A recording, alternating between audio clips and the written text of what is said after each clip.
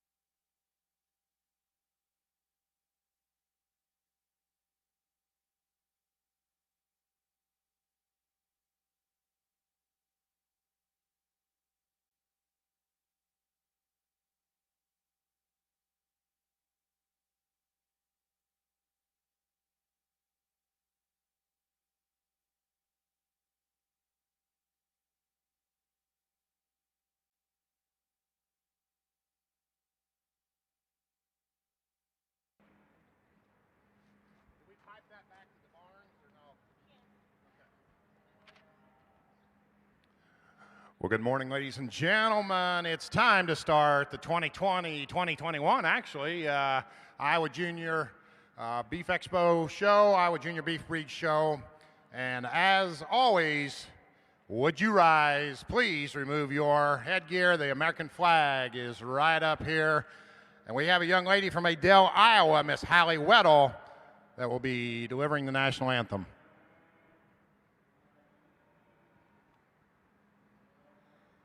Oh, say, can you see by the dawn's early light what so proudly we hailed at the twilight's last gleaming, whose broad stripes and bright stars through the perilous fight o'er the ramparts we watched were so gallantly streaming, and the rocket's red glare, the bombs bursting in air, gave proof through the night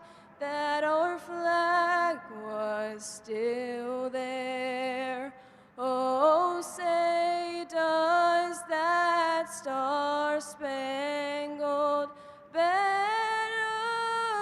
yet wave o'er the land of the free and the home of the brave? Well, thank you very much, Miss Hallie Weddle from Adel, Iowa.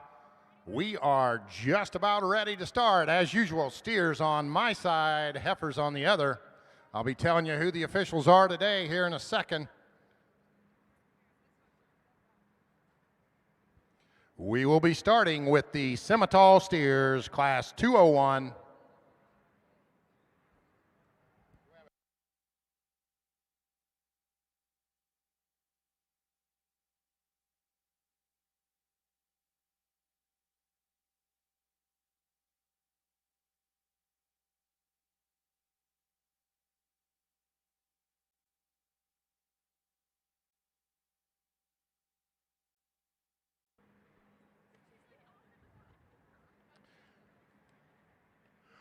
Well, let me tell you about the two guys going to officiate our steer show this weekend. young man with the orange tie there, the taller of the two, that's Corey Thompson. Corey was born and raised in Wayne, Nebraska on his family's diversified livestock operation that consisted of cattle, hogs, and row crop. Corey received his bachelor's degrees in animal science from University of Nebraska, where he competed on the livestock judging team. He also attended and competed for the livestock judging team at Northwest Community College. Corey is employed by 605 sires and donors and serves as their customer service representative. Corey and his wife Stacy have one son, Kai, who enjoys showing cattle and market goats. The other young man there, that's Mr. Mark Kopus. Mark went to El Reno Junior College in El Reno, Oklahoma, and graduated from Cameron University in Lawton, Oklahoma, with an animal science and ag ed degree. Has been involved in the show cattle business for 35 years and lives in Burke Burnett. Both old friends of mine. Would you please give Mr. Mark Kopus and Corey Thompson a nice, warm Iowa Beef Expo round of applause?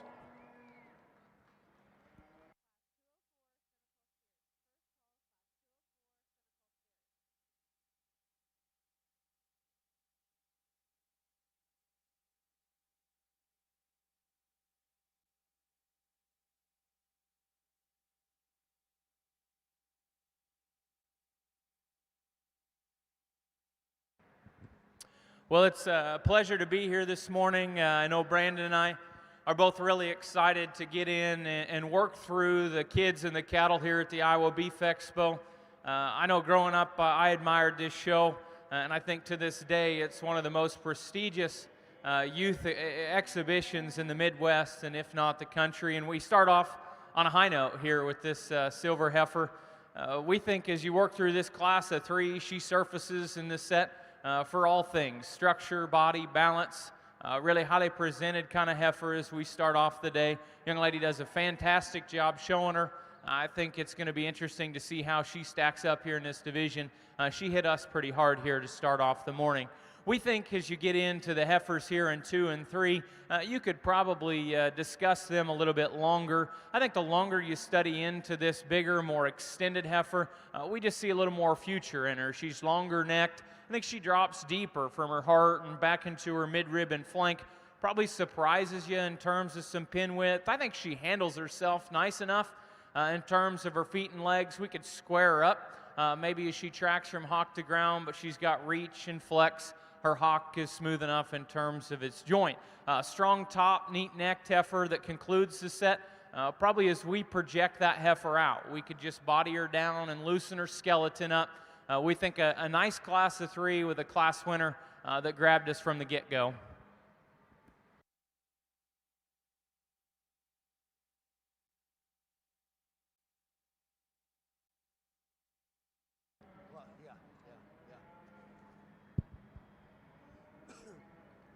As we get started on the market side here, Simmental steer class, this red steer that comes at us just overwhelms this pair of steers in terms of muscularity. Big back steer. Love the explosiveness he has coming out of those shoulder blades. He's adequate, I guess, in terms of his structural integrity to us, but he just blows this class away in terms of muscularity and power. Black steer, you know, he maybe sets down a little truer, a little softer, squarer, if you will, off of those back two. Like that about him. He's a nice pattern calf. You like that about him. He just doesn't have that lower width, the base, and that stifle like that red steer right ahead of him.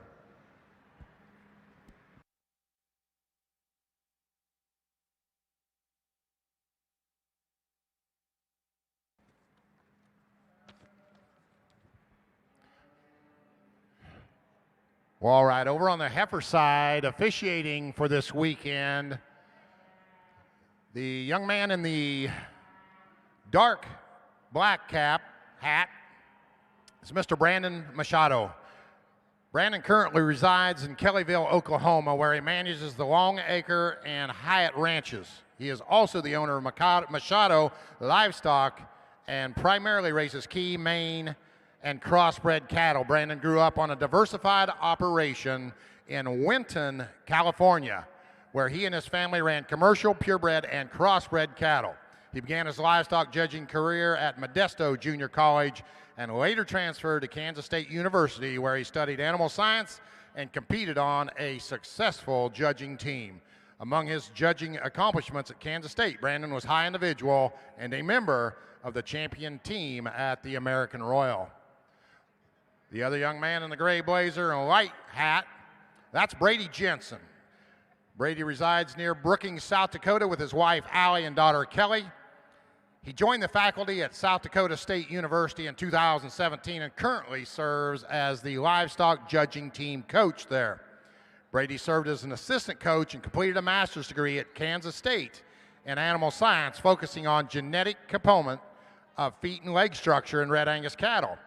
Before graduate school, Brady attended and judged competitively at Butler Community College and Kansas State University, where he was awarded All-American status at both levels. In his collegiate coaching career, he has been on the coaching staff for 3 out of the last 6 high individuals at the national contest in Louisville. Aside from coaching, Brady and Allie assist the family operation Jensen Brothers Herefords in Cortland, Kansas, while expanding their operation Jensen Cattle, which focuses on Hereford and Simmental-influenced cattle. Let's give our heifer judges today a Big Iowa Beef Expo warm welcome. Once again, Brady Jensen, Brandon Machado.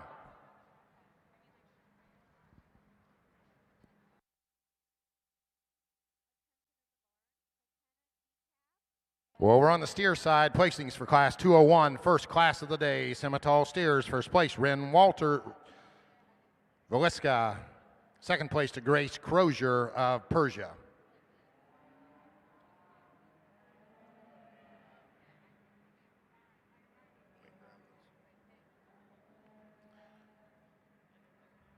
And over on the heifer side, placings for the first class of the day, Class 101, Charlet Percentage Heifers, first place, Bryn Young, a Wellman. Second place, Edward Hoops of Letts. And third place to Leah Simmons of Cincinnati.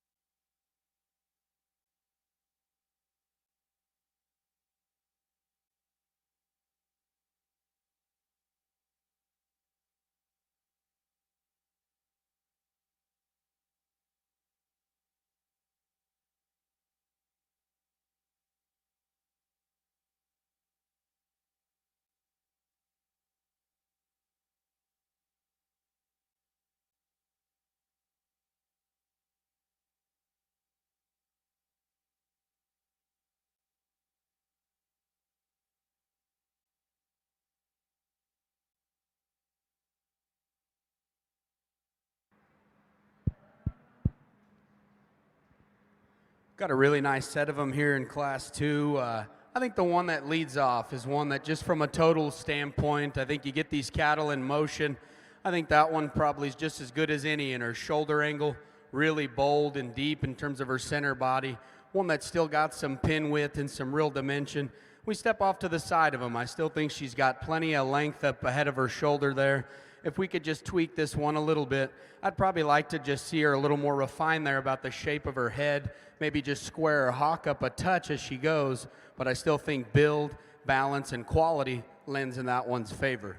Heifer in 2 is one that's probably just a little more conventional in terms of size, but I really like lots of parts and pieces. I think when you just study true skeleton and foot quality, she's maybe as good as any. from her shoulder back. I love that one's levelness aligns. She's awesome in terms of body shape, one that's really big pinned and long and level about her hip. It's just from her shoulders forward, maybe one that just plays out in her chest and maybe just doesn't hook her neck up quite as high and neat out of the top of her shoulder, but a good functional one that's packed full of power certainly has some value. The heifer that comes in 3, I think when these are parked, this one's maybe got as many unique pieces as anything. It's just maybe when you set her in motion, she kind of wants to come in some pieces. I think just set her back and her shoulder and knee, maybe lengthen her out and just loosen her up how she strides off her rear skeleton, but a really bold, stout, powerful, highly presented one to come in 3.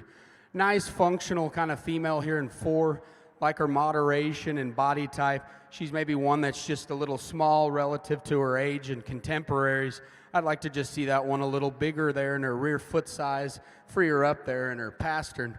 A nice gray heifer that comes next, really good in terms of hind leg set, one that's certainly as stout and powerful as any of them. I just like to see this one with a little more sweep back there through her flank and just refine her in the way she's built in her shoulder. Then the gray heifer that's got a little white here on her top line, big, stout, growthy kind of a female. I just like to see her with a shot more body relative to her additional frame, see her work up the lineup. And then we got a pair of females that are fairly similar here at the towards the end of the class, like the extra rib shape and power that the young man's gold one has.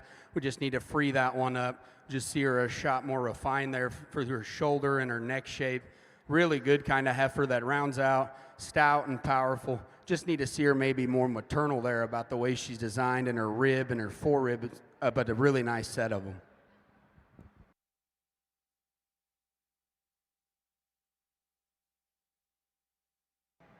Got a nice class of steers here in the Simmental in the second class.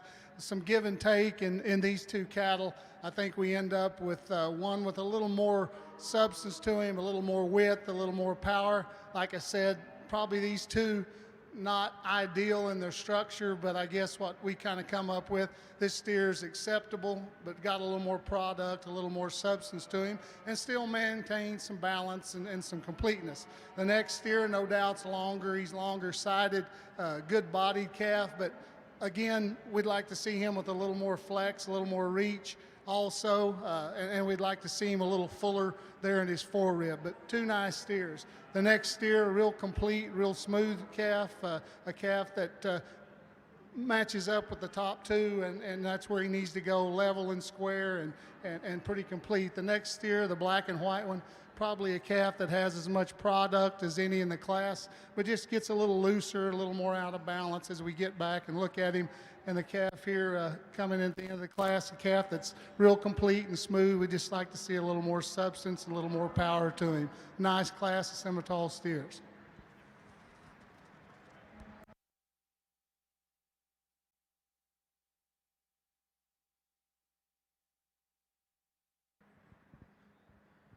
I think as we continue through the Charlotte Composite Show, another nice heifer to win this class, just 2. But we think this heifer could stand some competition. Maybe at first, her hair coat, I don't know what happened there to the top of her shoulder, but it doesn't grab you. When you really study into her, she's very female-like in terms of her front 1/3, smooth in her shoulder. As you study that heifer in terms of her feet and her legs, her joints to the ground, I think that heifer operates really square and true off both ends of her skeleton. She's feminine and fresh in her appearance and her look. We could probably stouten her up, but we like her look and we like her refinement. Bold power heifer that comes in second probably holds the advantage in terms of just rib and robustness, true muscle down her top and to her pin. We'd probably like to just see her a little closer and neater there in terms of her shoulder blades. We could see her more ladylike about her front 1/3, but nice heifer to win the class, and congratulations to both exhibitors.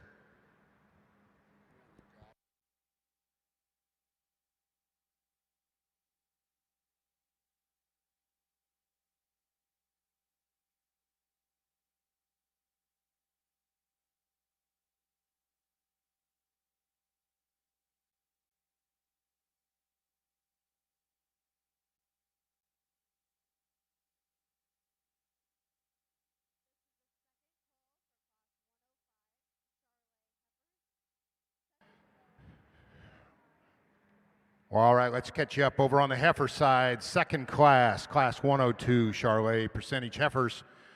First place, Gentry Johnson Makokata. Second to Lincoln Bent of Corden. Third to Bell Nedelicki of Fairfax. Fourth, Mandy Niemeyer of Muscatine. Fifth, Luella Reeks of Lawyer. Sixth to Delaney Fellinger of Hopkinton. Seventh to Preston Martin of Springville. And eighth to Connor Shalla of Kelowna.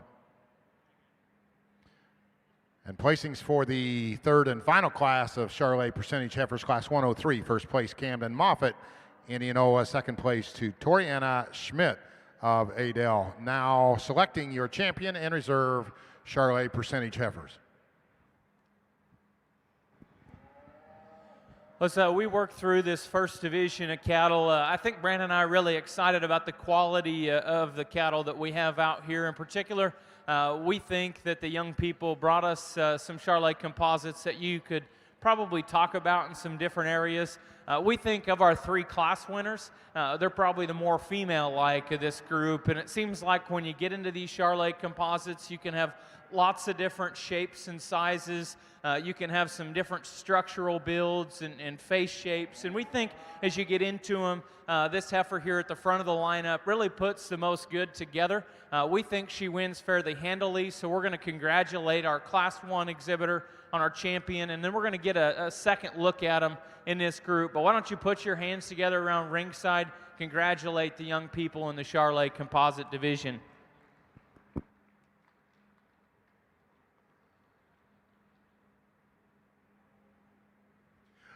All right, your champion Charolais percentage heifer coming out of class number 1, exhibited by Bryn Young of Wellman. Bryn Young of Wellman. Coming into contention, Edward Hoops of Letts.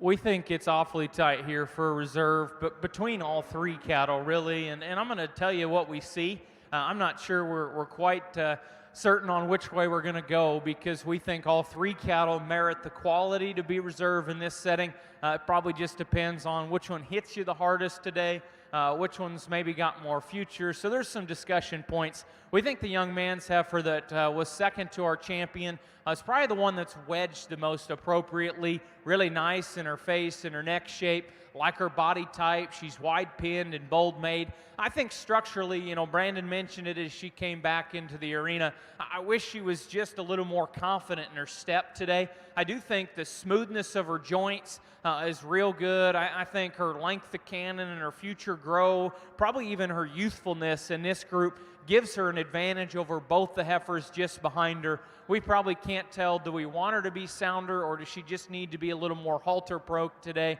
We're not quite certain. That's kind of our read on that heifer, but we think she's in contention. Then we got this ready to go gold power heifer that's bold and big ended and wide pinned, very highly presented. Compliments to those that got this heifer ready today, because she draws you in at first glance. You like the set and angle to her hock and her pastern. Maybe you could just change that shoulder shape and head, lay it on just a little neater up front. And then the opposite can be said about the heifer that comes out of the third slot. Long, level, smooth, feminine, probably like this one's feet and leg structure the best of the 2 or 3 that are in contention for this. We just wonder if there's enough there. Will there be enough there? At this stage in the game, it's hard. Are they green and skinny and they're just waiting to hit their high point this summer? Or are they just not quite stout enough? So that's our read on these 3 cattle. Again, our compliments and congratulations to all the young people with the Charolais cattle.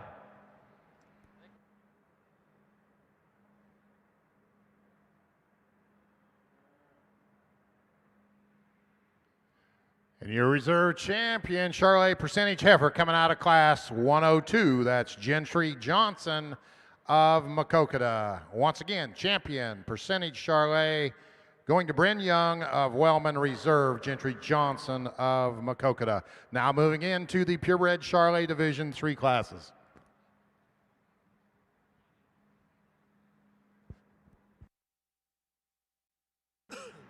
Exceptional pair of Simmental steers here on the top end of this class as we get them out here. We think it's really close here between these two. We prefer the black and white steer. He's a little truer and squarer off them front 2. We like his extra added body shape and the way he ties into his flank and forerib. Is a nickel better, and you get him out and go, he's sure adequate in the terms the way he sets down on those back too. You know, he's maybe just not perfect in that regard, but he's a heavy muscled steer. We love his rib shape. Good looking black and white steer to win this class. Let's not take anything away from this black steer in second. Here's a big top steer, explosive out of the way he ties into his forerib, into that shoulder blade. We love that about him. He's a steer that he's big-footed, got a big end on him there. When you set him in motion is where we'd pick on him.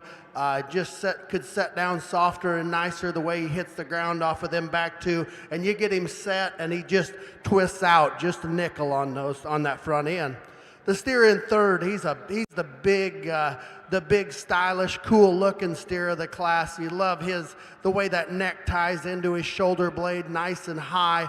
He's a long-sided kind of steer, and as a result, it kind of takes away from that extra rib shape and depth of flank that black baldy steer has. But a really cool looking steer that a few more days on feed's gonna help that guy a lot. The steer in fourth and fifth, very similar in terms of their type and kind, a lot more practical, big-bodied cattle. We like that about them. The steer in fourth just gives up far too much muscle. As we analyze them today, you get right behind them. Both those steers could just use a shot more muscle to run up any higher in this particular class. Great class of Simmental steers all the way through.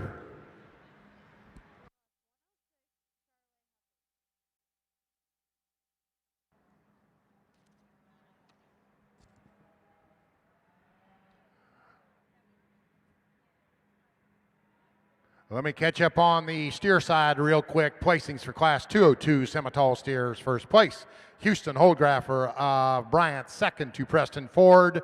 West Chester. Third, Ryan Oglesby of Messina. Fourth, Chloe Sprague of Altoona. And fifth to Tatum Tucker of Jefferson. Placings for class 203 Simmental steers. First place, Chloe Rogers, Iowa City. Second place to Tanner Henningsen of Ames. Third to McKenna DeCap of Dixon. Fourth, Matthew Spade of Nevada. And fifth to Cade Headington of Decorah. That was placings for class 203 Simmental steers. 204 and final class of Simmental steers now in the ring. Nice trio of composites over here, and we're pretty quick to land on the young man's gold heifer. I think as soon as they hit the ring in terms of quality and presence, I think she stands out in this group in terms of the way she hooks her neck up at the top of her shoulder, one that's got some shape of rib. She's level in her lines when you study there on the standstill.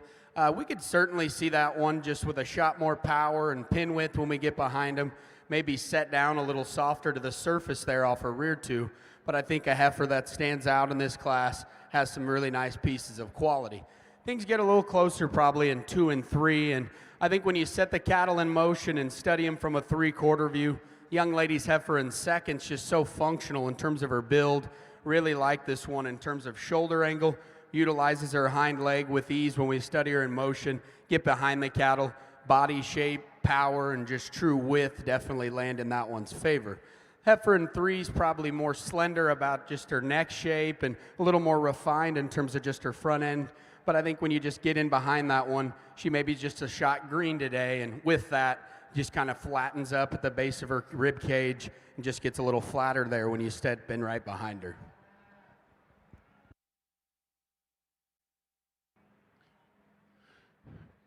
Placings for first class of purebred Charlie heifers, class 104. First place, Logan Tipkin of Wyota. Second place to Lainey Davis of Corridon. And third place to Alyssa Teat of Waucona. Now entering the ring, class 105, purebred Char heifers.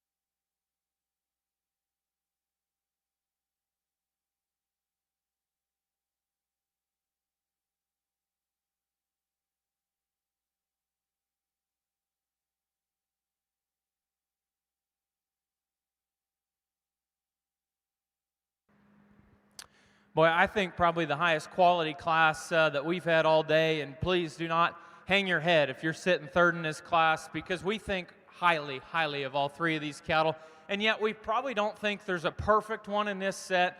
Young man's really having to fight this heifer to get her looking the part, but when you let her kind of come together in this show ring environment, you look at them today and you look at them next summer, and I think this is the heifer that we're probably more excited to see mature on into a bred, because just her balance, her refinement, her wedge shape, her genuine turn of muscle and upper rib cage probably edges the heifer in second. She's not as advanced and maybe sappy as some of you may say from her, heart and to her flank. She's more youthful in her appearance. We think structure, if you got into some structure discussion of these three, you'd probably still be battling out how you're going to place these cattle, because we could tweak them all there just a little bit. I think all three need more slope to their shoulder. This heifer utilizes her knee. She's better in her front feet. Probably like just when you get on top of the cattle, her genuine turn of upper rib and muscle.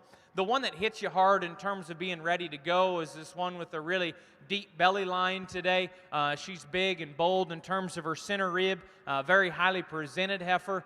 Kind of wants to have a ear down today. I don't know if she's not feeling quite right, but she never just went out and got after it like an athlete. I'd change that knee and those front feet up front especially.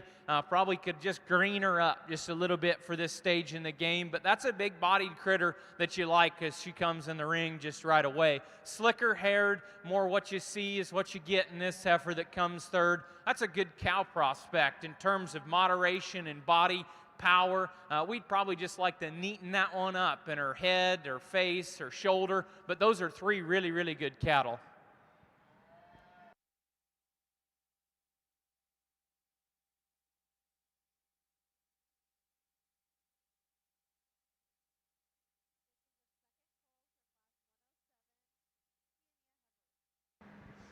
It's a nice class of steers here and the last class of Semital's. We struggle with this because there's some give and take in both of these, and I guess where we put our emphasis is on the red steer. He's a little more complete, he's a little more fluid in his movement, and probably just a little safer in terms of the way that he's put together. No doubt he's given up some mass and body and bulk in the black steer, but the red steer is real complete and he's real balanced, and like I said, his angles are better, and a steer that's adequate in his muscle. He could have a little more width, a little more shape from behind, but like I said, in a real close placing, I think that the practicality of the red calf is better, and that's how we see it. The black steer is really stout and powerful, a lot of body, a lot of shape to him. He just wants to get up on his front feet a little bit and wants to kind of turn out on them. And when you get viewing from the front, he kind of opens up in his shoulder, but no doubt stout, a lot of body, a lot of hip, and a lot of substance. The next steer, real complete, real smooth, a calf that's really doesn't have anything major wrong with him, just needs a little more width and a little more substance today to compete with these calves. Let's give these exhibitors a round of applause.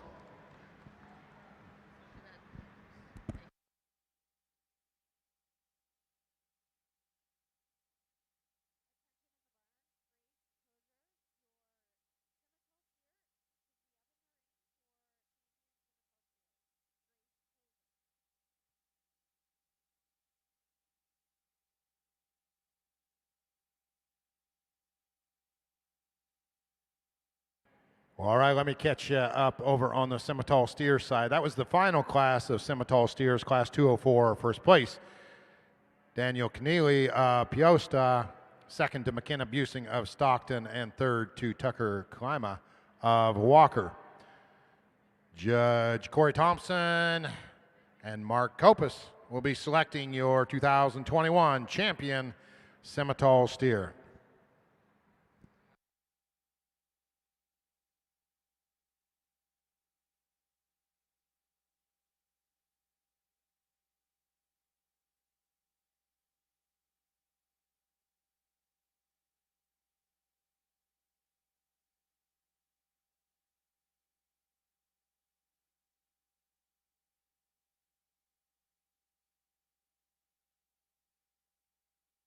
And over on your heifer side, second class, class 105, Charolais heifers, first place, Jackson Krebs, Lake Park. Second to Kendall Burns of Oxford.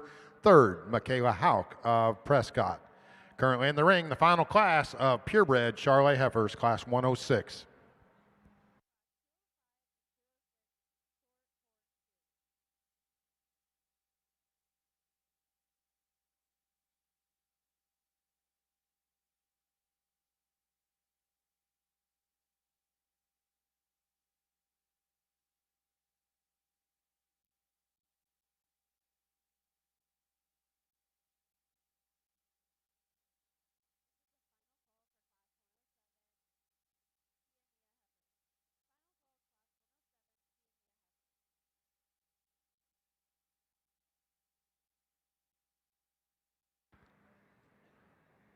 Well, let me tell you about the heifer show judges over there. The young man in the black hat, that's Brandon Machado, currently resides in Kellyville, Oklahoma, where he manages the Longacre and Hyatt ranches. He's also the owner of Machado Livestock and primarily raises key, Maine, and crossbred cattle. He grew up in a diversified operation in Winton, California, where he and his family ran commercial, purebred, and crossbred cattle.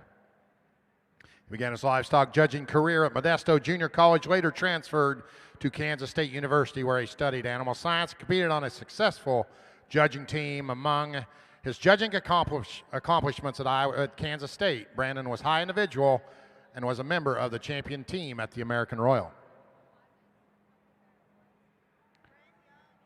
The young man in the blue blazer, light hat, that's Brady Jensen.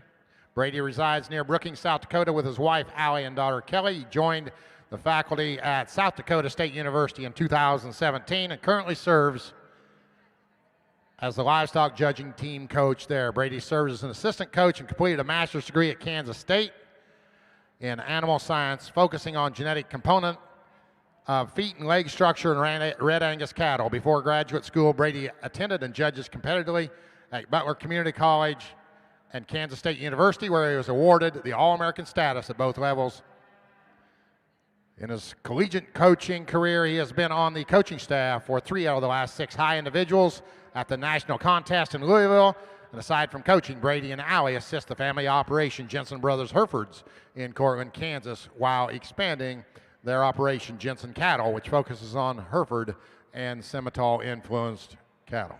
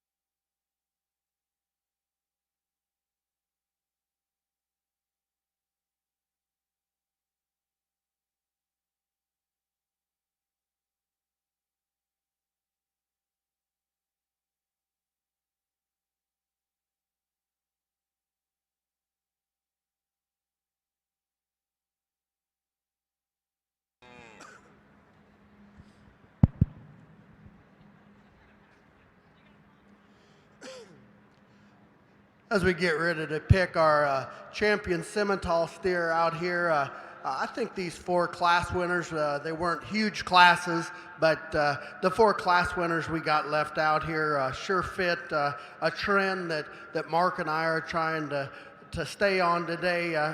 Try to get as much muscle in these cattle as we can, but yet still hold some structural integrity to them. I think all 4 of these do that to some degree. We get beyond that, to us, I guess, there's one that kind of sticks out here, and that's a young lady out of Class 3, the black and white steer. Good calf. Congratulations, young lady.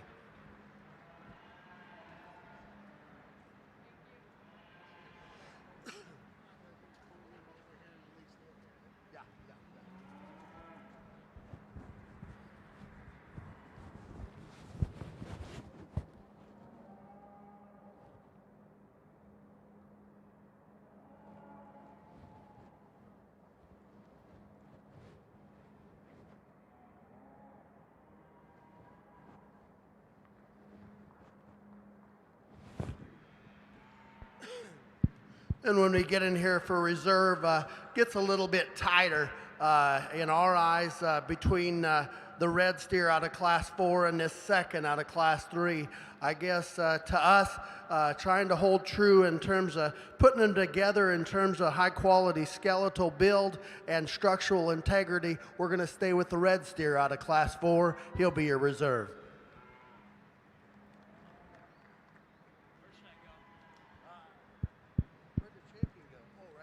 Well, I want to apologize for taking too much time over here because I think this pair of cattle here on the top end certainly warrant that. I just think they're different, and we had some discussion, and there's parts and pieces of both of them that are better than another, and I think you study them in motion, there's maybe a few different structure things. With that, we kind of land on the young man's heifer up front, and I just think that one as an individual is awfully intriguing when you study her from the vantage point that I'm currently standing. That one's neck hooks up awesome at the top of her shoulder. That one's big and robust in her rib cage. I love the length of her hip and the way her tail head sets there and her pin bones. And I just think that one of her bigger advantages with the heifer probably in too is she probably is just a little bigger footed and stouter featured. When you get behind those cattle, I think she tracks square and truer at the surface. A really nice one in her own right. If we're going to get a little nitpicky on her, maybe she does just tend to get a little downhill when we study that one in motion, and that's where the one in second just really keeps that pair interesting. She probably is the bigger outlined one that's longer and more slender there about her neck. That one's a little deceiving. I think Brady and I were discussing you want to just throw all the power advantages to the one that wins, and I think outside of feet, I think her feature does, but get behind the cattle, and I think the pin width and true muscle shape in this one is awfully good. That one's really deep and maternal in the way she's built in her cage. I just think as we study those ones as long as we did, maybe she just doesn't quite have the extra stoutness of feature that the one that wins does. You get to a front 3/4, she wants to deviate a shot there in her forerib and just not hook up quite as strong there behind her shoulder. But I still think that one is an absolute unit, loaded full of quality, and I think that pair of cattle is extremely good on the top end. Nothing to take away from the cattle that come in 3 and 4. There's certainly kind of different on the opposite ends of the spectrum. Just think female quality in this one. She's a little leveler there in her lines. I just think her length and extension from her shoulder forward is kind of what warrants her to beat the one that it comes in 4. Heifer in 4 certainly stouter and bolder and just substantially more robust there in her rib. We just need to stretch that one out in her neck and just lean her up and just see her a bit fresher and leveler there when we study her out of her hip, but a nice female to round out with.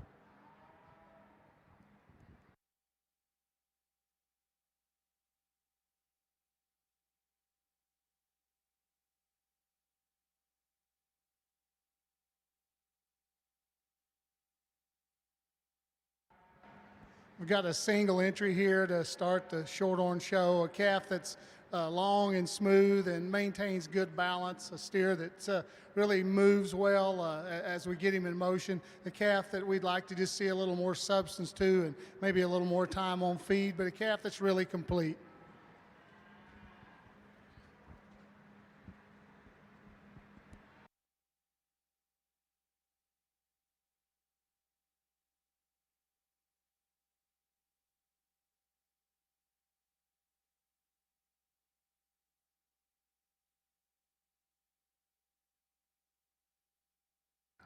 Well, all right, over on the steer side, your 2021 champion Simmental steer comes out of class 203. That's Chloe Rogers. Your reserve champion steer coming out of the next and final class, that's Daniel Keneally Piosta. Once again, champion Simmental steer, Chloe Rogers, reserve Daniel Keneally. As we get here to the conclusion of our Charlet show, 3 really good classes. I thought there was some sort to them first 2, and then in came class 3, and we got 2 heifers that we think very, very highly of. Minute differences, I think Brandon did a nice job discussing them. I'm sure those cattle will see an immense amount of success. We're excited to congratulate both of them as your champion and reserve Charlet today. Congratulations to the Charlet exhibitors. Excellent, excellent division. Your 2021 champion purebred Charlet heifer coming out of class 106. That's Cal Pryor of Woodbine. Coming into contention, Riley Smith, Grinnell. And she just got reserve champion. Reserve champion also coming out of the final class, class 106, going to Riley Smith, Grinnell.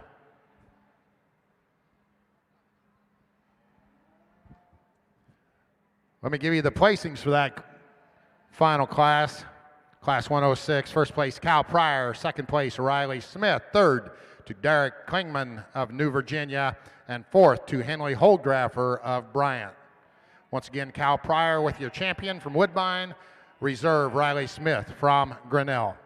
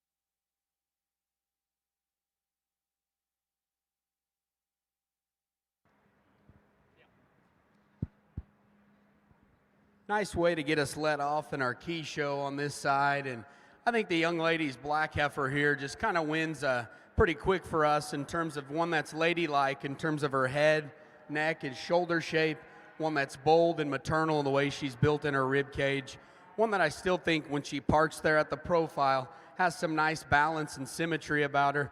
We could probably intensify that one at the ground just to compensate for how much width and power she has up high, but I still think that one's build, look of quality, surfaces to the top pretty handily.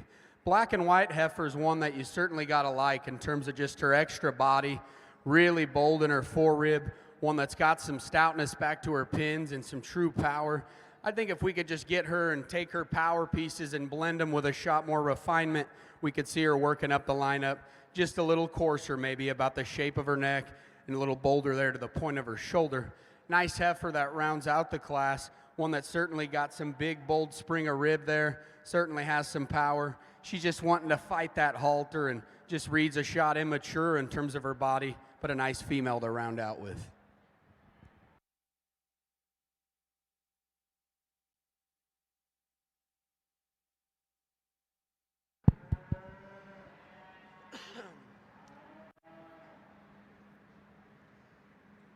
young man that's going to go ahead and win this class. You know, here's a kind of steer Ray Charles can find one like this. Just a lot of power and presence to this individual. And just moves out on a super flexible set of feet and legs off of both ends. High quality shorthorn steer. He wins. He wins. Not take anything away from this calf in second. A little more practical in terms of his kind. He's a big backed individual. You love how explosive he is out of the shoulder blade up high there. He's a big barreled calf, moderate in terms of his type and kind. We like that about him. Maybe not the bells and whistles and the ESTs as the steer right ahead of him, but a high quality shorthorn steer there to be second in this particular class. A little bigger framed cattle after those two. Big frame calf here that comes third. We like his length of body, length of hip, love that about him. Maybe just not quite the expressiveness in that lower quarter, just not the rib shape and boldness as them two right ahead of him, but a big outlined, long-bodied steer there in third. And then a little more practical kind of steer in fourth. A calf that's got some bone work, he's got some muscle. You just like to make him just a little squarer in terms of the way he's built out of his hip and set down a little truer and squarer off those back wheels. And a big outline calf here, exiting stage right. Good looking shorthorn steer there to round out the class, just needs a shot more muscle.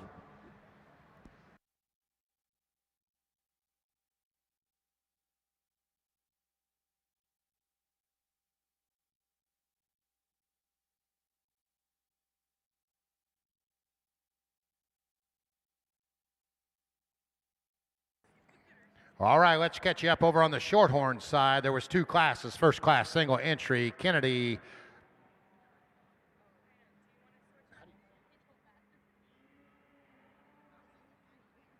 I'm going to butcher this name. Buttercuffer. I give. That was the single entry in class 205. Placings for class 206. First place, Lane Sommerfeld Walker. Second place to Kara Schiltz of Esterville. Third to Bailey Kroc of Mechanicsville. Fourth to Kylie Lloyd of New London. And fifth to Josie Tolsrud of Decorah.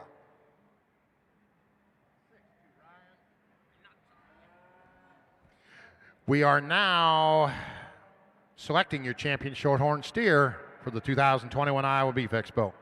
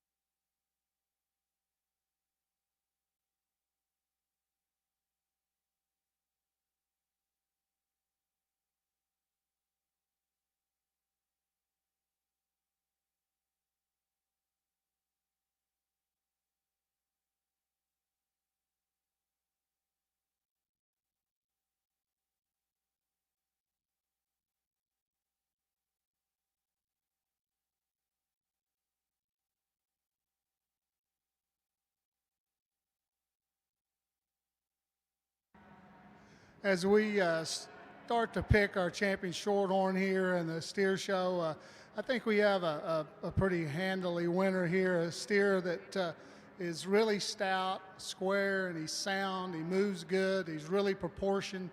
As you step back and look at him from front to rear, a calf that I think just puts everything together we're looking for, and young man, you'll be champion.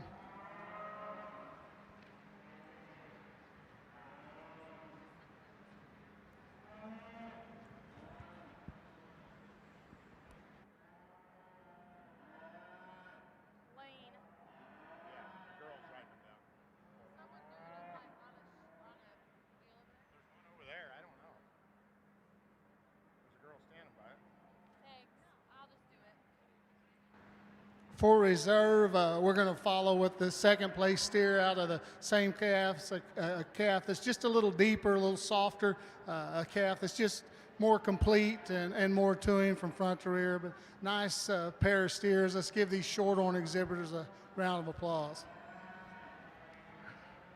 Well, all right, your 2021 champion Shorthorn steers, both coming out of Class 206. Your champion, Lane Sommerfeld from Walker.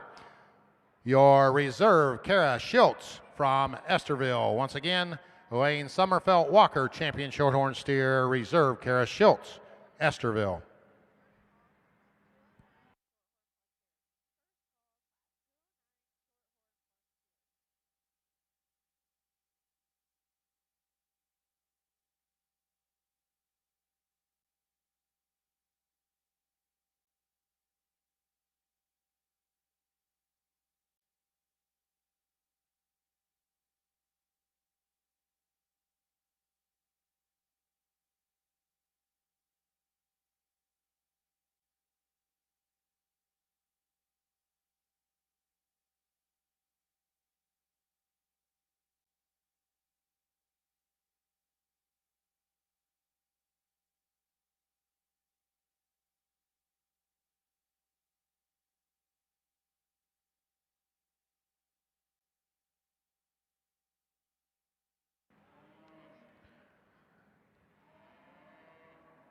All right, over on the heifer side, first class, Key Indiana Heifer Division, Class 107, first place, Michaela Hauk of Prescott. Second place to Hallie Weddle of Adel. Third to Joey McDonough of Sheraton. Once again, that was placings for Class 107, first class of Key Indiana Heifers.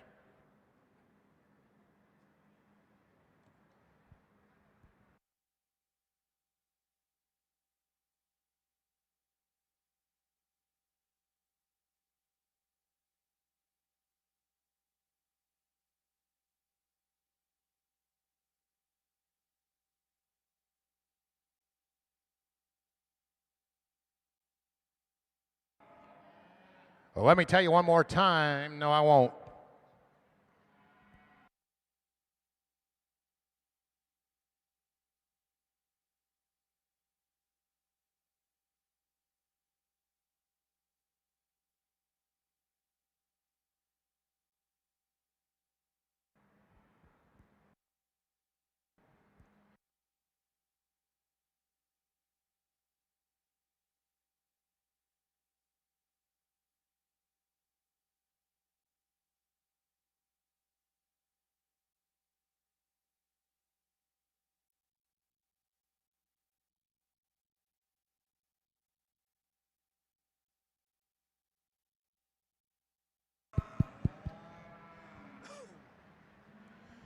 As we get into the Shorthorn Plus steers here, Young Man's unusually colored black and white steer here simply dominates this class in terms of a muscularity aspect.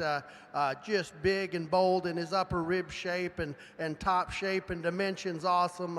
And for as much muscle and back and width of hip that he has to tie it into that kind of smoothness through that lower shoulder and neck set, very, very high quality Shorthorn Plus steer. That's not to take anything away from this young lady's red steer. He's maybe not had the days on feed. He's not as ready to go as that black and white steers that wins the class. But we appreciate a lot of things about this red steer. Love the way his neck ties into his shoulder blades, nice and high. Really cool fronted calf. You get him out and going, boy, he sets down extra soft off both ends of his skeleton. One that just doesn't have that width to stifle and power like that black and white one ahead of him. But come state fair time, that's going to be a high quality calf for that young lady.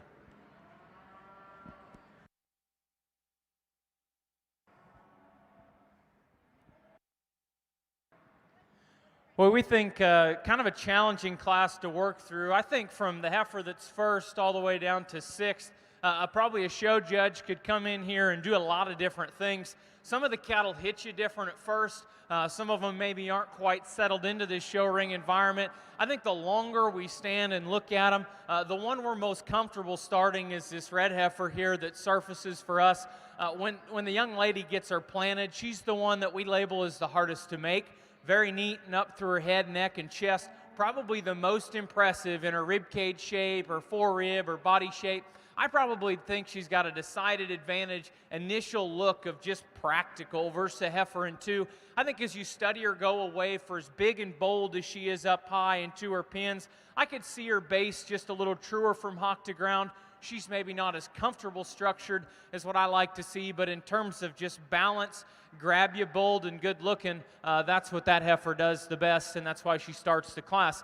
Young man's heifer here in second, we think she's so close in some areas to being the absolute best one in this group, it merits her being up here. I can see some show judges coming in and saying that's the big one that needs more belly and sliding her on down. I can see some coming in and saying that's the highest quality heifer and starting the class with her. I just hope you around ringside can appreciate the good that we can see in that heifer. Spine, top line, tail head, neck set are really, really good. A little straight and needs a little more body.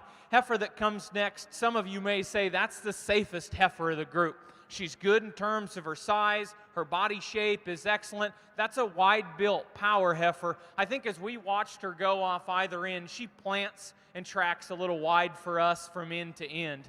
Heifer here in fourth, some people could say this heifer it can have a case to start. Good cow, great body, a little moderate to small for us. Length of cannon, extension, just needs to be stretched out, but good cattle there in fourth. A heifer that kind of hits you neat-necked and heavy structured comes next. Probably starts a little wide at her shoulder as she is relative to her pin, but very good cattle. A neat level heifer that's given the young lady a hard time here to conclude the set that just needs opened up in terms of her rib cage shape.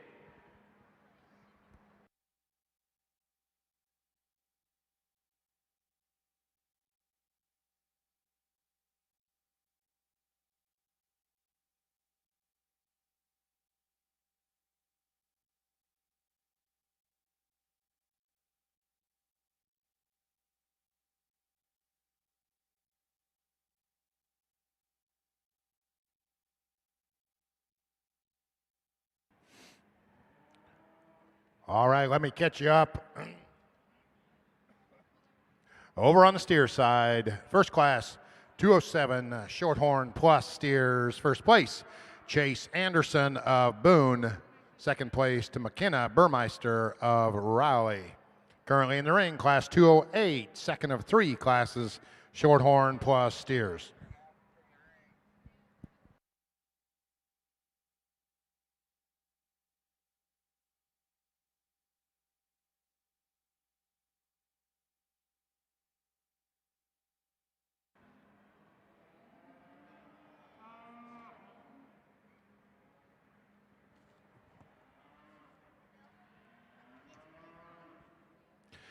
And over on the heifer side, yes.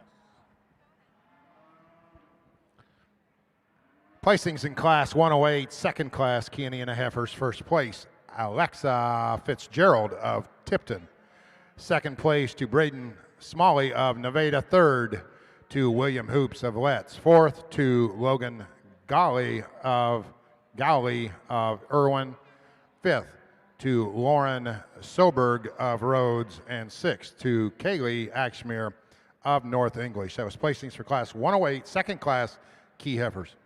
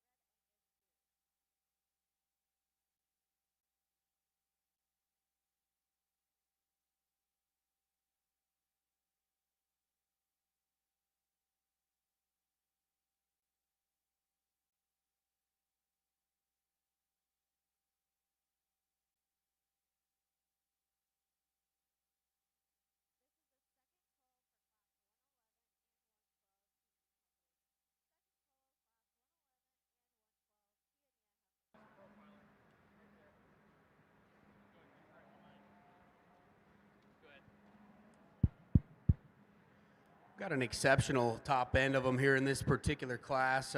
One that hits you awfully hard as soon as she comes through the gate over there.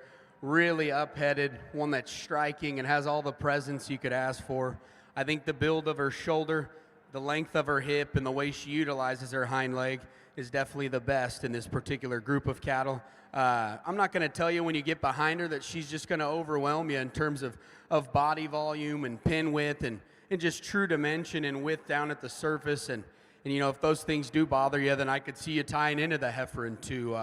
You know, this heifer in second is substantially the boldest bodied. That one's awfully big pinned and chuck full of just true power and width. With that, she's probably a little further along in terms of condition today. I'd like to just freshen that one up and thin her up in the crest of her neck, peel her out there through the floor of her chest, and then I think we have a closer pair of them there on the top end. Heifer in three, if your first glance is that one parked on the profile, you could definitely tie into that one. I think that one's extra length up front. She's level in her top line at the standstill, got some extra feature and a different color pattern that kind of draws you in. I just think when we study that one just there, the way she postures up her hock, she wants to lock it forward and get a little steeper there through her ankle.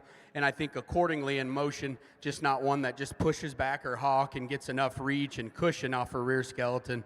But I think a heifer that certainly has some pieces of quality. The young lady's heifer that comes in four, one that's certainly bold in terms of her forerib, really good in terms of upper body shape, and certainly one you can appreciate that has some power. I just like to clean her up and just see her a little more refined there about her head and jawline. Maybe see her a shot deeper there to her flank just to give her a shot more balance and proportionality. But I still think a nice, useful kind of a heifer. Young man brings a big, stout, high-performing one that's got some body. I think she's functional in her structure, maybe just not the most aesthetically pleasing in just terms of having that extra hock set, maybe one that could be smoothed up through the point of her shoulder. And then we round out with a heifer that's certainly got some extra growth and body shape, certainly one that you can appreciate for having lots of just muscle and power to go along with it. I'd like to just see her a little more cleaned up there through her front 1/3, see her a shot deeper through her flank, but a nice kind of heifer to round out with.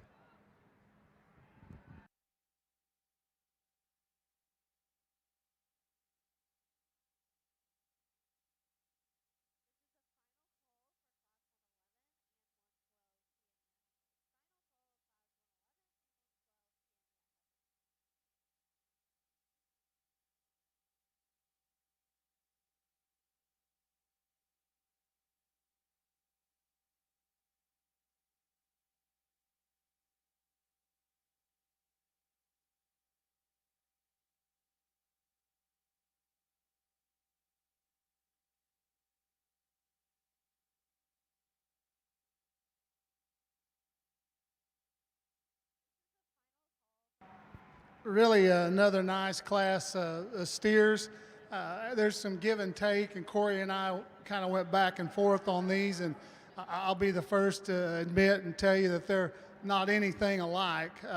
But the steer that I think that wins the class, I think he's got a little more substance to him. When we get behind him, I think he's got a little more natural width. And we like the length and extension of what he has and kind of what we're trying to do in coming up with a pattern. Like I said, ideally, could we have a little more softness on him like we have in the second one? Yes, but the steer's nice, he's balanced, and he's proportioned, and he really moves pretty well. And like I said, when you get back and look at him, when he relaxes and shows, he's got some shape to him. But like I said, we like the length and the expression and the balance and the way that he's put together a little better than the steer in second. The steer in second, really chunky, boxy, steer that's soft made. Like I said, they're neither one alike, but and in some aspects, like I told Corey, if we could put these two together, we'd really have something. But we like the depth and the softness of this calf. We just like to give him a little more width, a little more punch from behind, and to be ideal. And giving up a little bit of frame size today to the steer that wins, but a really, really nice practical steer. The white sock steer, a steer that probably in terms of balance and squareness and levelness has to go third. He's a steer that's just a little harsher in his forerib. He wants to get just a little twisted on the front, and he too's not cooperating the best today. But in terms of his length and balance and completeness and levelness of hip, that's where he needs to go. The next pair of steers, I think, are extremely close. The red steer has the advantage, and he's just a little sounder, just a little truer off his front end. He's got a little more flex and slope to him. A steer that's just real deep and soggy and complete. The black steer with the white specks, a steer we like the levelness and the squareness and the depth of rib that he has. He just wants to get opened up in his front and wants to lean forward on those front knees and kind of separate those at time. But a calf that has a lot of product to him. And then the roan redneck calf coming next, a steer that's real square and level and complete, just gets a little tighter on both ends to be ideal today. But a really nice class of cattle.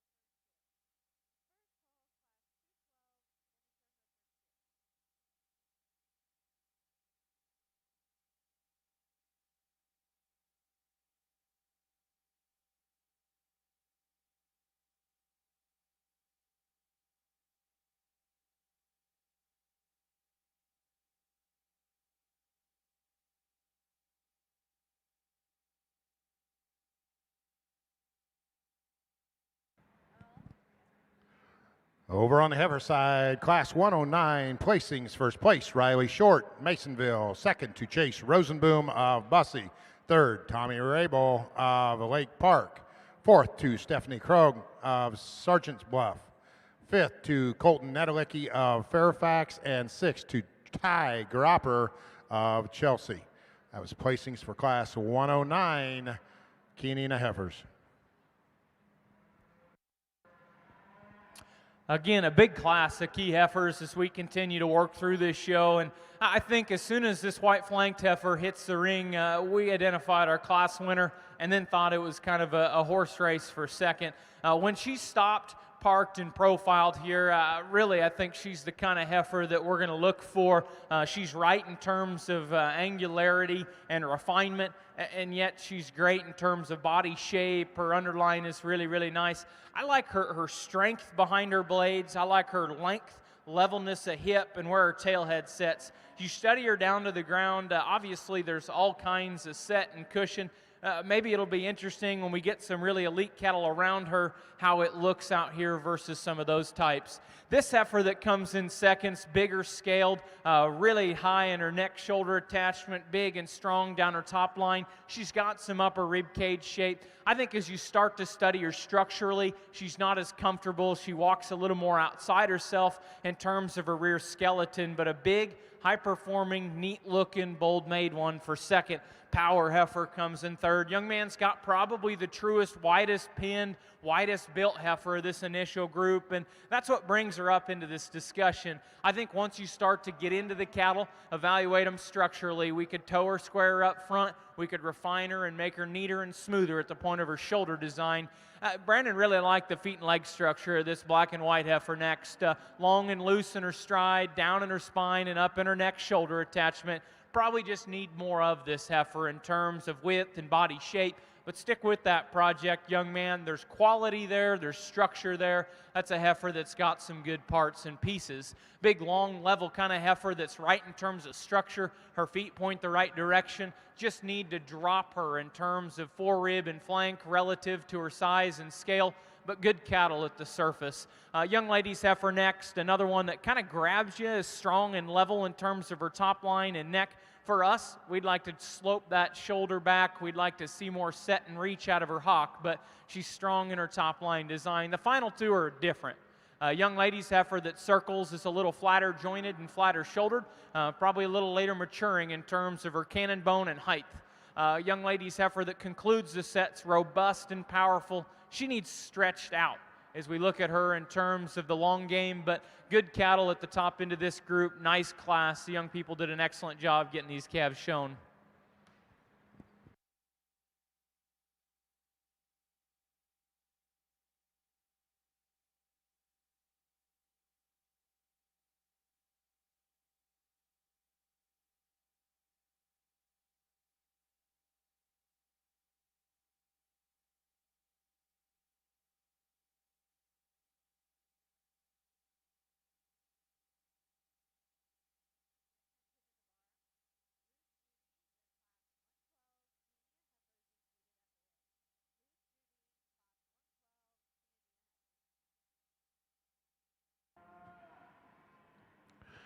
All right, over on the heifer side, placings for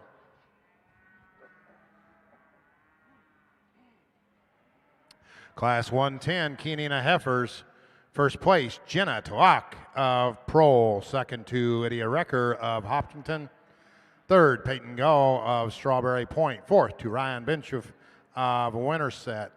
Fifth to Campbell Thomas of State Center. Sixth to Jolie Fisher of Villisca. Seventh to Haley Cook of Zwingle. And eighth to Jamie Toll of Lamoni. That was your placings for Class 110 Kenina heifers.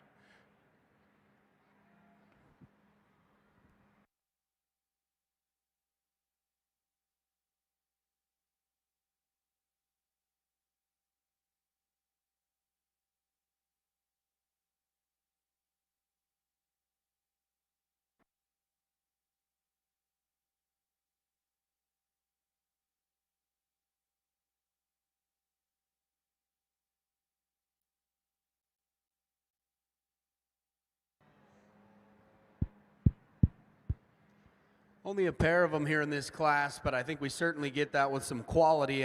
Really striking, good-looking one from the profile the young man brings us. Love this one's extra length, one that projects her neck really high out of the top of her shoulder. I really like that one, how she swoops back in there to her flank. She's level in her top line. One that's plenty functional and you know, good in terms of the way she sits to the surface. We could probably just lengthen that one out just a touch there in her hip and just stouten her up maybe there at the surface. But I still think a really nice, high-quality kind of female that certainly has lots of balance and look from the profile. Young lady's heifer in 2, really stout-featured, big-ribbed one that's got all the power you could ask for one. Maybe with that power, we could just clean her up, just see her with more extension, just lean her up there in her composition, but a nice female there in second.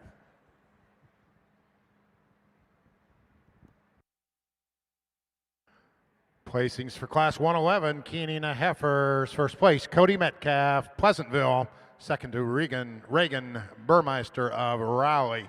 Now entering the final class of Kenina heifers, Class 112.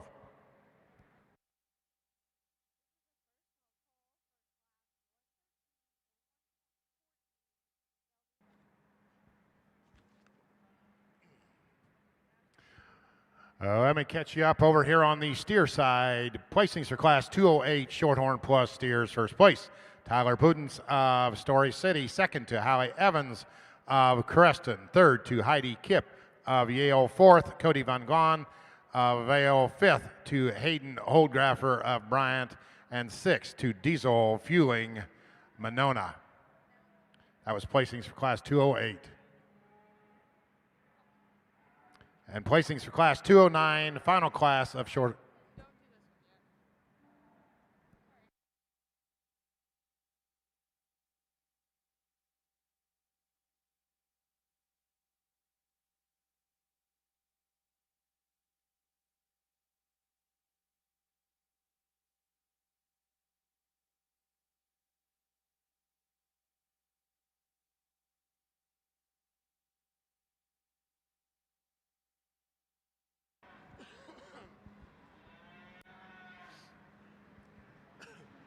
very interesting class of Shorthorn Plus steers here to round out this show. Boy, really enjoy talking these classes out here with Mark and kind of talking through things. This yellow steer we're going to start off with in this class. We fully agree. You know, he maybe doesn't match the type and kind that we've been trying to find in every class in terms of length and extension and with that bring muscle. He's a little more compact. To us, he looks like he could have been down weight-wise. Just compared to in this class, he could have been down a weight class, would have made him look a little more appropriate in terms of size and kind. But we think just from nose to tail, this is the best calf in this particular class. Love the way that neck ties nice and high out of his shoulder blades. A huge back calf, just explosive in his forerib and how he ties into that upper shoulder blade. Then you set him in motion, really comfortable and agile in terms of the way he floats around the ring. Just a high quality off-colored yellow steer to win this particular class. Very striking profiling calf here is this young lady's black and white steer in second, big bodied, another extremely sound, extra fluid moving black and white steer. Where we'd change him is we'd just like to see more shape and dimension. No doubt about it, especially in terms of the width of hip that calf has and how he carries that muscle down into his lower stifle. Just like to see a shot more width there to go along with that length and extension that fits our type and kind very well. Young lady's black and white steer here, he's got that extra added shape and muscle in his back. We like that about him above the steer in second. However, you set him in motion, he's just not quite as correct in terms of the way he hits the ground off them back two, and you'd like to change the way he's designed out of his hip and in that tail head, just a pinch to move on up one place. Really long-necked, cool-looking red steer here to come forth. I mean, that neck shoots straight out of his shoulder blades and goes to the sky. It's a wild-looking deal. Where we change this calf, when you set him in motion, he just gets a little rigid in terms of the way he sets down on those rear pasterns. Just like to see a little more cushion, a little more agility, a little more long-term look in that red steer, but boy, that's a cool-looking bugger right there. Then we round out the class with another extremely stylish calf. Love the front one-third of this calf. High-quality individual in his own right. Really tough class here. Just doesn't have enough overall product to get on up any higher. Well, the young people brought us two really high-quality heifers here in this group, and we think as you study into them, probably depending on how you look at cattle is how you're going to sort them. I don't know if there's an obvious advantage in terms of which heifer outmoves one another, but when you start studying balance, brood cow shape, and power, the heifer that wins for us is the young lady's critter up front. She's not the sleekest neck, she's not the prettiest faced one, but in terms of the word genuine, body shape, muscle, pin width, she's the one we give the upper hand to. We could see her just a little looser at times, but I like that critter just in terms of body shape. The more moderate heifer that's very highly fitted and presented here that comes next, probably as deep as you're going to find the cattle in this show relative to frame, from the middle of her back to the point of her belly. You wonder probably just how much of that, I guess, is depth, really highly fitted down through her underline. When you get on top of that one, you study her rib cage shape, just needs to have a turn to her upper rib design. She gets a little flat from behind, but a nice, loose structured, good spine, deep bellied, highly presented heifer for second.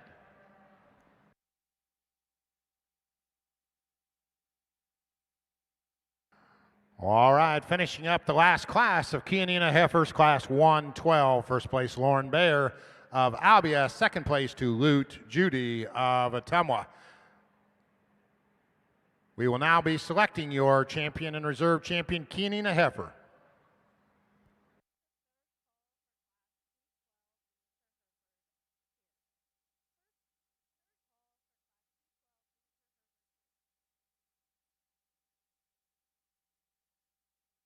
And over on the steer side, placings for the final class of Shorthorn Plus steers, Class 209, first place, Benjamin Moffitt, Indianola. Second place to Shelby Johnson of Rhodes. Third, Haley Ferris of Eldora. Fourth to Grace Harms of Bernard. And fifth to Macy Adamson of Creston. Judges Mark Copas, and Mr. Thompson are now selecting your champion Shorthorn Plus steer.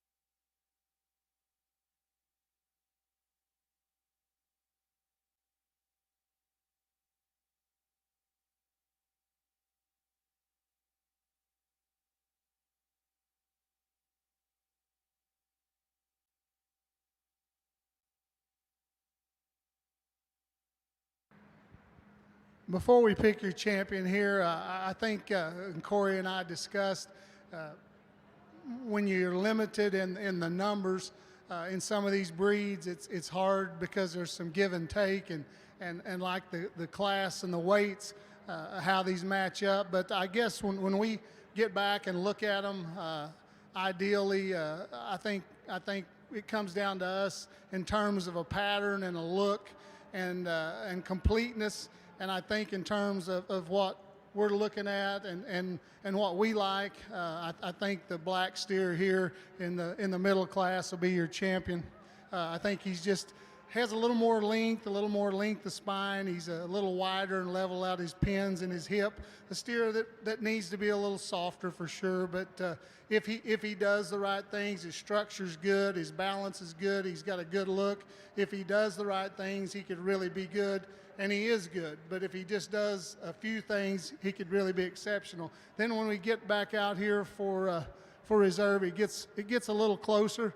I think there's, like we talked, this black steer in the class with the champion. They're not alike, but if you could combine them, they're both really nice. I think it comes down to between the black steer and the gold steer, and I think the gold steer has just got a little more levelness to him, probably just a little bit nicer balance when we get up on his neck and his front end, and he'll be your reserve. All right, your 2021 champion Shorthorn Plus steer coming out of class 208. That's Tyler Pudens of Story City. Your reserve champion coming out of class 209, Benjamin Moffitt of Indianola. Once again, class 208, Tyler Pudens of Story City. Your champion Shorthorn Plus, your reserve, Benjamin Moffitt, Indianola.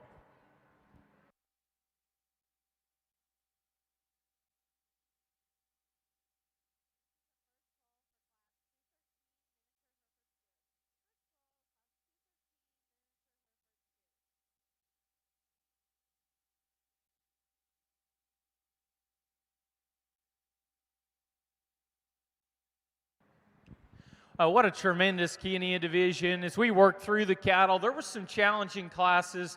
This heifer up front, great cow, good bodied, nice structured, really not a major hole in this heifer. I think as we get her back out here, I think she deserves a look because there's nothing wrong with her. I think when you get to this level and making them just really, really elite, I think there's a few things that I wish she could do a little bit better, just a little different there in her throat, maybe not quite the absolute levelist in terms of her pin. Also, she's at the front of the line here. This is a heifer that's probably not just terribly broke yet today. She's still getting used to this show ring environment. But you love her body shape, you love her cow look as you study her from the side or behind. Red heifer was in an interesting class. She was the hardest to make. She was neat looking, good chested, and really bold bodied.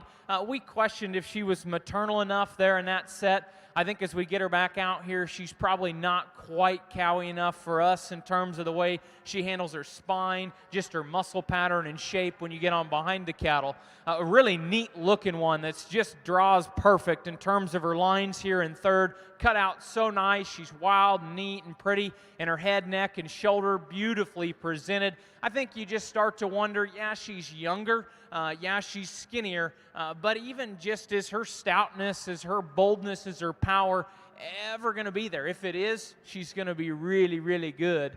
Today, I just don't know if we got enough there for us to grab a hold of that really, really neat looking one. For us, these next two are really tough to get around. I think there's great differences, and I think Brandon said it best. If we could put the hind legs of those two critters together, we'd probably have a heifer that we would just kind of run away with here to start this class. I think a disadvantage the heifer has here that the young lady in the blue shirt has is that one's not the softest, prettiest haired one. As a matter of fact, she might be the hardest haired one of this group. When that young lady gets her set and balanced, her lines are second to none in terms of length and correctness and neck to shoulder, way it sets onto the point of her shoulder, the length and levelness of her top line, hook to pin, is just a little bit better than the heifer behind her. I like the way she sets her tail head down in between her pin bones, a shot neater. That's the better balanced heifer from the side. I think as you get in behind the cattle, it's interesting. This heifer probably sets nicer in her pins. I don't know if she's as bold right out of the back of her shoulder and in terms of her rib cage shape, but she's probably just as nice as you study her underneath. Structurally, I think both cattle are good. This heifer probably going to take just a little management there in terms of her hind feet, the way that pastern sets. You like them loose and flexible, and I certainly do, but there's times that I wonder if she'd be more comfortable if she sat down a little neater in terms of her foot. Heifer that's just behind her is going to be the more moderate one, I think, her whole life, even though she's a little older. I love this heifer's body shape. The way she transitions from her chest floor into her body cavity and opens up into her forerib. She blooms the nicest up high, so bold and so powerful. I think as you get off to the side, if you're into just the moderate, really high quality breeding cattle that are cowy in their look, that's the one that you're probably going to favor. As you start to study her down to the surface, I think she's got advantages, but I think she could be square from hock to ground. I think at times you'll catch her just a little up on them pasterns. Surface is hard. We were talking about it with them guys here at the start. You know, it's going to be interesting how these cattle handle this surface. That one's tail head either sets high or is fit a little high in her. Those are the differences we see in them too. Great heifer out of the next class in terms of boldness and power. She needed to be square from knee to ground to compete out here, but we like that heifer. Put your hands together. We're going to talk one more time, but we think it's a two-horse race here in these second and third from the end. Congratulations to the Kenya exhibitors.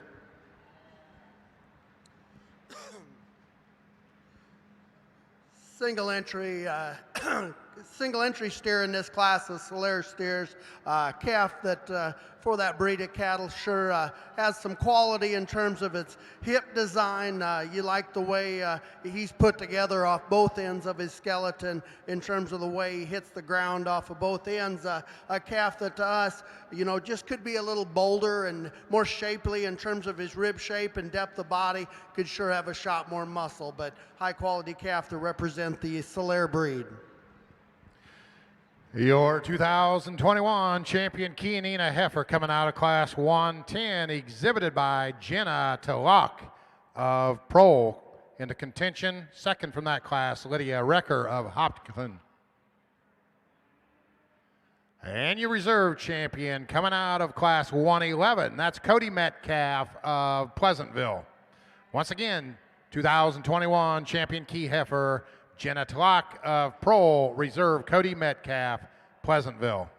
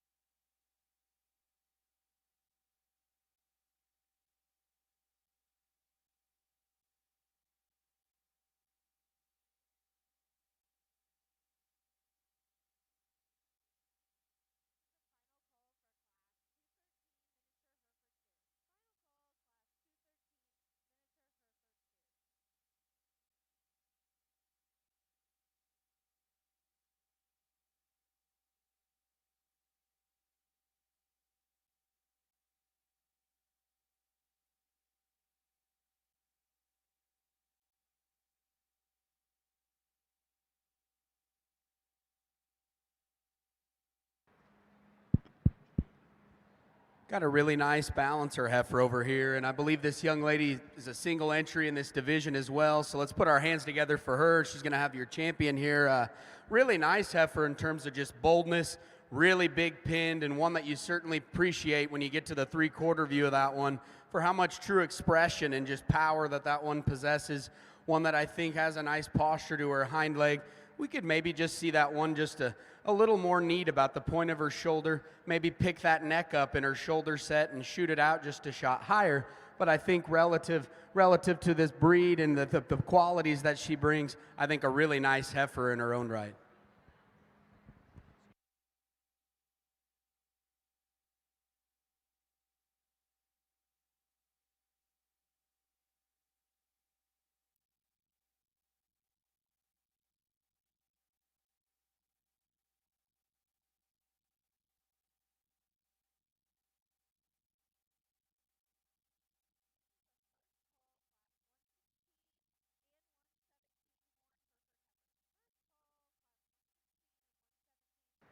Just one Gelby here, heifer that comes to us real bold. I like her ribcage shape. You expect that. I grew up around a lot of Gelby cattle where I grew up, a lot of production-oriented, heavy-muscled, bold critters. I always respected how powerful they could be and yet still flexible and functional, and I think that's what she does. I think we can neaten her up in terms of her lines and balance, but a high-quality heifer in terms of the Gelby breed. Congratulations.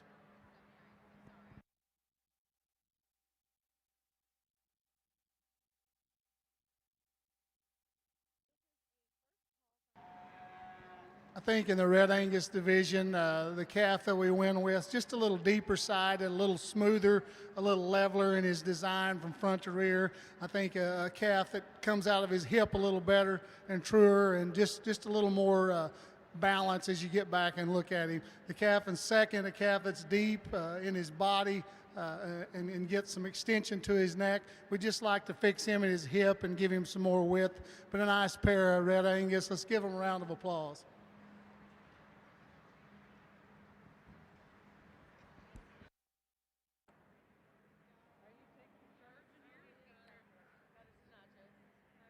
Well, I was just told this young lady standing right next to me is having a birthday today. Happy birthday, Ashley Will. Got a child showing here shortly. Your child is going to be showing shortly, right?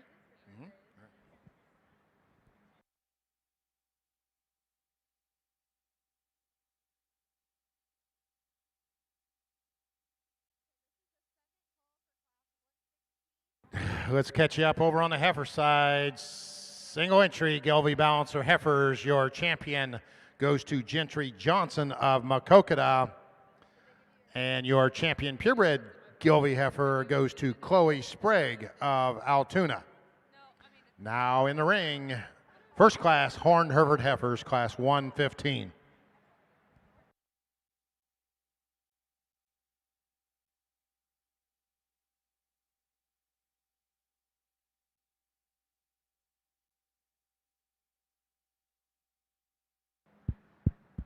Well, we don't waste any time getting into some quality here in this horn show. Young man up front's heifer's one that really attractive when you study that one in motion. I really like the way that she's built in her shoulder, one that utilizes her knee extremely well. Really good in terms of the set and travel of her hind leg. Ultra soft there when she sets her rear foot to the surface. And then when she parks there at the profile. One that's still neat about her front end and tidy about her chest. One that's got a good sweep there to her lower rib. And I think one that just balances in proportions extremely well when he gets that one parked and standing on the side. Nice heifers in 2 and 3. Heifer in 2 probably just holds a little bit of an edge in terms of just having some extra stoutness, a feature. She's bolder and truer at the top side of her rib cage. And I think one that's just a shot bigger there through her pin set and just has some more true muscle. Nothing to take away from the heifer in 3.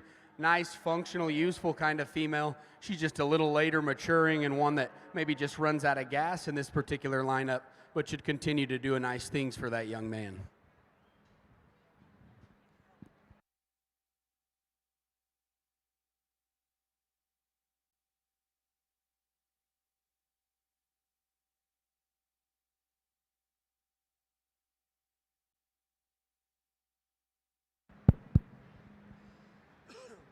As we get started here on the miniature Hereford here, steer show, young lady brings us this lighter red miniature Hereford steer. Young lady tells me that her dad's got a bit of a nicotine problem. She named her calf Copenhagen as a result of it. Nice calf. You like the way that head, neck, and shoulder ties into this little Hereford steer. Young lady does a great job showing him. Let's give her a round of applause.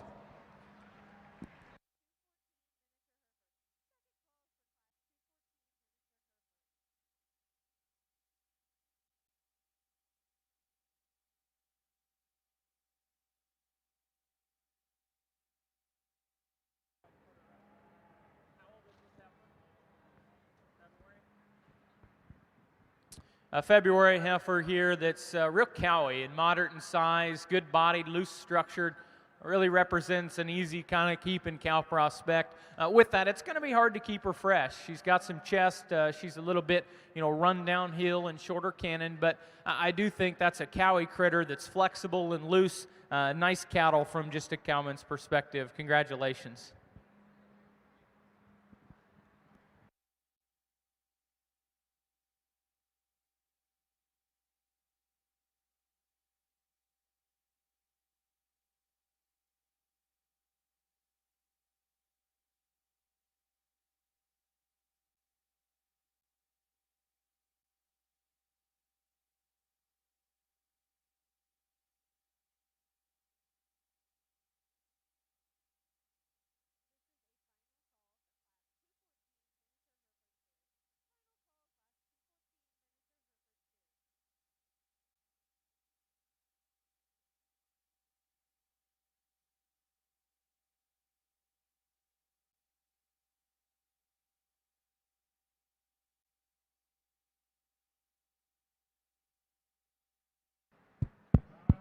Nice single entry fall heifer here. One that you certainly like in terms of just one that's really big footed and stout constructed. One that's really level there in her top line. Really like the extra curvature that one has out of the top side of her rib cage. One that's certainly got some power. If we're going to tweak a few things, I'd probably like to freshen that one up, peel her out there through her throat and her chest, and just see her with a shot more drop back in through her flank. But I think a female that in terms of build, body shape, and true power is one that you certainly can appreciate.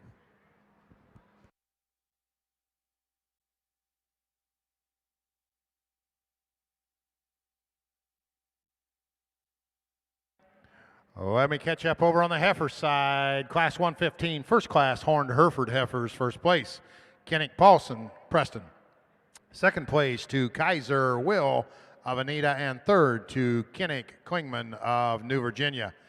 And the last class that was just in the ring, single entry, Celia Becker from Indianola.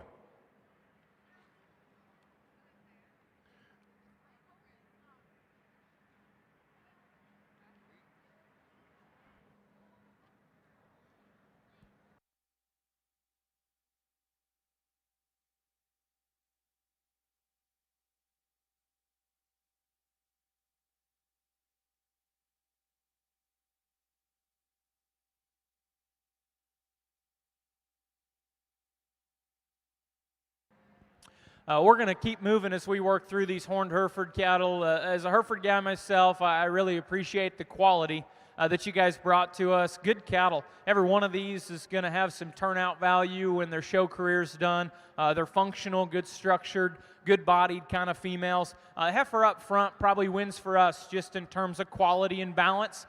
Congratulations to that young man. We're going to follow with the bigger September heifer for reserve. Put your hands together. Congratulations to our Hereford exhibitors. Your champion horned Hereford heifer coming out of class 115. That's Kennick Paulson of Preston. Your reserve going to Jennifer Holiday of Greenfield. Jennifer Holiday of Greenfield reserve. Kennick Paulson champion.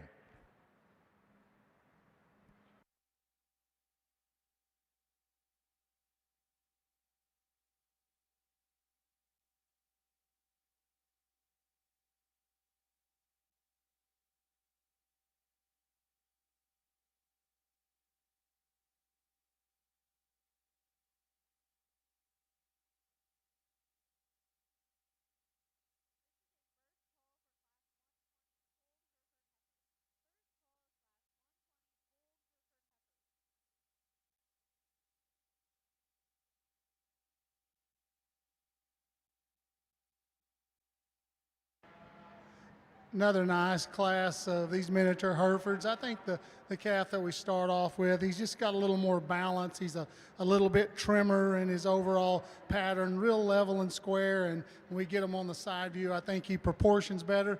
The steer in second, probably a little softer, a little deeper, a little softer made. Wants to get just a little bit pinched as you get behind him right in his hip, with a calf that's really nice and got some body and substance to him. The next calf coming really complete and smooth. Just like to give him some more width out of the top of his hip, with a calf that's got a lot of body and shape to him. Young man's calf coming here, really bowl sprung calf that's got some bone and substance, and I think really complete also. Nice set of calves. Over here on our Hereford side, we're going to pull them in as they came. You know, if you're sitting around ringside, you're saying, wow, there's a lot of spread in size of these cattle. I do think we got in and asked ages. We do have a June versus a May here, and I did say to Brandon as they walked in, I said, I probably like the smaller heifer better. You know, I hope she's younger, and when that was solidified to me, that made that decision just a little easier.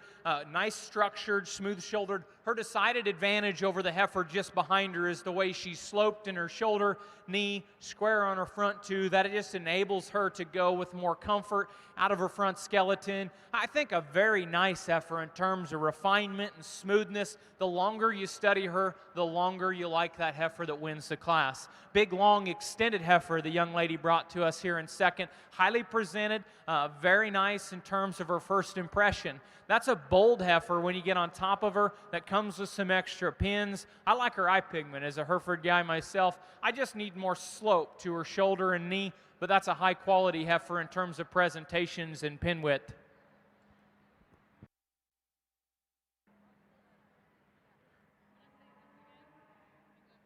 All right, let me catch you up over on the steer side. Single entry Solaire steer. Champion goes to Wyatt Pasteur of Mitchellville. Red Angus steer division. Your champion goes to McKinley Cash of Clarence. Reserved to Jonathan Cash. And moving into the miniature Hereford division, first place single entry Kriya Lee of Mount Pleasant. Placings for Class 213.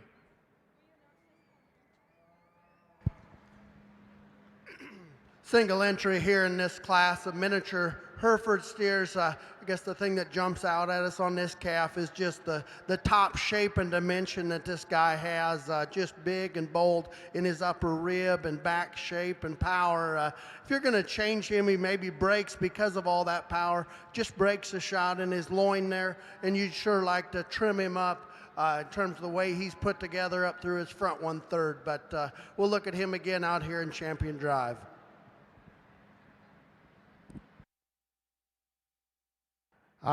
Please listen up. If you have a, looks like brown or silver Buick Enclave on the east side of the cattle barn, license plate CVV 636. Can't tell what county that is exactly. Yeah. Needs moved is what I'm saying. Johnson County, Buick Enclave CVV 636. It's charcoal on the east side of the cattle barn. We need you to move it immediately.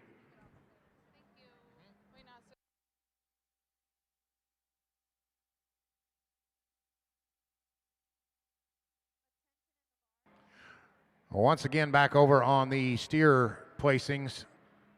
Placings for single entry, Class 212, miniature Hereford Creole, Mount Pleasant. Placings for Class 213, miniature Hereford Lily Supple of Cascade. Second place to Lane Wyatt of Blakesburg. Third place to Skylar Coffey of Garden Grove. And fourth place to Hagen Lloyd of New London. Also single entry, Class 214, Marissa Muff of Ventura. Judges Corey Thompson, Mark Kopus now selecting your champion mini Hereford steer.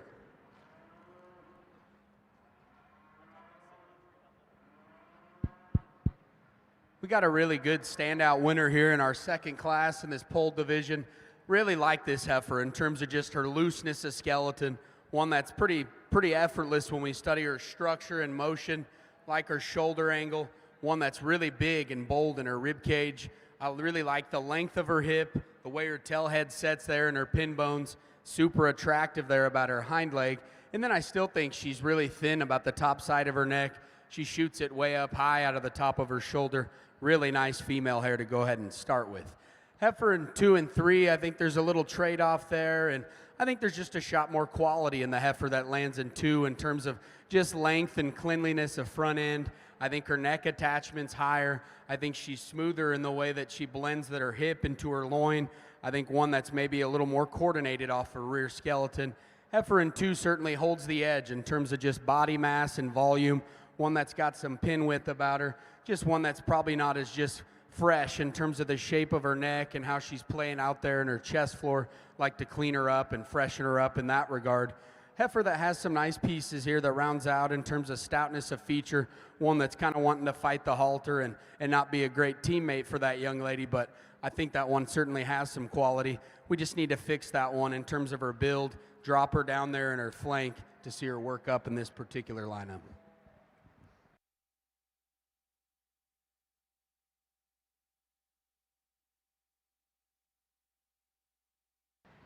I think in our miniature Hereford division, we get out here and look at them. We got the 2 cattle out of the middle division that paired up nice that we talked about. Had a lot of similarities, and we're going to keep those 2 together.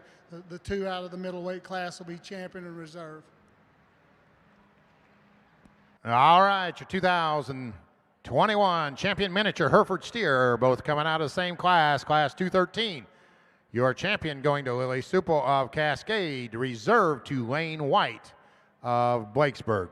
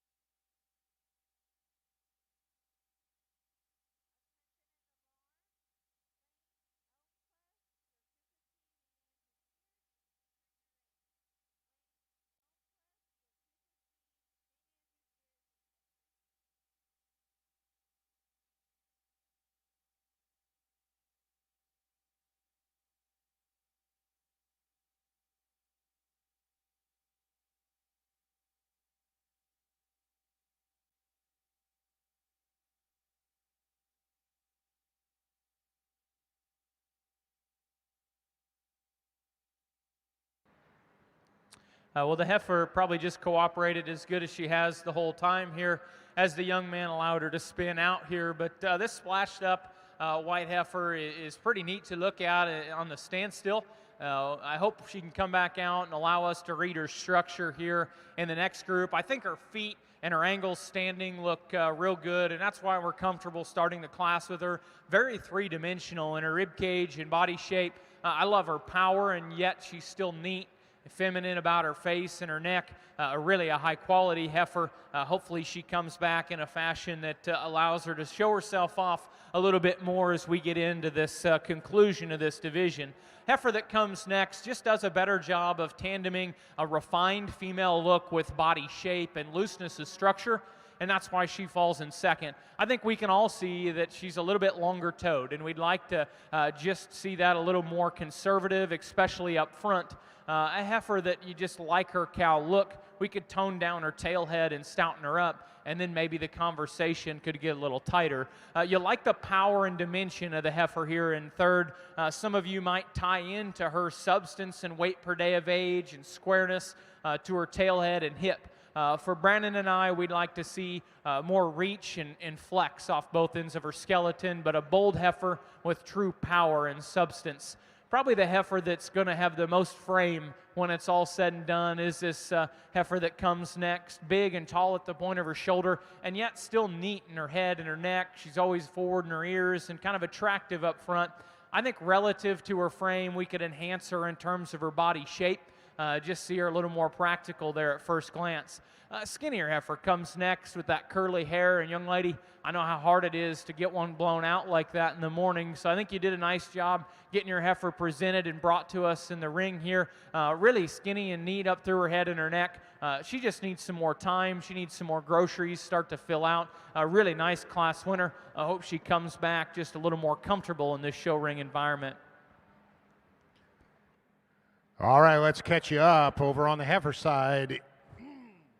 In the polled Hereford heifer division, class 118, first place, Macy Mack of Lake City, second to Kendall Knoll of Hedrick. Placing for class 119, polled Hereford heifers, first place, Jenna Talak of Prohl, second to Emma Davison of Calamus, third, Avery Harris, Waverly, and fourth to Maggie Anderlich of Dayton. Placings for class 120, polled Hereford heifers. First place, Nick Deppy, Makokada. Second to Jenna Smith of Newton. Third, Kennedy Rife of Columbus Junction. Fourth to Carly Pettyjohn of Knoxville. And fifth to Madeline Schroeder of Pella. Currently entering the ring, class 121, polled Hereford heifers.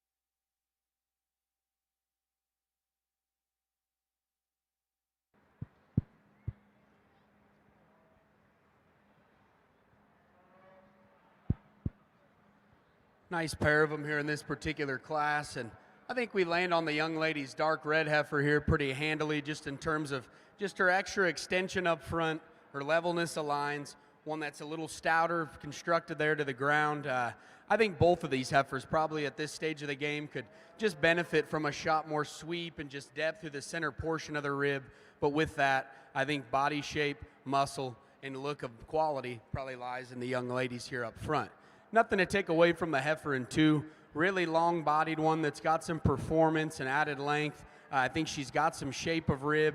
We just need to see her drop down and softened up in her rib cage, stouten her up at the ground, and I think that pair maybe gets a little tighter. Nice set of cattle.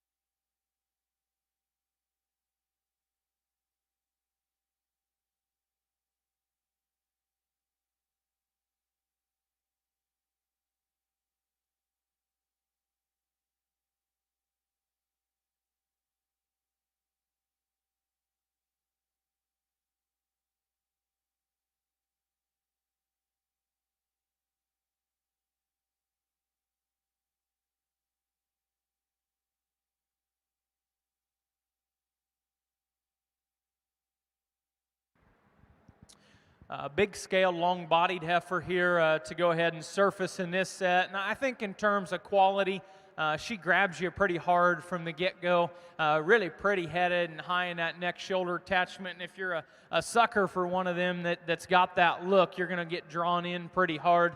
I think that heifer just paints such a nice picture here from the side.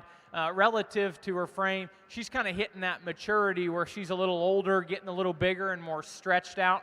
It's going to be really interesting to see how she fills out in terms of her upper rib cage, but man, she hits you hard in terms of her look and her strikingness up front. The differences in 2 and 3 is structure. As you study the cattle at the surface, the heifer that comes and edges our third place heifer is just a little better footed. She's more mobile off both ends. She's got more slope to her shoulder and set to her hock. There's a heifer that probably could use just a shade more balance as you study her underneath, but a nice heifer in terms of range of motion and flexibility there in second. A heifer that comes in third, that's kind of a heifer with some boldness and some power. I told the young lady if she would just go better, we'd have a little different discussion here between 2 and 3, but that heifer is definitely not short in terms of just robustness and upper rib cage shape.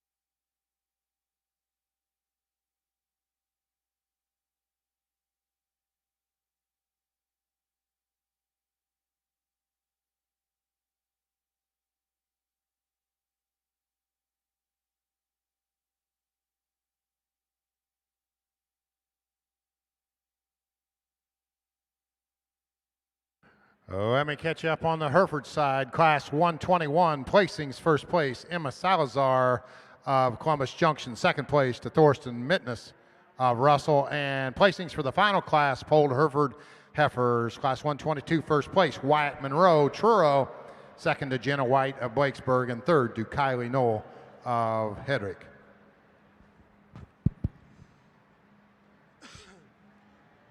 Boy, really, as we get into these main steers here, really heated up here in this class.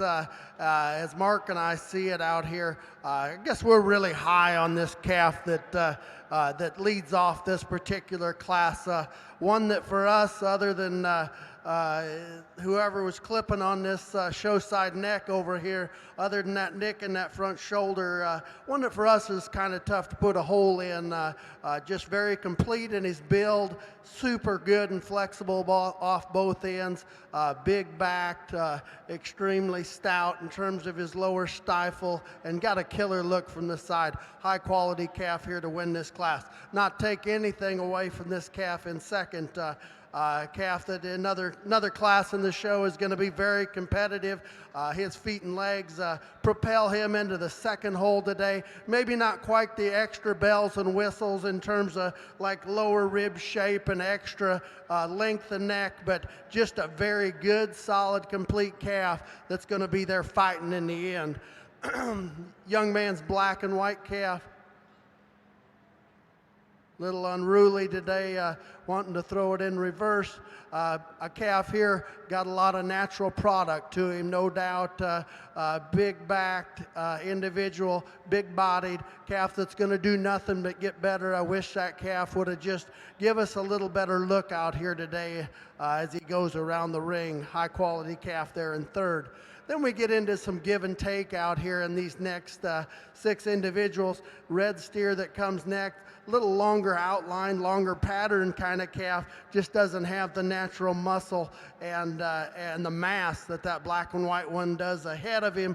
But his feet and legs and skeletal build is why he kind of holds up where he's at. Probably a heavier muscled calf here, no doubt about it, in terms of back shape and width is the calf that comes next.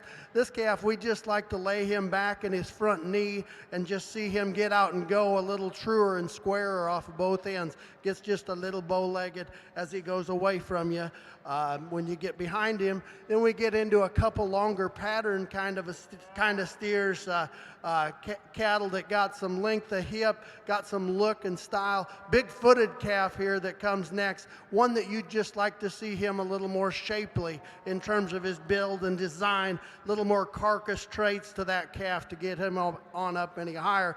Much the same way as this calf that comes right behind him. Extremely stylish, eye-appealing, long and level in his build. Just not quite enough power, especially enough width of hip and stifle. Then we get into a calf here, little higher flanked, shallower bodied, kind of an individual. One that sure flexes good off of both ends. You just like to see a little more depth of rib and flank. And then we round out the class with the young man's black baldy calf. Boy, really sharp, up-headed individual. One that gets a little high in his back, gets a little awkward in terms of the way he goes off his back too.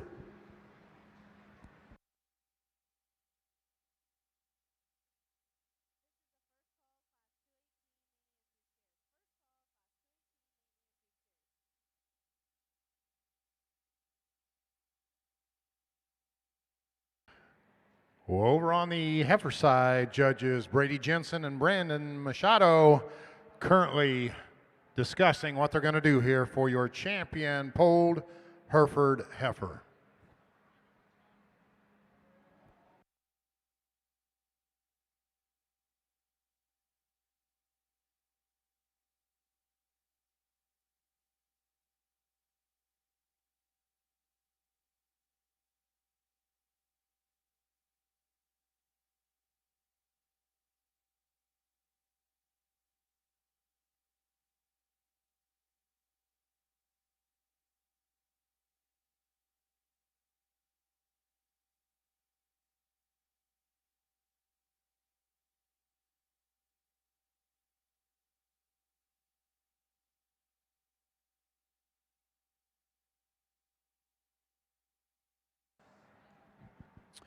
Well, we think this Hereford division has been really, really excellent. 5 good class winners. The young people brought us out here, and I think there's definitely some discussion to be merited. And you know, I didn't know what kind of quality we were going to get into these Herefords, and I think there's 3 heifers out here that can compete at a very, very high level. I do think the first heifer, structure-wise, she fits in. Maybe not in terms of balance and quality, maybe just not as ready to go as some of the other critters, but I thought that young lady's young June heifer was nice-footed and nice-structured.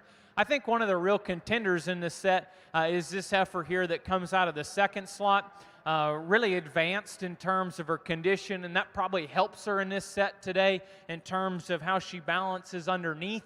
I think a heifer that's length of body and length of hip, like Brandon talked about, really enables her to have such a nice set and flex there to her hock and her pastern. I think she's the overwhelming one at first as you study the cattle here from the side. I think as you really dive into the weeds of this heifer and start understanding what is she going to do going forward, where is she at today, there's probably some discussion to be had. She's got just a dabble of throat and chest, and probably the thing that we discuss the most is when you walk right in front of the cattle, she's a little close to me in terms of her knee and her chest. She could have a little more genuine shape to her forerib and transition stronger there behind her shoulder. But I think that's kind of a part of what makes her so unique is because she's so loose and long-spined and very agile on the move. Just an interesting critter, I think, that we can discuss and talk the good and the bad and just know that she's good. Kind of an interesting type of heifer when you break her down. I sure wish the young man's heifer here in this third class was probably a little more halter broke today. Because when we get in and study her, we think a lot of this heifer. We probably love her rib cage shape, maybe as well as any critter we've seen today in terms of chest, forerib, and body shape. That transitions to what I like in cattle in terms of strength at top line, real width and real substance, yet she's nice from hook to pin. I think that heifer reads good in her joints. Her cleanliness of joint is good.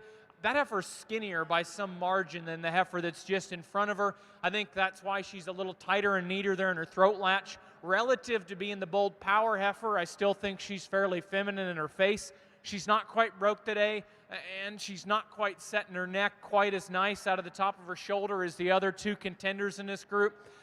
We can't get a good enough read on her structure to say, is she better, is she worse? We think she's acceptable. Her uniqueness comes to us in her body shape and when you get on top of the cattle. A real neat level-lined heifer that just needs more body and substance. The heifer that comes out of the last group is really big and long, quite a bit more in terms of scale and age, and that's obvious. She grabs you with quality. As a Hereford guy, that color pattern and her kind of pigmentation just hits you hard and hits you right. I think she's got an insane amount of presence up front, and her length is good. As you really get in and study her structure and her body, I don't know if it's quite as maternal, quite as loose structured, quite as bold in her heart and forerib, maybe as what the heifer with a little splashed up of white has. But I think those are the three that you can really discuss. We're going to talk about them one more time before we pick our champion. Congratulations to our polled heifer exhibitors.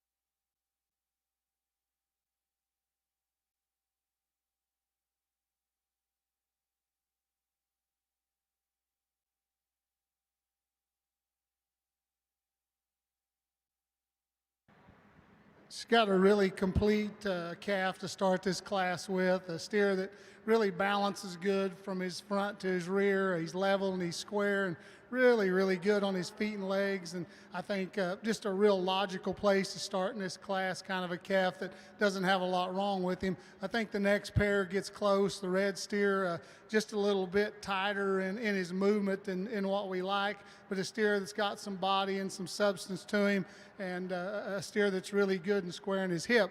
The next steer, we like some things about him, and if he will settle down and show for this young man someday, he's got some nice things about him. It's a little bit tough to look at him today. He's wanting to give him a little bit of a hard time, and he gives us just a little bit of a hard look, but a calf that's nice and down the road could be all right. And the next steer, real complete, real smooth and level, just gets a little tighter in his movement as we view him on the walk. And the steer at the end, just a little raw, a little hard in his condition.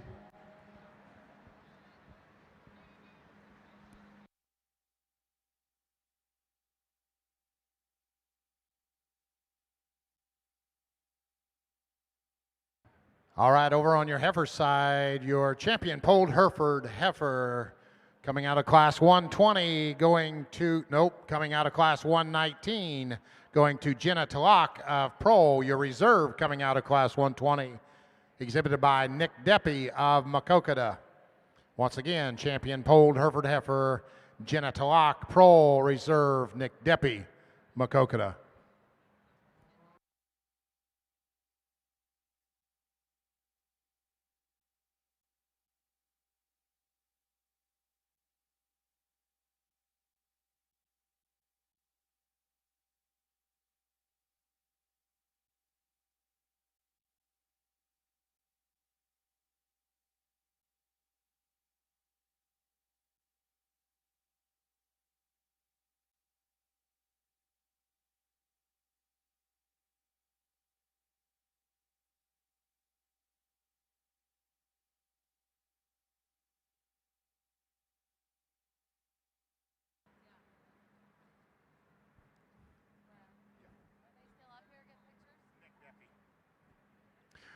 Well, let's get caught up over on the steer side in the main Anjou steer division.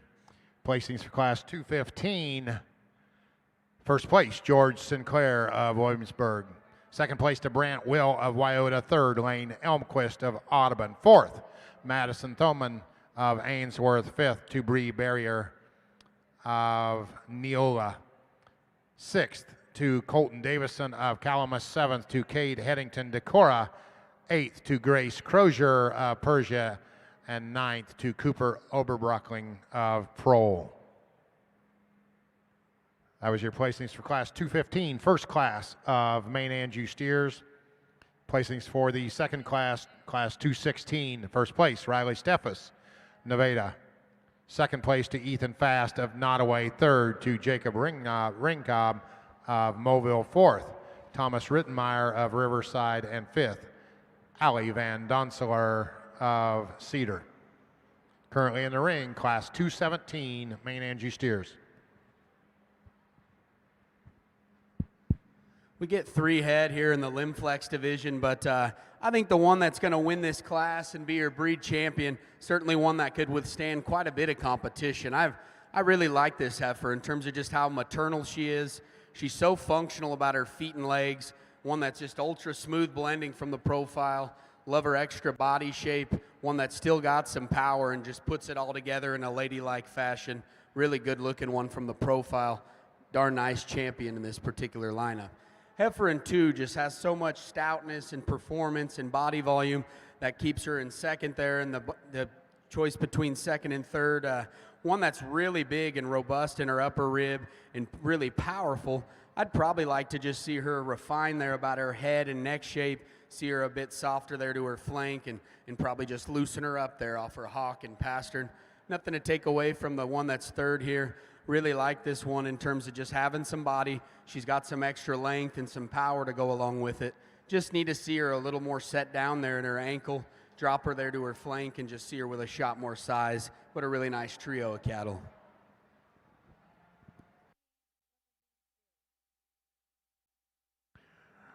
Well, all right, that was a single class division Limb Flex heifers. First place, Wade Spencer. He will be your champion Limb Flex for the 2021 Iowa Beef Expo. Second place, and your reserve champion Limb Flex heifer goes to Owen Axmere of North English. Once again, champion Wade Spencer, Logan, Owen Axmere, North English reserve. And third place in that class, Morgan Will of Wyoda. Now moving into the purebred limousine heifer division.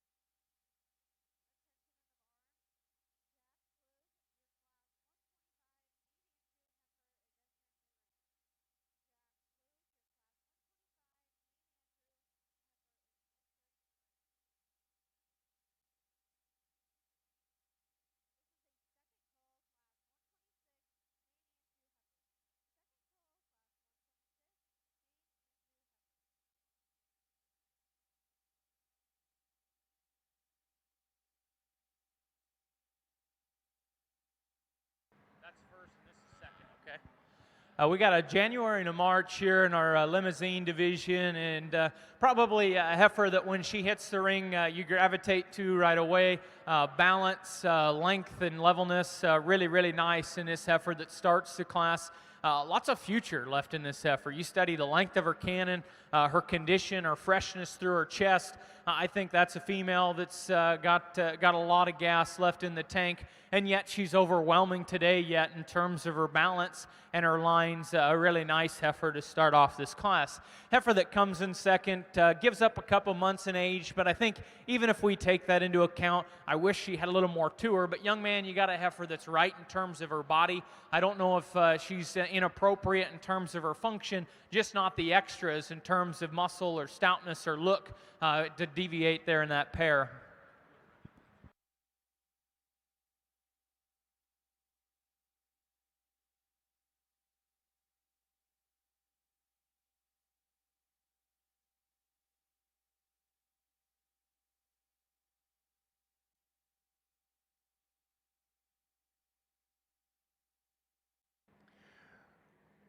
All right, attention please. Once again, we have a Brown Buick Enclave, Iowa plates, Johnson County, CVV 636. On the east side of the cattle barn, needs moved immediately. We needed it moved an hour ago. Once again, a Brown Buick Enclave, Iowa, Johnson County, Iowa plates, CVV 636. Please move it immediately.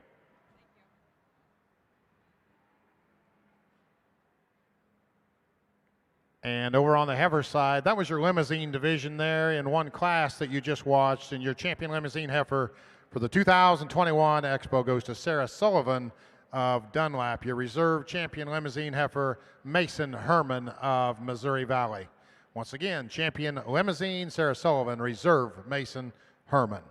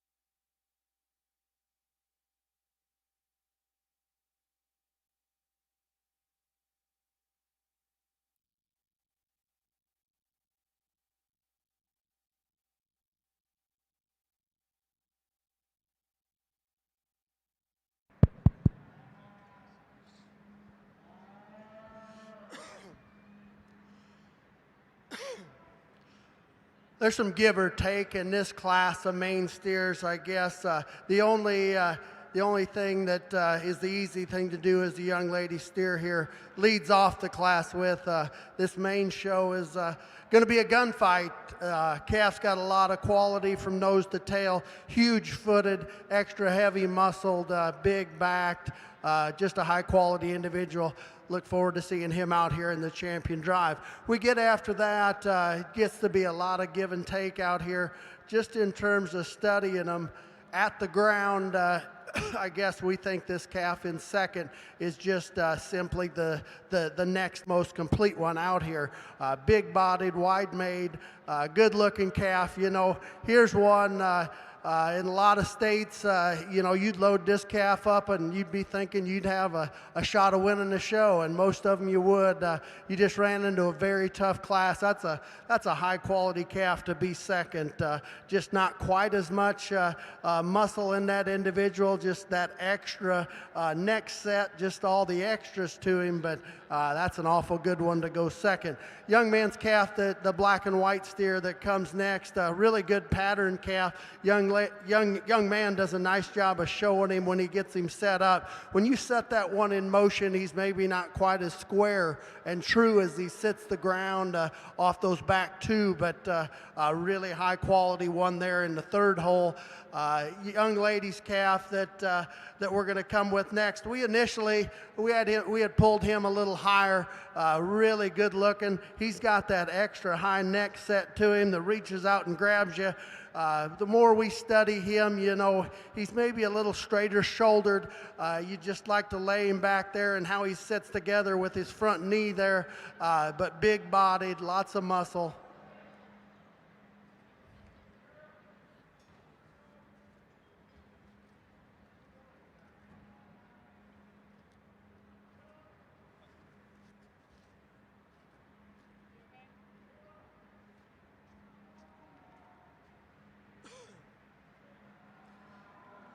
A big-bodied, thick-ended calf here to come next, one that we just like to change his shoulder construction and front knee construction to get up a little higher. One of the heaviest muscled calves is the young lady's black and white steer that comes next. Here's a huge top, thick-ended one that from a carcass merit standpoint we love, big-bodied, one that we just like to see use his back wheels just a little better, maybe not quite as smooth in that lower shoulder, quite as sharp and attractive up through his front 1/3, but a very heavy muscled one. Then we round out the class here. The young man has a calf that's really sharp and attractive, really deep bodied calf, but with all that depth of body, he's maybe just a little higher flanked and doesn't quite have that extra added dimension that it took in this particular class.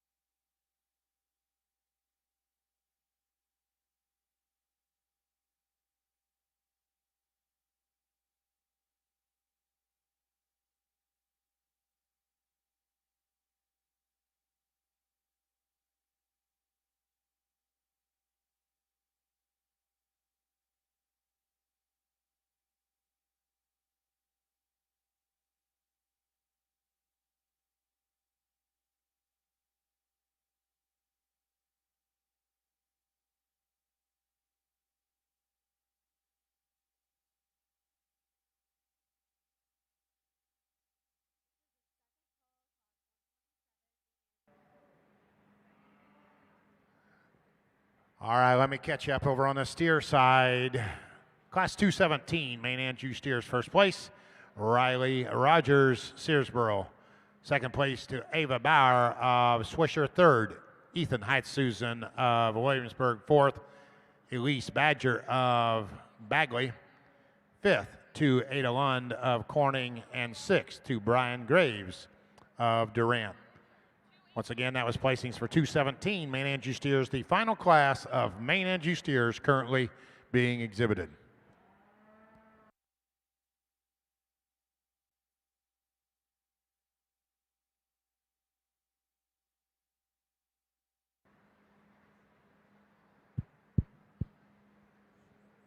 we got a really nice way to get us started here in the high mains, and the young man here in front of me just brings one that has a really good look from the side. One that's awesome in terms of just her stoutness and power that she brings to the table. I still think she's got enough sweep to her rib to make it all blend and have a look of maternal traits. And that one's good necked, really stout featured, big pinned, and one that's ultra wide when you study her underneath. Good looking one there to start. Things get closer, I think, in 2 and 3, and I think there's some structure differences, but I think as we discussed them a little more, I think the one we land on in 2 is maybe just a better kind in terms of just having an easier doing look. I think you get directly in front of those cattle. I'm more fond of the shape of her head, the width that she has through her sternum, one that's just bolder there in her forerib and through her center cavity. Certainly one that turns and goes away with more true muscle and just width. She probably wants to just drop her head and get a little upright in her shoulder at times, maybe throws off her spine just a little bit, and I think that's what made it a close pair for 2 and 3. Nice structured heifer in terms of just looseness of structure, one that takes a good long stride off either end, just one that for us is just a shot on the narrower and flatter side. I'd like to see that one just hossed up from a power and width standpoint to work up that particular lineup.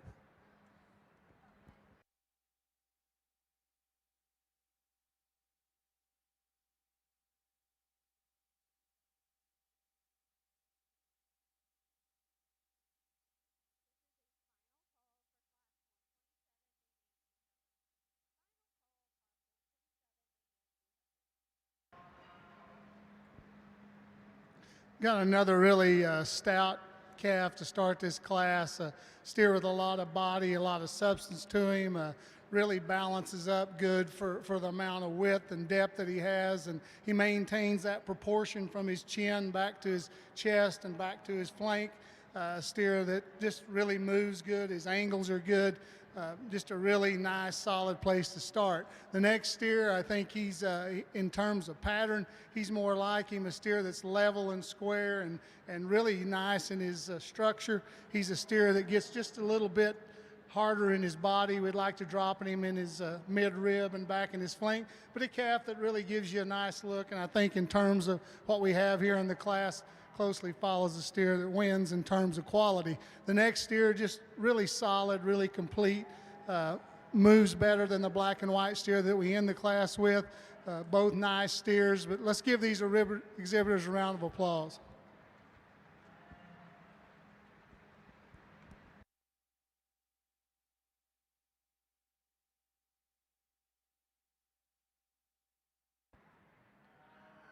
All right, let me catch you up on the final class of Main Anjou steers. That's class 218. First place, Matty Cohn, North English. Second to Keaton Kralik of Creston. Third to Garrett Cash of Garner. And fourth to Logan Ferris of Eldora. We will now be selecting your champion Main Anjou steer. Judges Mark Kopus, Corey Thompson. Right now.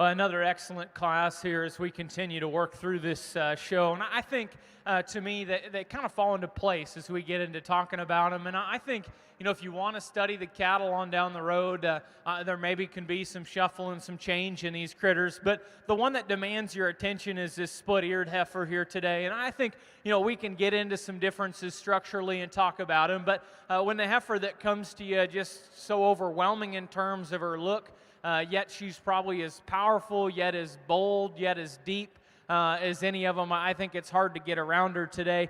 She's a little fuller in her chest maybe than what you thought at first glance, but a heifer that's got a really, really nice look here on the standstill. Heifer that comes in 2, and I actually think when you get in and study 2 and 3, they're a lot more interesting than what you think.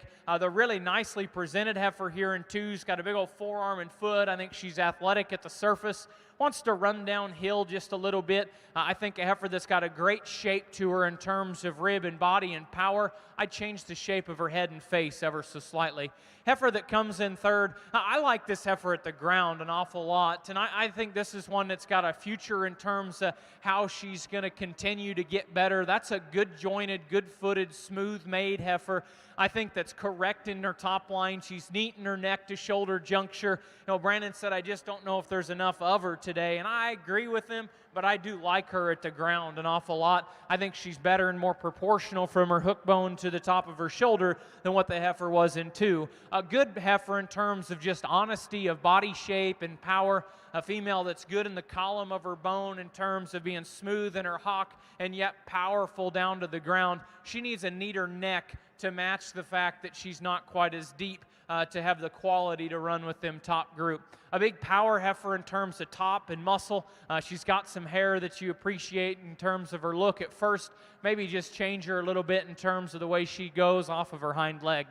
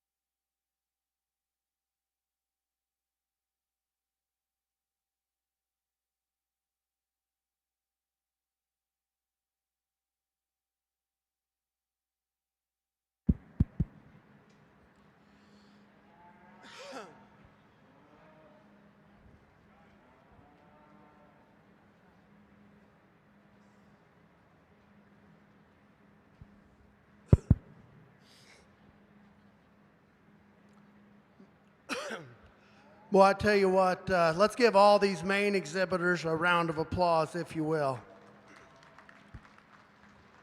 Boy, we had no idea it would get this this competitive and this tough this early in the day, I guess, going into this deal. Boy, I mean, we think we're left out here with 4 class winners, just all 4 extremely, extremely high quality in their own right. I guess as we see them out here, there's some steers with some unique pieces on both ends of this deal. But I guess in our guesstimation, in terms of completeness, balance, muscle, and structural integrity, the one that is the most complete is the calf out of class number 3. He'll be your champion. Your 2021 champion main and juice steer coming out of class 217. That's Riley Rogers, Searsboro. Coming into contention, Ava Bauer.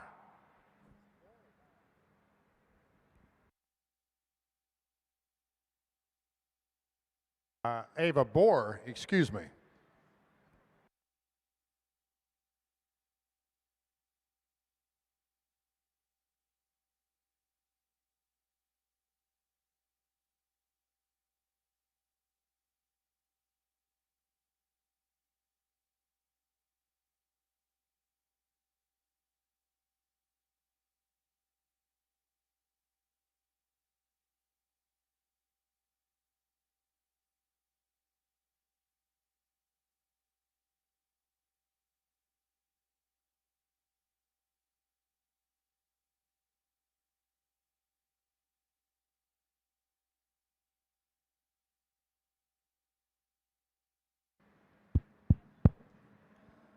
Got a nice set of these high mains, and I think the one that wins, you know, if you're sitting ringside and say, you know, maybe she's not just the longest hipped and doesn't handle her rear pastern perfect, we're both not going to argue with you. But I think from that one's hip forward, the front 2/3 of her body just kind of demand the win in this particular lineup. I think that one from right here is just so attractive in the way her neck hooks up that high. She is incredibly bold-bodied. That one has some pin width and some true power. She's stout-featured, one that's really good in the assembly of her front-end structure. Like I said, when she gets out and goes, she does tend to duck in her pins and maybe just roll up there in her ankle and just not have the kind of comfort that we'd particularly like to see. But with that said, I'm not willing to sacrifice all the extra good things that she does just to beat her in that one area. We thought that heifer won this class and won so pretty handily. I think 2 and 3 are a little closer, and we had some discussion there. And I'll be the first to tell you that maybe the one in second isn't just the smoothest one in terms of her muscle. She does come with some extra power, and that's something that, you know, we take into account in terms of just breeding cattle. I still think relative to that pair, I think that her front footing, her angle of her shoulder, and her ability to set back in her knee and have comfort and have length of stride out of her front end is why we end up putting her there in second. Really bold, really stout one. We definitely like to just see her loosened up there as she travels directly away from you. Like some pieces of the heifer in 3. I think female quality and refinement in this one are as good as any in this class in terms of head and neck shape. She's got plenty of depth of rib, and she's one that's built nice in her hind leg. We just see that one set into travel into motion. She kind of wants to lunge forward and drop her head, wants to camp up there in her spine just so slightly, and just maybe isn't as aesthetically pleasing when we study her in motion, but a really nice one to set there in 3. Just a nice, easy doing kind of a brood cow that comes out in 4. Moderate, functional, plenty of rib in this one. She's just maybe a little more small and conventional, plenty far along from a fat condition standpoint, but I think a good, useful kind of a female down the road. Heifer that comes out next, really stout constructed one that we both thought was going to be a nice kind of a cow prospect for this young man. Maybe we drop her into a lineup like this where some are just a little more exotic about the front third of their body, and she just maybe falls out in terms of just the shape of her neck and her chest, but a good functional, big-bodied one that's definitely going to make a cow down the road. One that's got some nice pieces that comes out next. This one is incredibly round-bodied. She's really, really stout and powerful when you study the spread out of the backside of her shoulder.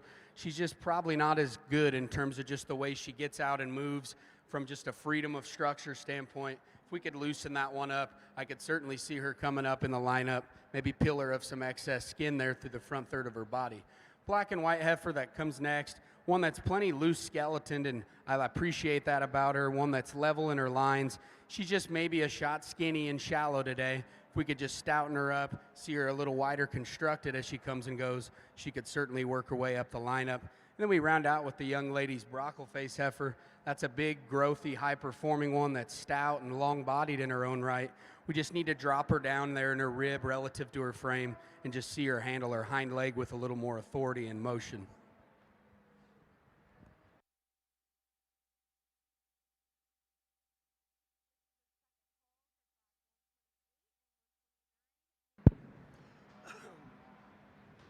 All right, if this would have been an easy decision, we'd have just gone ahead and picked a reserve without talking them. But I fully believe these cattle are good enough that these exhibitors need to know if they don't get a piece of this division, they need to know why.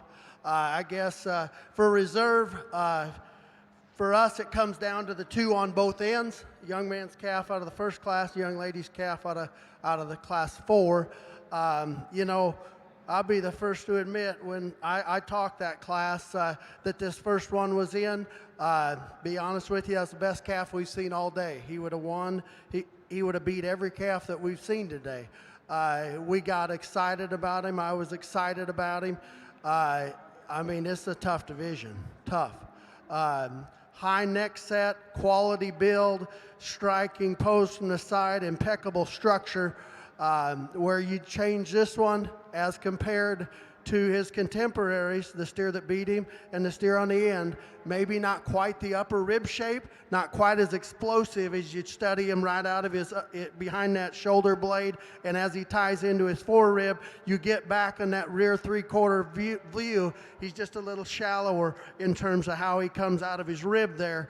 Maybe not quite the extra mass, you know, and the weight of the calf right down on the far end's got, but striking pose, impeccable structure, great build. Just like to see a little bit more rib shape and power in his back. And then the young lady's calf that comes out of the fourth class, you know, just massive build, just powerful out of his shoulder, huge stifled, wide hipped, you know, maybe not quite as attractive right up through his front one-third in terms of the way that neck and shoulder and that neck ties into that shoulder blade. But boy, in terms of muscularity, depth of rib, power, that calf's got a lot of carcass merit to him. So to us, it's very, very close in this reserve choice out here. I guess, you know, what we've been talking all day and what Mark and I talked about last night going into this deal, trying to get as much muscle as we can on these cattle, still keep structural integrity.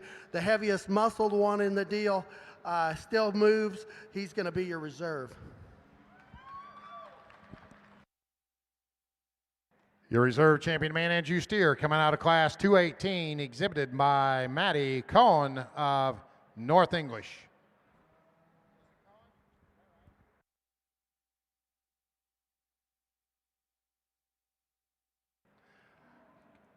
Maddie Kane of North English.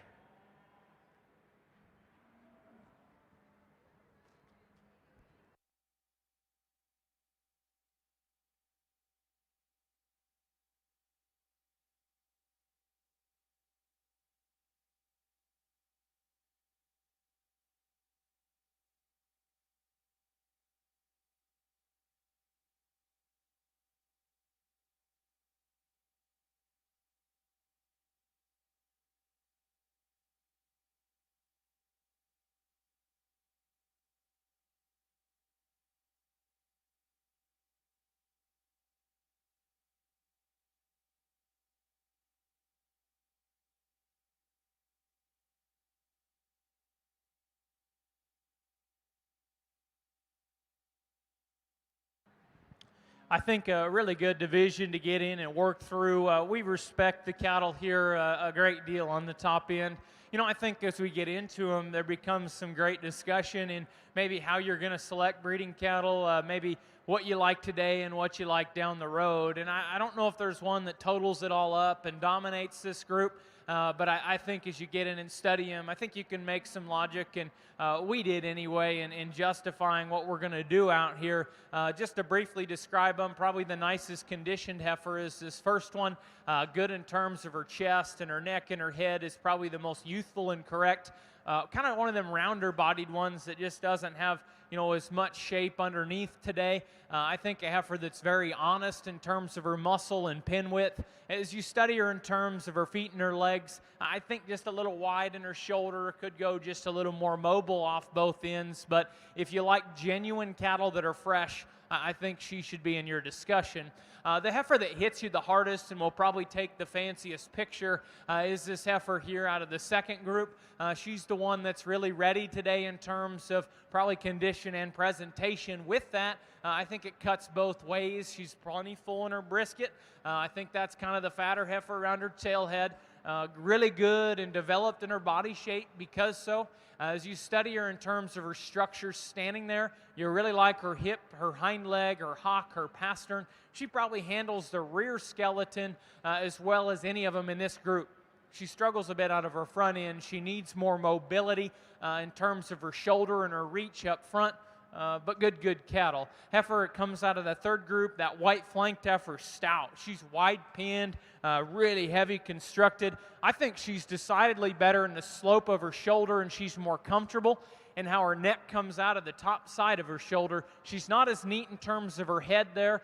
She probably is the heifer that's a little leaner than the one that's just in front of her, so you can maybe make a condition call if you think you need to. Probably what gets her into trouble is she'll want to just throw them hind legs a little out and then gets a little up in terms of her pastern. But young man, that's a really good heifer that's bold, stout, and got a really nice look. The respective seconds probably have a few things here and there that you can tweak, but they're really good cattle. They're a little greener even than what we have here in the group in front of them. They might catch those cattle on down the road. We're going to talk just for one more second. I think we got it selected, but go ahead, put your hands together for these main Anjou exhibitors.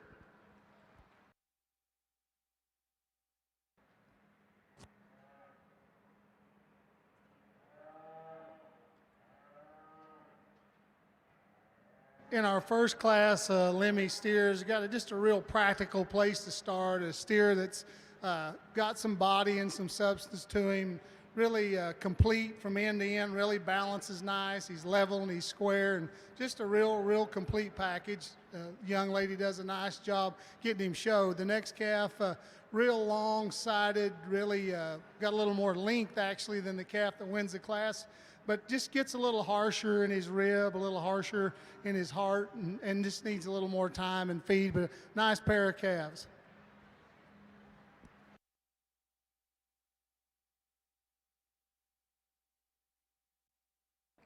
All right, your 2021 champion high percent main coming out of class 126. That's Abby Tlock of Prole. And your reserve coming out of class 127, that's Caden Olson of Nevada.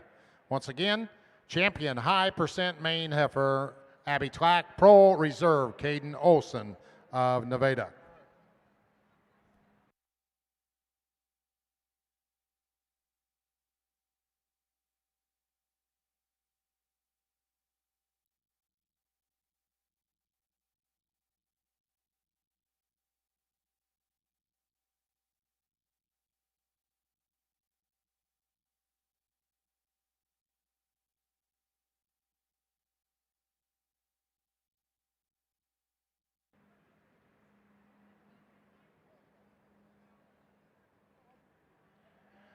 All right, I got some catching up to do on that entire main Anjou division.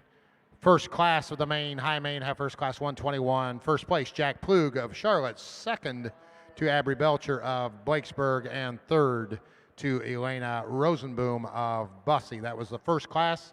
Second class, class 126. First place, Abby Tlock of Prole. Second, Elizabeth Shable of Storm Lake. Third, Kara Olson of Calamus. Fourth to Kayla Muir of Rippey. And fifth to Dylan McMorrin of State Center. And placings for the final class, class 127 of the high mains. First place, Caden Olson, Nevada. Second to Lauren Anderson of Algona, third to Tucker Jackson of Waukon, fourth to Logan Golly of Irwin, fifth to Robert Schaefer of Goose Lake, sixth to Olivia Stout of Marble Rock, seventh to Hattie McCullum of Colo, and eighth to Elena Oberbrockling of Prohl.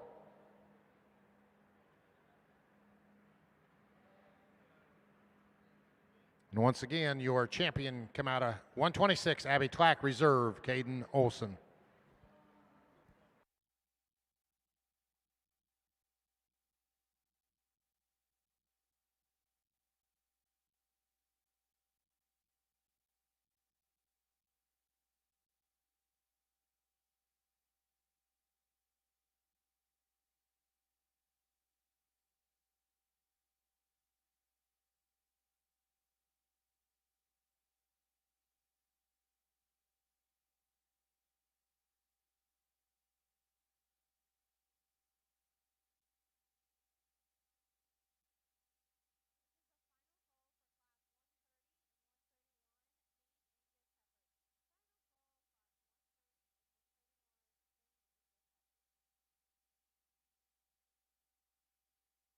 And over on the steer side, your limousine division, your champion limousine steer going to Brett Coughlin of Blairstown, your reserve to Garrett Cash of Garner. Once again, that was the limousine division. Champion limousine steer Brett Coughlin, Blairstown, reserve Garrett Cash of Garner. Currently showing in the ring on the Hereford, or on the steer side, are the Hereford steers, two classes.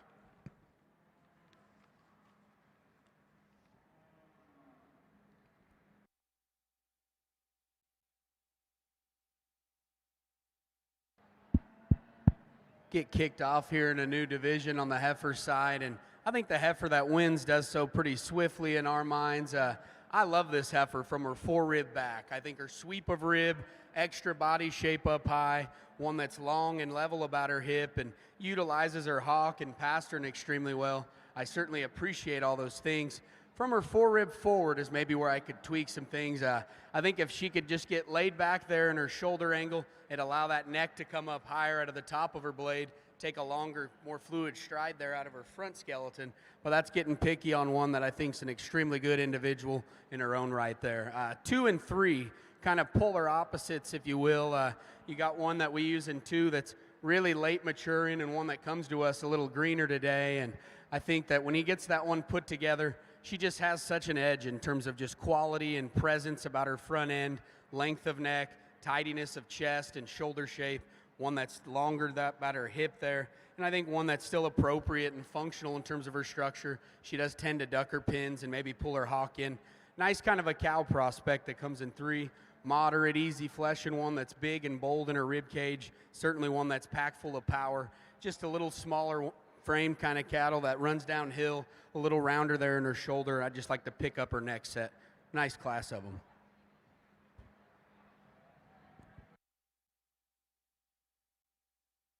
I think we got a real useful kind of Hereford steer to lead off with here.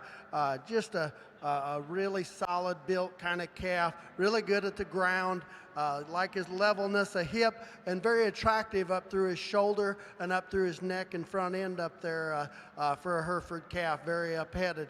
He wins the class quite handily in our guesstimation. The calf out of second, he's fighting a halter today.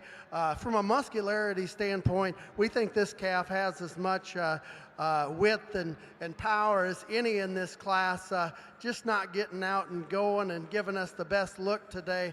But that calf's got a bright future ahead of him. Young man's calf that comes third here, very attractive fronted individual, smooth-shouldered, up-headed kind of a calf that's got some back shape and top shape to him.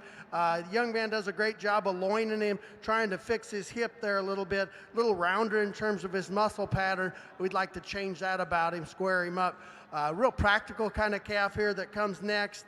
One that we would just like to trim him up through his front 1/3, just gets a little plainer fronted as compared to the cattle ahead of him. Then we round out the class here, real long-bodied kind of a calf, real pretty fronted, just doesn't have as much mass and center body, and breaks in his loin just a pinch.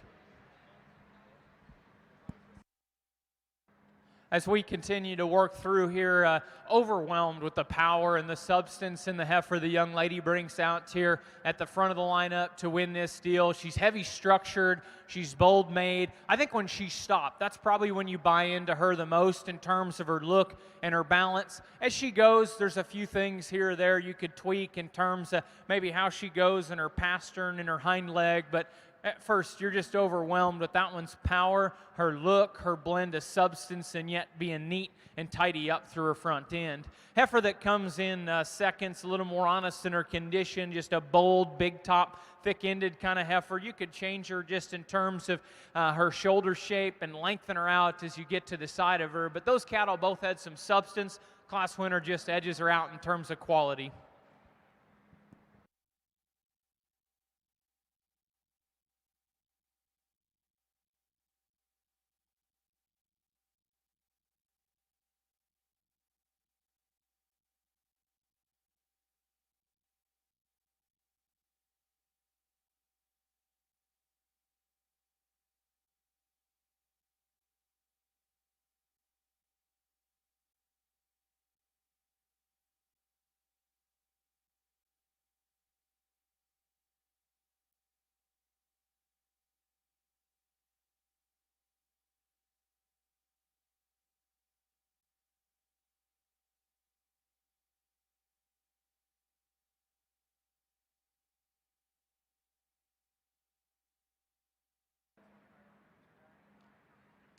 Well, all right, let's catch you up over on the heifer side. Currently exhibiting are Maine Angus heifers. Maine Angus. We'll have high percent mains, Maine Angus, and maintainers.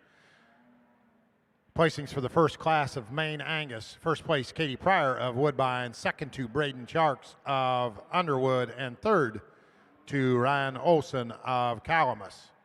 Placings for class 129 Maine Angus heifers. First place, Abby Tlock. Second to Cameron Heemstra of Knoxville.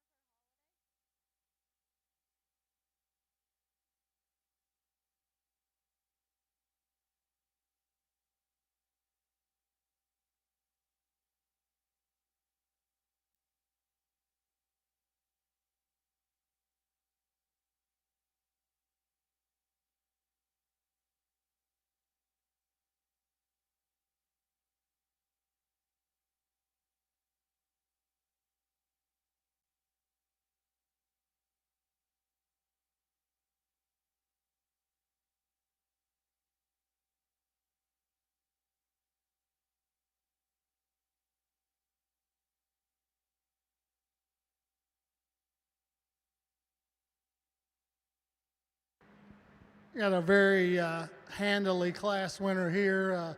Real easy to find a steer that's got a lot of presence to him, a lot of balance, a lot of body and rib shape.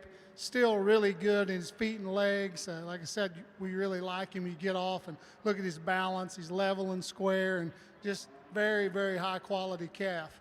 The second calf, I think in terms of just balance and completeness with some meat in him, I think that's where he needs to go. He's got some rib shape to him, and like I said, he's long and smooth and level and closely follows the steer in first. The next pair of steers I think are close. I think the added advantage in the steer in third's got a little more product to him. He doesn't have very much hair, but the quality the calf has, he's got some width and some substance to him, and I think out his upper hips where he beats the calf that's in fourth. The calf in fourth just a little bit pointed at the top of his hip. He wants to play out there. When you get back and look at him from the side view, he's got some balance to him and maintains some levelness. The last steer in the class, steer's got some body to him. It just gets a little flatter and a little bit narrow from behind, needs a little more shape and width. Let's give these exhibitors a round of applause.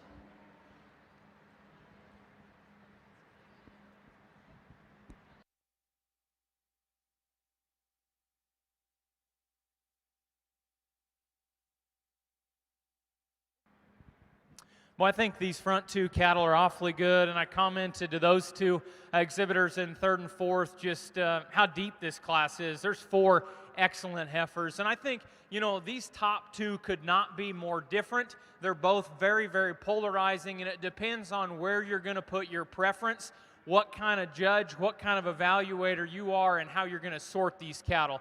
We're structure guys, and that's why this heifer wins. As soon as you watch the heifers go, number one, she's leaner. And because she's leaner, she's more neat in how her chest and shoulder blades sit together up front. There's more slope and angle to her shoulder and knee and her front feet. That's the more comfortable top-lined heifer when asked to go. She's significantly more comfortable in how she goes from hock to pastern. She probably doesn't, these are main Angus, doesn't hit you maybe as Angus looking in her head. She's not as neat in her face. I thought at first that was a big heifer that was going to maybe need a little more to her. When you get up on those cattle, she's significantly bolder, way wider pinned, and way heavier structured than what you initially think. If we're just taking pictures and we're just wanting the fancy photo, this heifer that comes second is the one that you're going to tie to because her neck set's high. She's so good in her body shape and her forerib. I think she's really neat in her underline as you study her from her forerib back into her flank. I think she's got a little fat on her today, and that's starting to allow her to open up in her shoulders. She twists her front two out. She's not as comfortable at the surface or in her spine as she goes, but we think those cattle are excellent there in 1 and 2. We don't think this third place heifer is a slouch. From her shoulders back, she fits those cattle in body, top, thickness, and hind leg. She just needs a slope to her shoulder. That'll elongate her neck and allow her to balance more from the side. The heifer that comes in fourth, actually I think if you just dive into structure, you could probably switch the pair. She's a little longer and leveler hipped. She needs to be more comfortable in her spine and neater at the point of her shoulder blade. Good cattle. I think the top pair are really interesting to evaluate.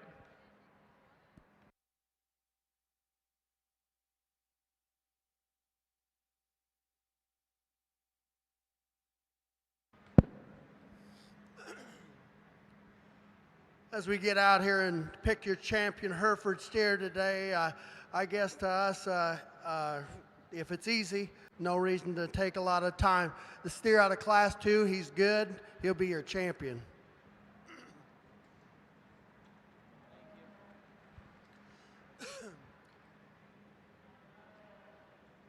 We bring that steer that was second in that class out there, and after that, that steer that wins this division, wins it quite handily, just dominates this division in every aspect, really. We get beyond that, it gets a lot closer out here between the Class 1 first place calf and that young lady's calf out of the second hole in that second class. I guess in terms of a muscle standpoint, we still like those two out of that second class to stay together as a pair. Young lady out of Class 2, you'll be reserved.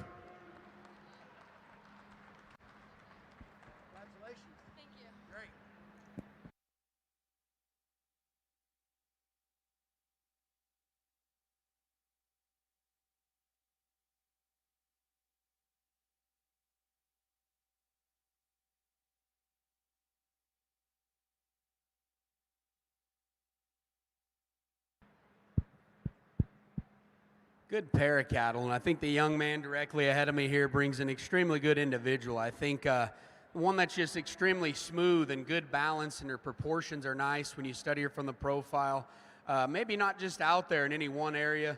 I just think from a totals and completeness standpoint, I like her extension, one that's good in her spine. She's got a good sweep to her rib relative to her chest floor. One that's still good in terms of length of hip. She's attractive in the way she uses her hind leg and how it profiles at the standstill. Nice female to go ahead and start. Nothing to take away the heifer in 2. Good pieces to this one, really wide constructed one. She's bold and stout in terms of just her muscle and body shape. One that you can certainly appreciate for that. And then we step off to the side in this particular group of them. Maybe one that just got a little excess skin up front. If we could peel her out there, push that tail head down into her pin bones, you know, that's a really nice heifer in her own right.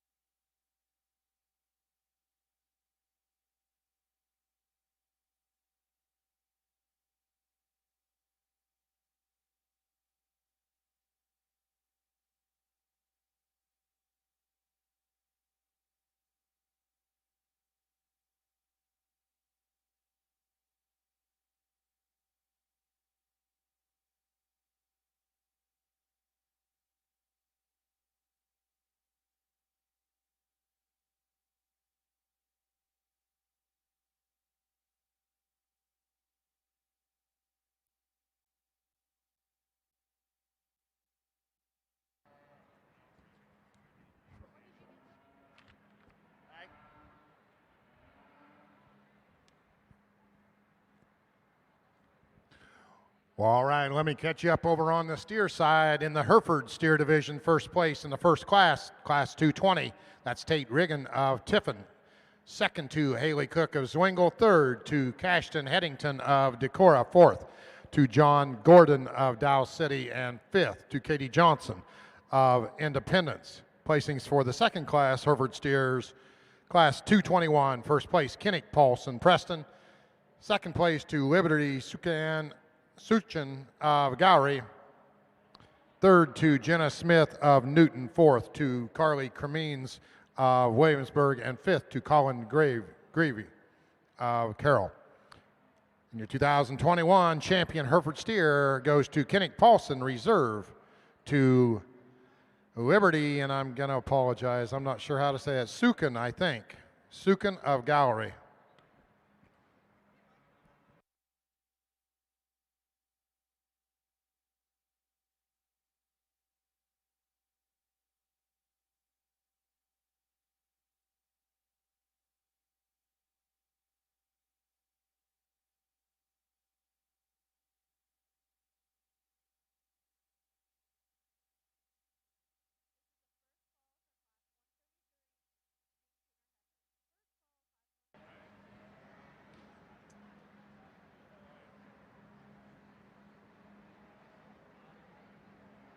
In our first class, the keys here, we got a steer that's got just a little more substance to him, a little more shape of rib, a little more chunk to him, and a steer that when you get off of him's got some balance and some look to him. You like the way his neck comes out of him.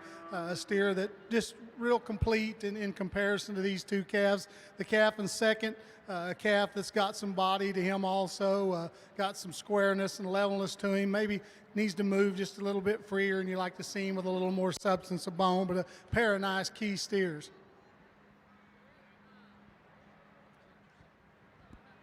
Well, the water got deep out here in this division. Undoubtedly, the toughest division that we've had in terms of margin of difference from first heifer to about eighth heifer.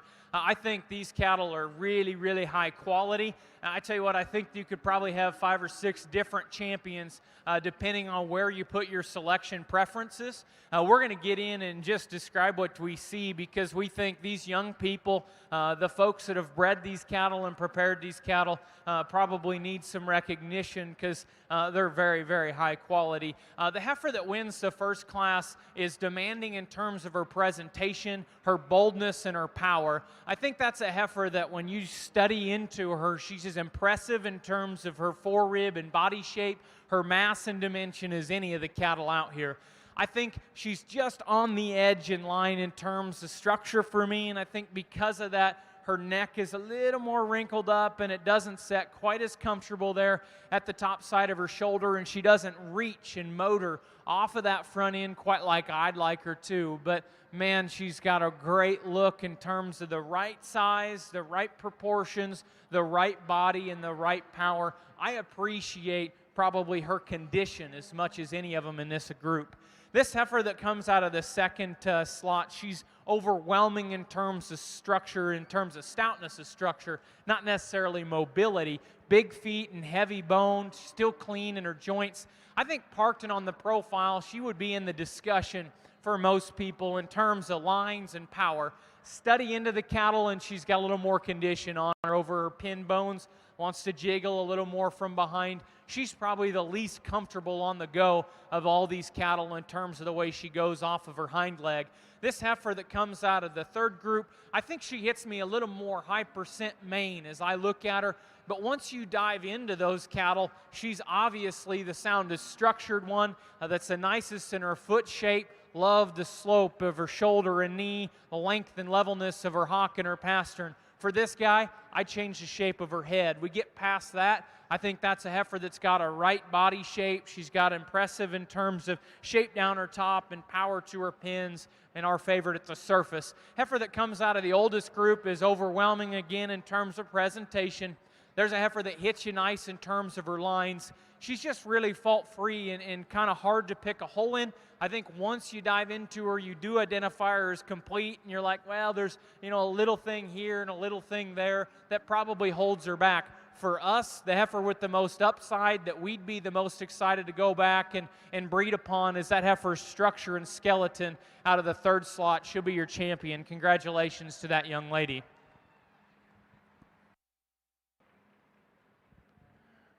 Your champion Maine Angus heifer coming out of Class 130, that's Addison Lehman from West Liberty. Coming into contention, Brenna Wilkins from Bennett.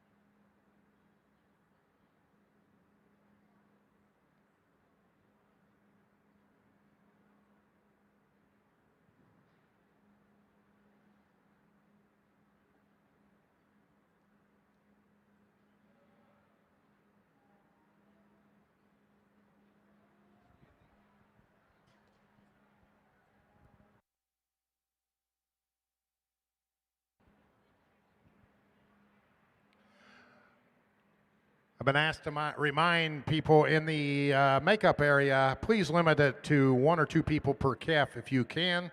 Getting a little congested in there as we get into these bigger classes. So keep it to a minimum if you can, folks.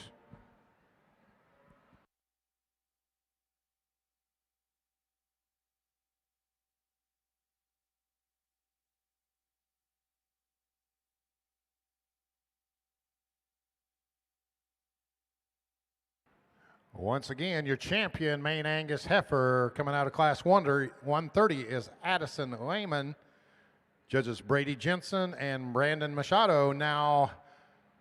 discussing which one will be reserved.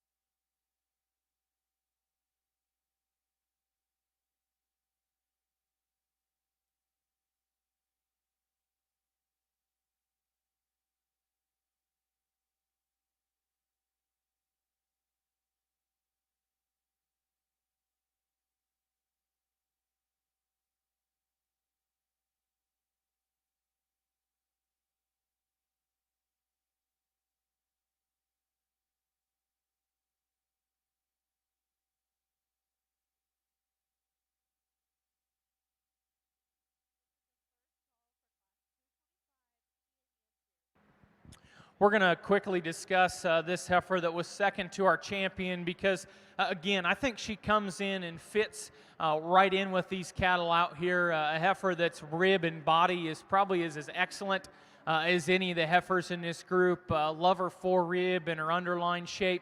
That's a good top heifer with the right kind of muscle and width. Yet it's smooth as you study her into her pins. I think that heifer uses her hock and her pasture nice. Again, we'd lean that heifer up in her condition, like to see her a little neater in her shoulder and how she's set up front in her neck. I think as you back off the lineup, you could probably justify any four of these heifers that win these classes.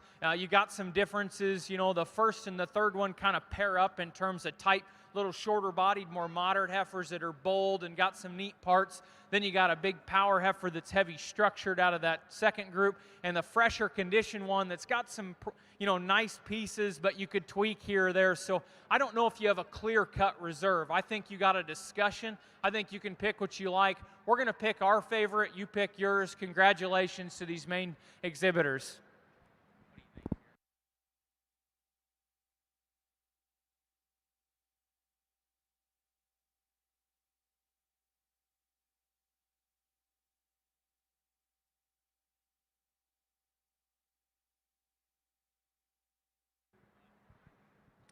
Your reserve main Angus heifer coming out of class 131, that's Cal Pryor of Woodbine. Once again, your champion, Addison Lehman, West Liberty Reserve, Cal Pryor of Woodbine.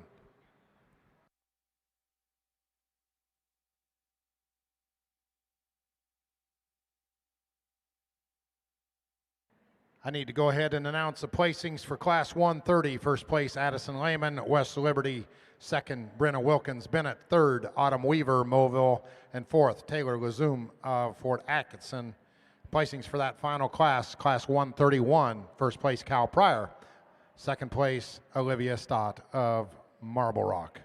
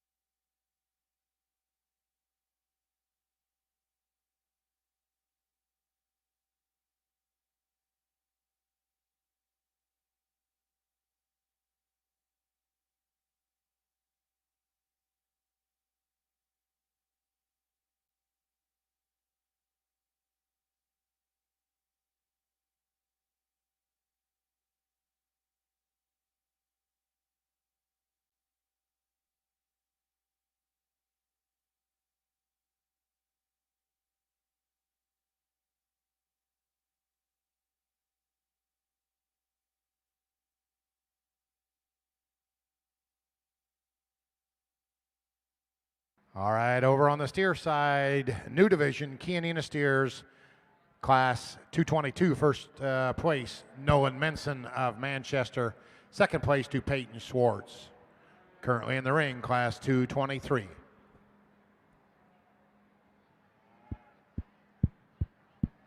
Nice trio of cattle over here in the heifer ring, and the one we go ahead and start, I just think from a comfort level standpoint, refinement, and just female look is where this one excels in this particular group of cattle. When you study her head and the shape of her neck, she's easily the thinnest and cleanest through the front portion of her body. One that's got a good sweep there to her rib cage. I think she utilizes her hip and hind leg the best. If we're going to get a little critical on some things, maybe one that's just a shot smaller in her kind, we could probably pull that tail head down and set it deeper into her pin set, but I still think one that wins in this class and does so pretty handily for us. Quite a few differences in 2 and 3, and I think it just initial impression of kind just makes us land on the 1 and 2, moderate, big ribbed, easy keeping kind of cattle like that. One that's got plenty of muscle and power to go with it. Maybe one that isn't just the longest reaching off either end of her skeleton. We could certainly lay her shoulder back and see her go a shot freer there off her rear too. But one that I certainly appreciate all her extra body and power. And then we conclude with one that's really long-bodied, one that's got some stoutness of feature. We just need this one to just set back there in her shoulder and relax in her spine to see her work up.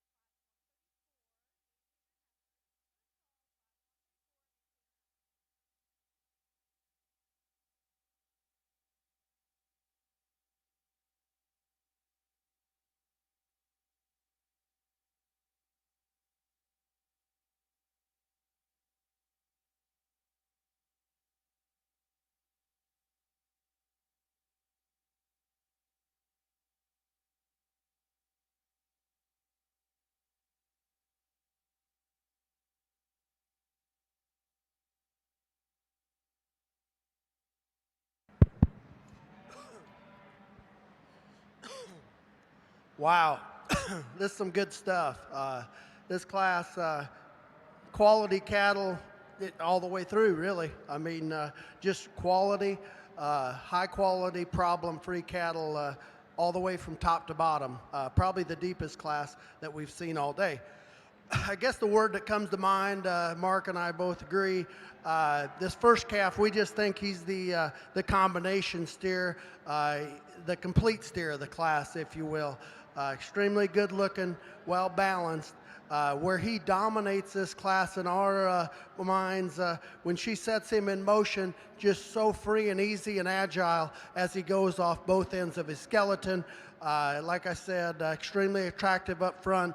He's sure got enough muscle. He's maybe not quite as expressive as this silver steer is down in his lower quarter, and how he carries that down low. But let's not take anything away from this silver steer. He's very, very high quality in his own right. As we see him, as he goes away from you, he could move a little squarer in terms of how he moves his hock and how he hits the ground as compared to the steer right ahead of him. But boy, that's an awful, awful good steer to be in the second hole. That's just where we change that calf, that back hock on him.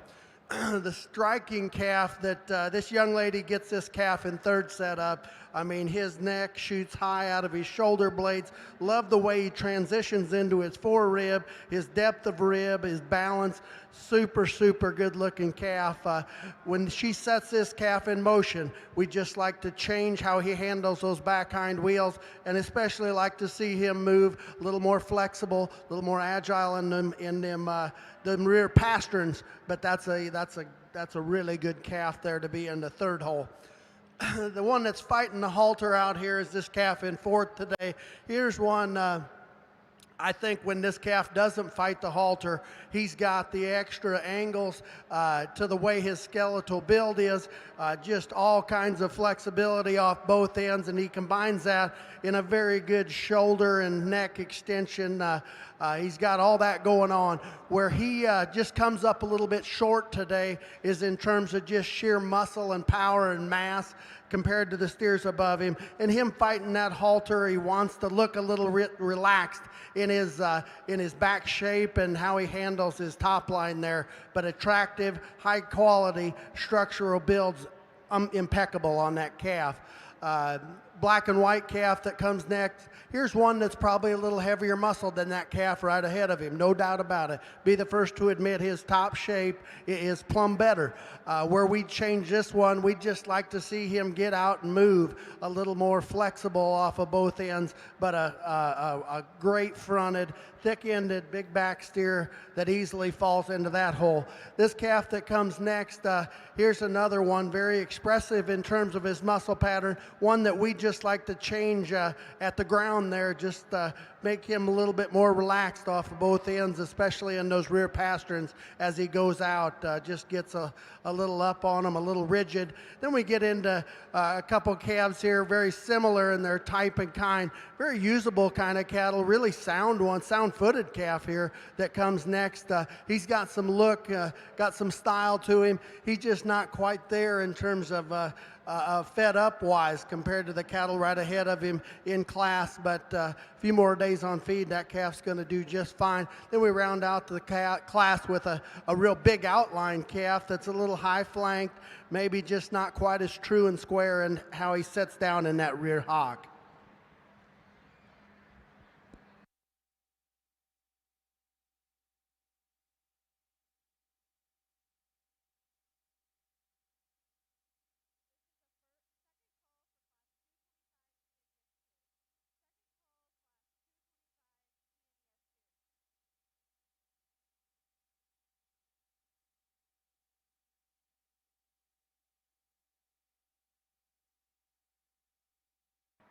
A really fresh heifer here to surface in this group, not only in terms of presentation, but also condition. I think as you balance the cattle out and look at them from the side view profile, she just resembles the hardest to make in terms of her lines and quality, yet she's still's got the right rib cage and muscle in her. You know, she reads really flexible and correct in terms of her skeleton.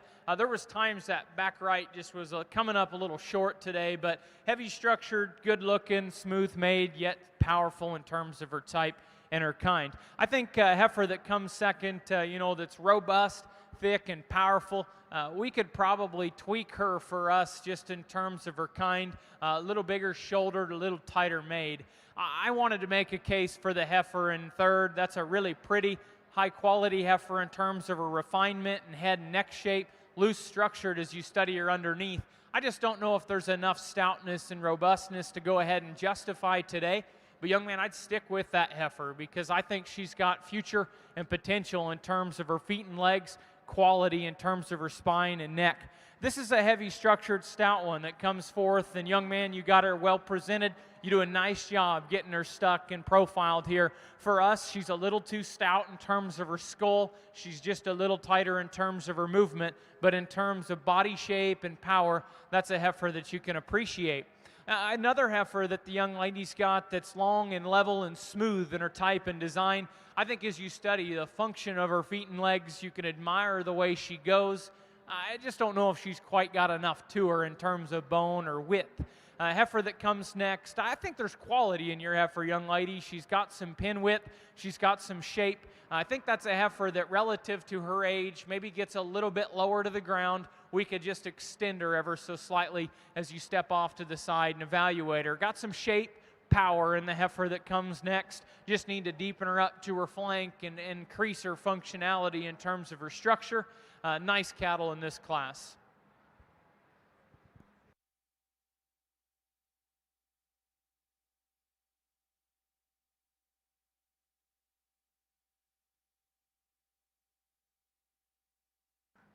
All right, over on the steer side, placings for Class 223, Kianina Steers, first place. Hallie Hindman of Albia, second to Jenna Funk of Manchester, third. Ellie Neal of Fairbank, fourth to Mason Roseboom of Hayward, and fifth to Parker Reese of Manchester, sixth to Sheridan Fox of Kanawha, seventh to Braden Grubel of Wacona, and eighth to Paul Hoops of Letts. That was your placings for the second class of Kianina Steers, Class 223.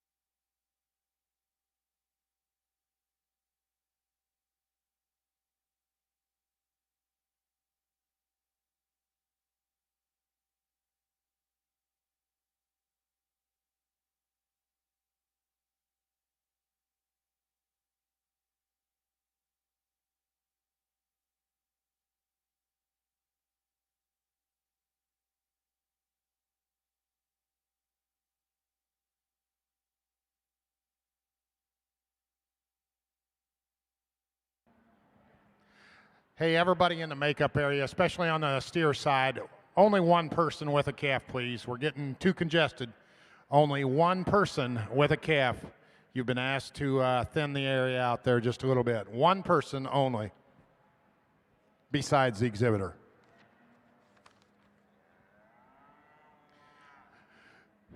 Let's give you some placings over on the heifer side. Maintainer heifer division. First place, Clara Ballinger of Moravia in class 132.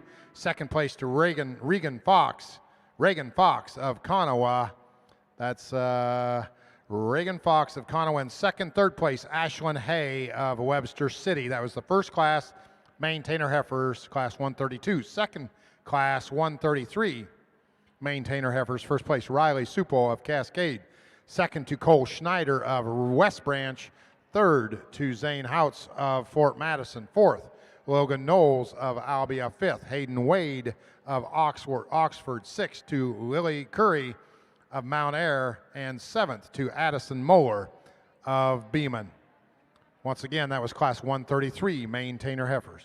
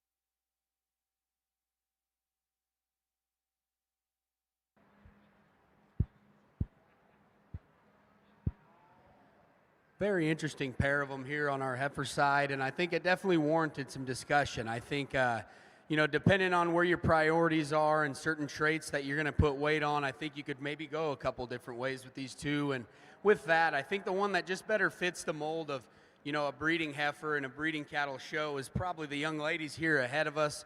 That one's just smoother blending. She's leveler there out of her hip.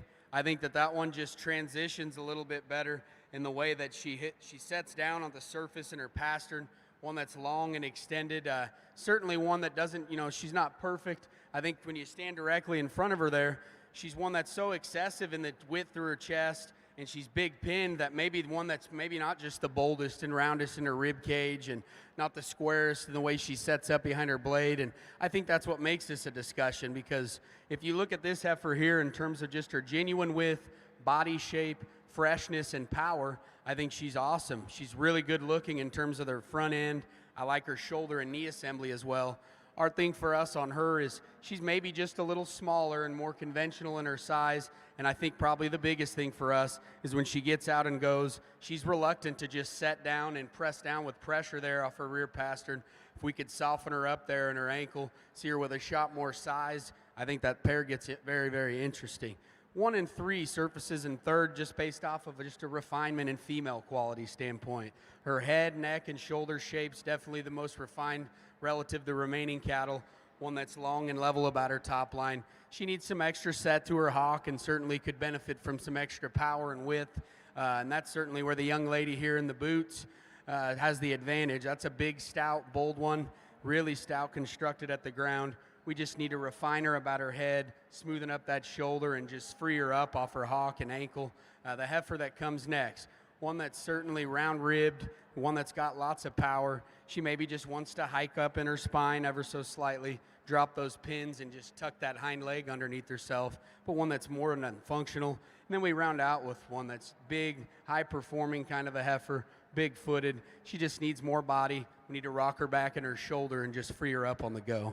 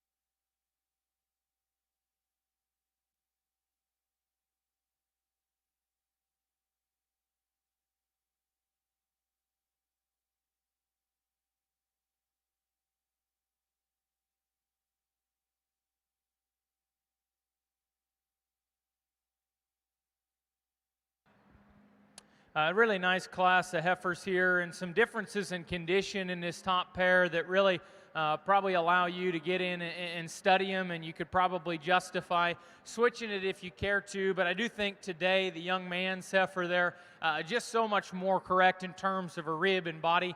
A love her from her shoulder into her forerib, just how she's built. I think that allows her to have the nicest top line design, really good from hooks to pins. A nice heifer in terms of spread and power, and still looks like a lady up front. I think that's a heifer that's got a little condition through her chest. We can neaten her up in terms of her shoulder shape, but quality look, powerful. Young man, that's a very high quality heifer that goes ahead and starts that class. Kind of the greener heifer of the set is the one that comes in second. There may be a day that she can run and maybe catch that heifer up top, because I do think just the smoothness of her shoulder and the length of step that she offers off of her rear skeleton is enough better than the heifer that wins the class that you can discuss this pair just a little bit. I think, though, you can see through that hair, there's just not enough to that heifer in terms of her forerib and back into her body shape. A heifer that comes third's conservative in her frame size, has got some shape as you study her from behind. Just need to loosen that heifer up in terms of her front skeleton to just let her reach and go. Heifer that comes here in fourth, strong and level in her top line. Heifer in fifth is more powerful. There's some differences here in fourth and fifth. We like the levelness and the neater necked heifer in fourth. The heifer in fifth has got more power and shape. We just need to see more flank and balance underneath.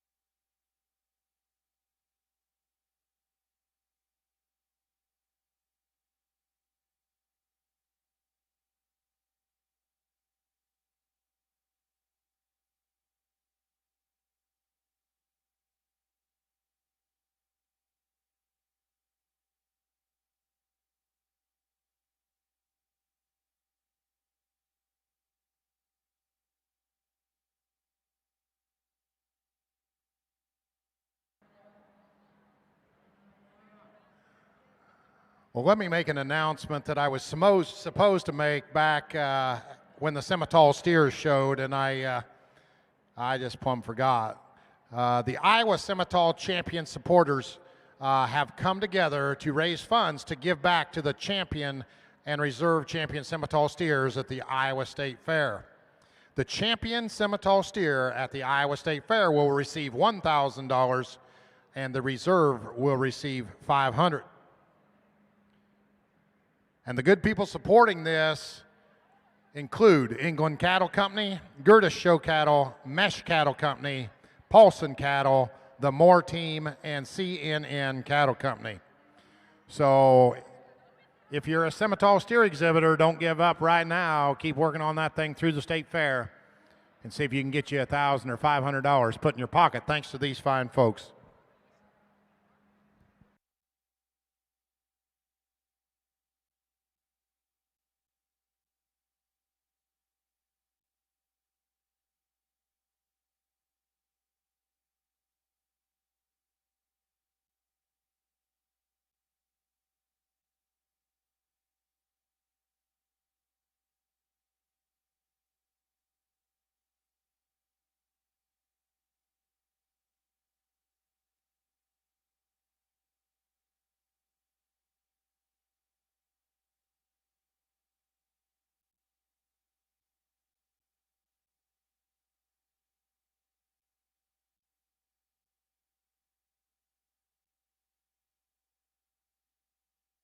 Let's catch back up over on the maintainer heifer side, Class 134 placings. First place, Adam Brugman of Paulina. Second place to Olivia Noonan of Bernard. Third, Bryn Young, Wellman. Fourth, Paige Martin of Springville. Fifth, Adelaida Ebersol of Kellerton. Sixth, Jake Wales of Wyoda. Once again, that was places for placings for Class 134 maintainer heifers. And placings for Class 135 maintainer heifers. First place, Landon Tipkin of Wyoda. Second to Reese Glenn of Colfax. Third, Ethan Temez of Mechanicsville. Fourth to Kyle Anderson of Olin. And fifth to Aubrey Wallace of Harris. Once again, that was your placings for Class 135 maintainer heifers. Currently in the ring, Class 136, 2 more classes.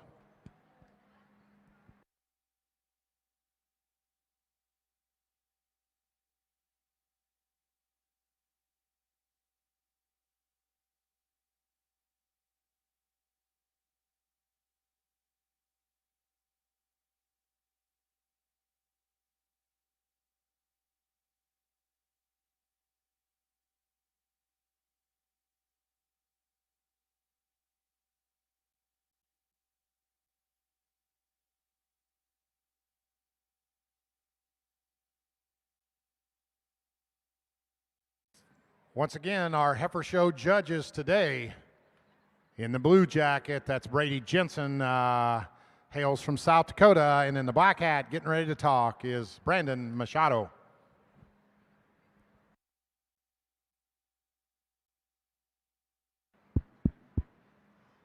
Got an interesting class of them, and certainly a class where we had to have some discussion and really dive in and break some things down.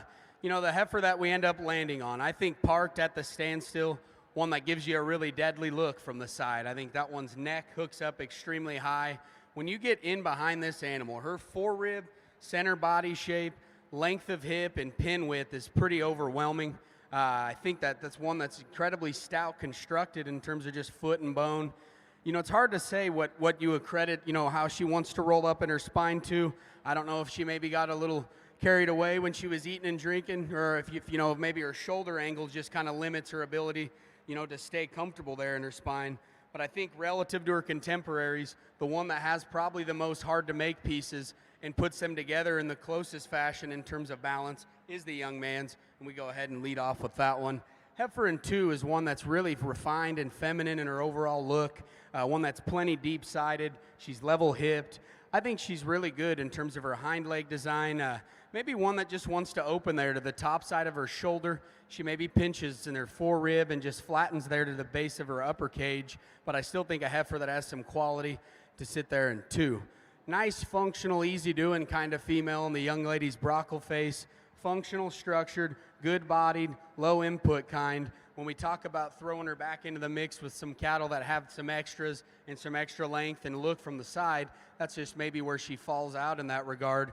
Then we bring the young man's heifer there in 4, one that's really big and stout, really big-ribbed kind of a heifer. She's just one that gets a little east and west for us in terms of her front footing. Like to lay that one back in her shoulder and just smooth her up in her point of her shoulder, make that neck jump up a little higher and cleaner out of the top side of her shoulder there. The young man that comes next, really round-bodied one, incredibly stout constructed. We just need to fix her off both ends and just set her back in her shoulder, free up her hock and her pastern. Young lady brings us a nice heifer next that's moderate, easy keeping kind of cattle. She's good-bodied, one that's just a little rounder there in her hip, rounder about her shoulder, and just maybe doesn't have the balance of some of the others. And then we round out with the young lady's stocked-footed calf, one that's certainly neat-looking. She's fresh in terms of her condition. We just got to soften her up and just fix her in her foundation and foot size. Really nice cut of cattle.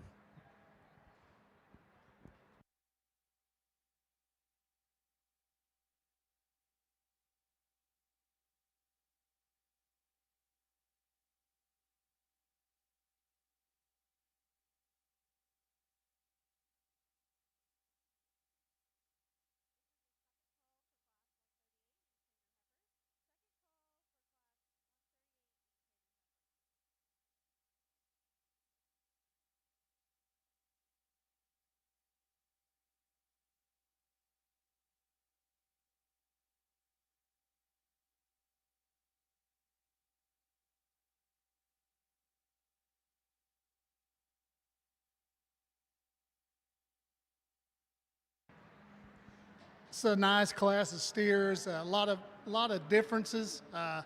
I think the steer that we start with, I think he's the most complete in terms of his balance, his body, and his shape. And where we really like this calf is when we get off of him, the way he proportions from front to rear, real level, real square, and adequate in his movement. I wouldn't say that he's perfect, but he's good enough. But I really like how he's proportioned, his rib shape, his levelness, the hip, and just ties it all together in a nice package. The gold steer that we moved up, a little deceiving. He's really chunky and boxy, and then sometimes you get off of him, he wants to look a little shorter couple, but then when we get him pulled in over here, I think he more closely follows the type of the steer that we use to win the class. He's just a little softer, a little chunkier, and a steer that I think combines some muscle and product with a nice package.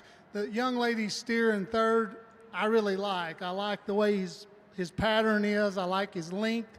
I like his soundness. Just the longer we stayed out here and watched him, he wanted to get just a little shallow. When you get right up on him, it doesn't look as bad, but when you get back off of him, he's a little bit shallow and a little harder made, and he appears to have lost some hair and doesn't look quite as fresh, but I really like that calf if he does the right things. The next calf, a little shorter couple, a little boxier type calf that gets a little tighter in his forerib, and maybe we'd like to see him just reach out and stride a little bit better, but really, really nice pattern, real good balance, really complete.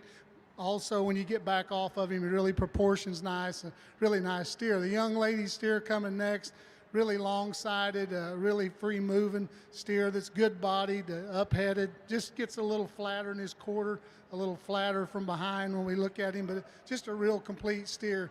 The silver steer, I guess, of the next four, just a little more complete, probably doesn't have the hair and the softness to him in terms of his hair, but a calf that's just real complete, put together real nice, a lot of body and a lot of shape. The next black steer, a little longer sided steer than the silver steer, just gives up a little bit of stoutness and some body and depth. The young lady's gold steer next, a really nice proportion steer that's balanced and really eye-appealing. He's just hurt his leg here and it throws him off, so kind of makes it hard to look at. And the calf that we end the class with just needs a little more substance and needs to be a little bit stouter from end to end. Really good class of steers. Let's give them a hand.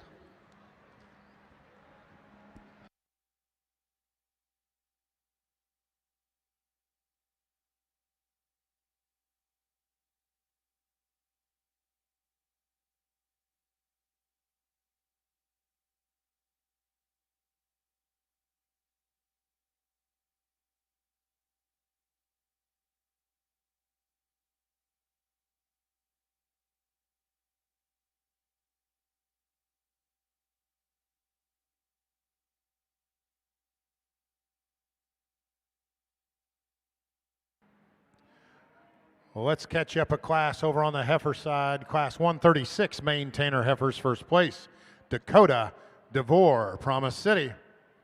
Second place to Haley Steffner of Sperry. Third to Madison Thoman of Ainsworth. Fourth to Landon Rosenboom of Bussey. Fifth to Ryland Gall of Strawberry Point. Sixth to Casey Fink of Center Point. And seventh to Olivia Briggs of Letts. That was placings for class 136, maintainer heifers. Class 137 currently in the ring, and then one single entry, and judges Brady Jensen and Brandon Machado will be selecting your champion maintainer heifer here at the 2021 Iowa Beef Expo. Hey, this is a good set of maintainers. I think really fun to evaluate. I think as you get into these cattle, your first impression was there was quite a few good heifers in this set. Brandon said it the best, young lady's heifer here that surfaces is pretty dang hard to make. I think when you get in and start analyzing her for all the good that she has, you know, there's some things structurally in all four of these cattle that you could tweak ever so slightly, but I love this one's size. I love her refinement. I love her condition and her chest. Her body shape is excellent. I think a lot of that heifer that wins this class. The heifer that probably didn't hit us as hard at the first was this white stocked-legged heifer. The more you study her, the more she easily becomes our second place heifer. I actually think she's got a little bigger foot than the heifer that's just in front of her. I think she's got more real muscle shape, probably honest shape to her pins and stifle. I still like some power and some robustness and shape in breeding cattle, and she has that. Her front toes just kind of twist out up front ever so slightly. She maybe came in a little fast and wasn't handling her top line just quite as nice there, but a big-footed, heavy-structured heifer with power and a nice look. You know, at first we probably had third and fourth switched, and I think we just like the function of the heifer in fourth a little better. Smoother shouldered, more refined, a little extra set to that hind leg, but really, really functional. Obviously, she's not as powerful. Obviously, she's not as stout, but good cattle that I respect just where she comes from a feet and leg perspective. This one's highly presented. Young man, when you got him parked, we have no doubt that this heifer could be second. Once we put these cattle into motion, we just had to draw the line, and I don't know if she quite moves good enough for us. Just a little wide up front and tight in her back leg, but man, do you have her presented good. Man, is she bold and stout. Just needs to be a little sounder for us. Heifer that comes next, young lady's got a really good stride and long, level designed heifer. She wants to roll in on those front two. She's not quite as good in terms of her body shape and depth from forerib to flank, but awkwardly long-bodied relative to her height, but you still appreciate a lot about her. Young man's female that comes next. The next two, a little contrasting in their type and their kind. Young man's heifer's big and stout and heavy structured. Probably needs to be a little looser made and deeper as you study her from underneath back into her flank. Big, long, big hip, shapely, hard-muscled heifer that comes next. Young lady, I'd just like to see her a little more functional back to her flank, but man, she's got a big hip and she's powerful.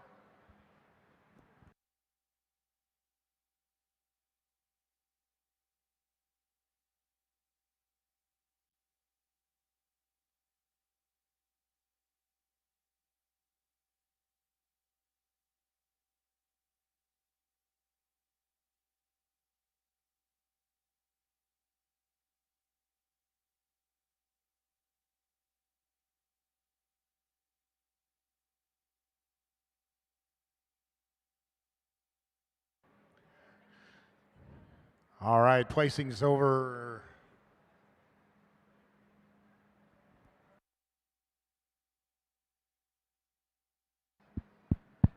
Got a real nice January single entry here. I think this one's really nice in terms of just her foundation and her build.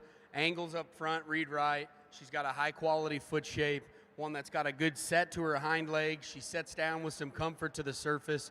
I think one that certainly you can appreciate her extra body shape, one that certainly has some power. I guess if we're going to get on this one just a little bit, we'd thin her up in her neck shape, clean her up there through her shoulder and her chest, and maybe just drop that flank ever so slightly. But I still think one that's functional, certainly has some use for that young lady. Nice kind of a female.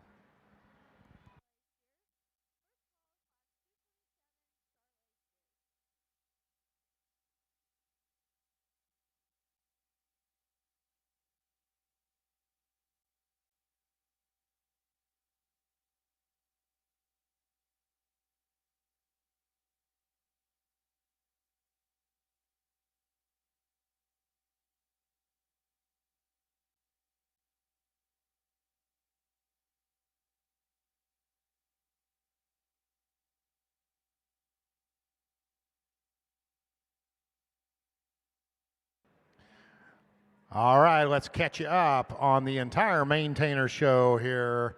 Placings for Class 137. First place, Hallie Recker of Hopkinton. Second place to Riley Short, Masonville. Third place to Madison Pohl of Makokata. Fourth to Kale Plug of Charlotte. Fifth to Aurora Schlichty of Melbourne. Sixth to Bennett Kraus of Madrid.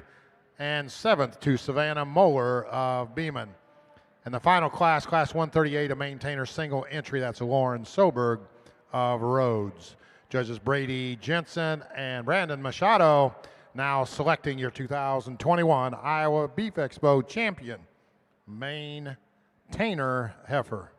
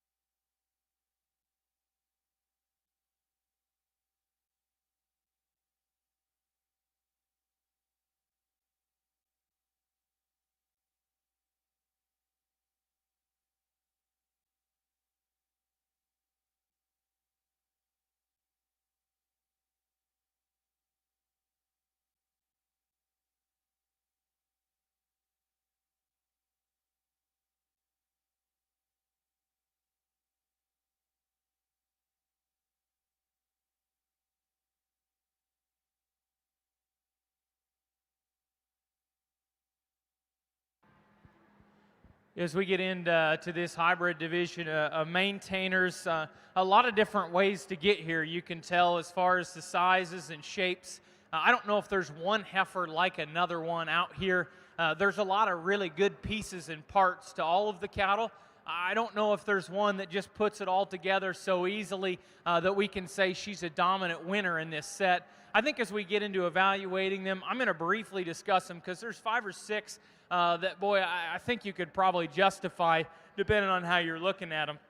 Young lady here with this blue sweater on's got a really complete heifer, just bottom to top, a problem-free critter that's nice structured, appropriate in terms of her body balance and how she's built and her lines and her condition.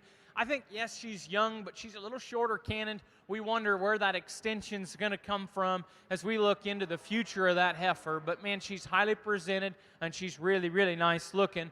The white stocked-legged heifer is one that I think the longer you look at her, the longer you appreciate her in this set. She's kind of built from a different mold than a lot of the other cattle that we've looked at today. And I think I said it best in class, and I didn't realize it even how important it was until we come back out here. The word fresh best describes her in terms of condition and in presentation. I think, you know, her structure as you break it down standing there is very, very appropriate. Something about her spine and hip and right hind leg is just not really getting out and going hard today.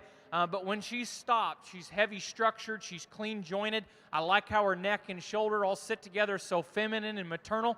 I think when you're way back there, that white does not help that heifer in terms of her belly line and her presentation underneath. There's plenty of shape, plenty of power there, just differences in parts and pieces. The heifer that got a little excited earlier, we got her tamed back down. You know, if we're just drawing lines from the side, that's a heifer that you like in a lot of areas because of how she's built and the top of her neck to her shoulder and down her top line. She's got a lot of hair in her belly, and that really helps that, you know, kind of look like she's got the right sweep underneath. She's interesting when you get into studying that heifer. She's pretty wide at her shoulder blade, and she'll want to roll them front just in ever so slightly. And relative to how wide she is in her shoulder, she could be enhanced in terms of the trueness of her rib cage. I think her levelness of hip is good. Her hock's a little big relative to her foot, but she moves nice in terms of her rear skeleton. Heifer that comes next, I think if we lean her up, man, she'd look real good out here. Pretty necked and bold-bodied and wedged right. Very nice in terms of her hip and her hind leg set. A little heavy condition and a little extra up front, but you get past that, and that's a great cow that's maybe a little moderate in this group. This is the problem child of the group for us, is this heifer that comes next. If you're just cutting them out, looking at presentation and quality standing there, boy, she hits you like a ton of bricks. But the longer you study her, mainly on the go, you just are like, can I use her or can I not? I have to draw a line and you have to make a decision. Standing there, she's overwhelming. Moving, she's tough to look at, and how she's handling her spine. We don't know if it's fill, we don't know if it's structure, but it has to be mentioned. The heifer that comes next, I think one of them that puts together a lot of pieces that you like. She kind of wows you and overwhelms you at first in terms of body shape and true dimension, and yet she looks like a lady as you back off and evaluate her skull. Her length of neck isn't outstanding, but her shape of neck is good. I like how she sets her chest floor into her body cavity. She's so robust in her forerib and blends the smoothest from her shoulder into her forerib and is the nicest back to her flank. A good pinned, good tail-headed heifer. We'd like to just see that one a little bigger footed with a little more cushion in terms of her rear leg.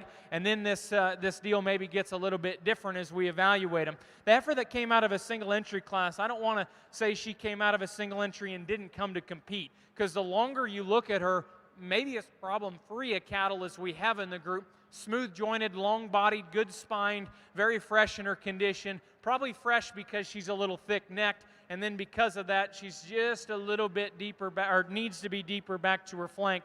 I don't know if we've quite decided yet. I think you could do a lot of things. There's a lot of good cattle out here. Congratulations to these exhibitors.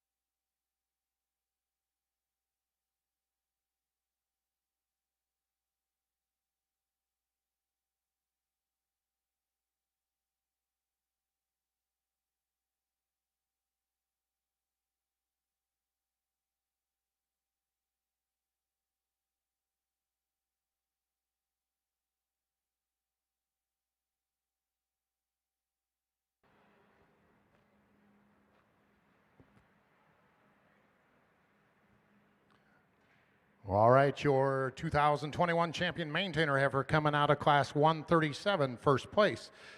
There in that class was Hallie Recker. She'll be your champion. And second place coming into contention, Riley Short of Masonville.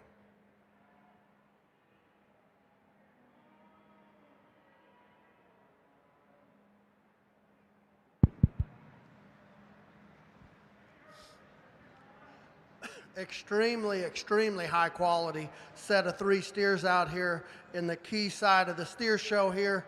We're going to talk these as best we can because I think these exhibitors need an explanation. If I loaded that calf in third to come to a show, I'd be doing it to win. I mean, all 3 of these are high quality cattle in their own right.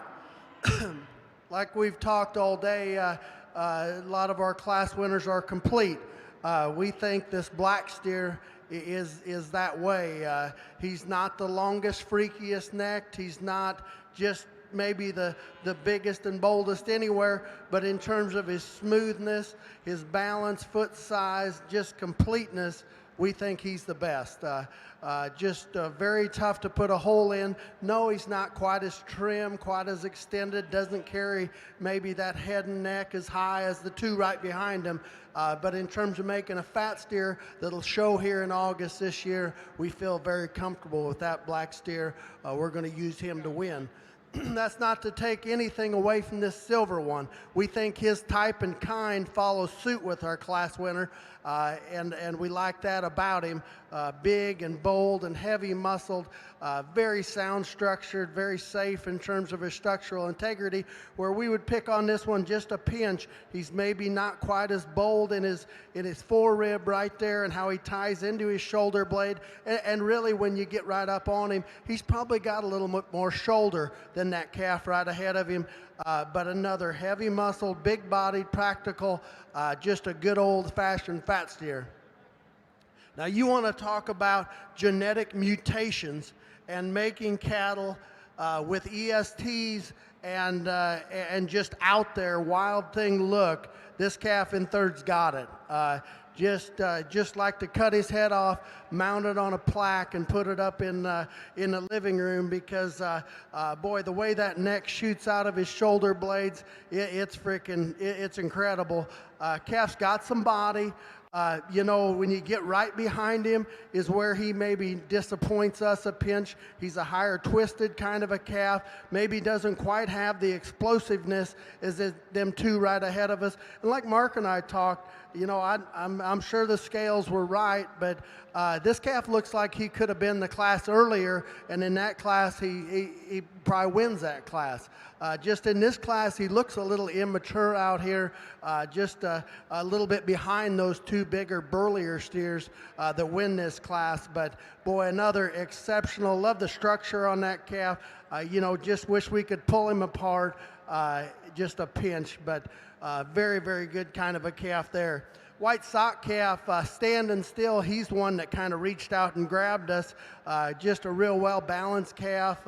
When he sets in motion is where we get disappointed in this one. He wants to just break in his loin a pinch, maybe shoots up in his tail head just a fraction, but a real well-balanced kind of a calf that's got some practicality to him, like that white sock steer. Big outline steer here, probably one of the longest sided, bigger kind of cattle in this class. A calf that gets a little bit plainer up through his front 1/3, maybe not quite the added dimension to that center body as steers on up the line, but a big bone, big footed calf like that about him. Really square built, square hip kind of calf that comes next. Another one, got big old feet in him. I like that about him. Real up-headed, sharp-fronted calf. When you get him in motion, we just liked him to reach just a little better off both ends. But, hey, that calf there does the right things. You get a good hoof trimmer on him, that calf's going to be there in the end. The silver calf that comes next, you know, here's a calf got a lot of back shape and top shape to him. One that's a little straighter in his shoulder and his front knee, a little shorter fronted, a little plainer fronted kind of a calf, but love the top shape and back shape in that individual. long fronted, real stylish kind of calf that comes next here. He gets a little straighter off both ends of his skeleton. We just like to see him move out with a little bit more flexibility off of both ends. Big outline, big back kind of calf that comes next here. One that's just a little shallower flank, shallower bodied. Maybe doesn't move as true and square as you'd like to see off his back too. Young lady's black steer here that comes next. One that just real balanced and proportional, but just doesn't have enough sheer carcass power to him to run on up ahead of them, ones ahead of him. Then we round out the class with a real big-bodied, practical kind of steer. Just doesn't have enough sheer volume of muscle to get on up any higher.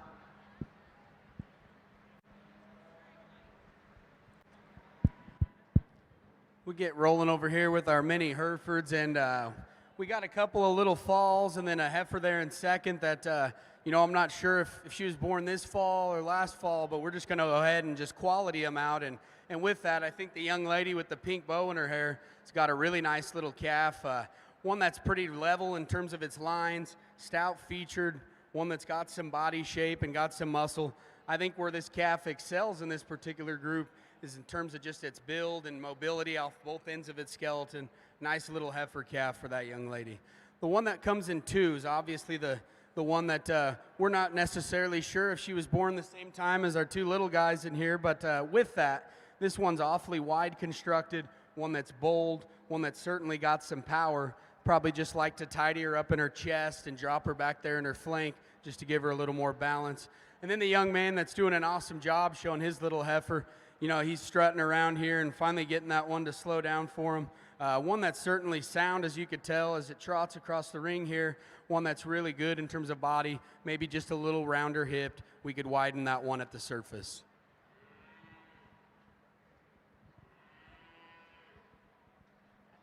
That's the slowest. I feel like I've been in your way all day.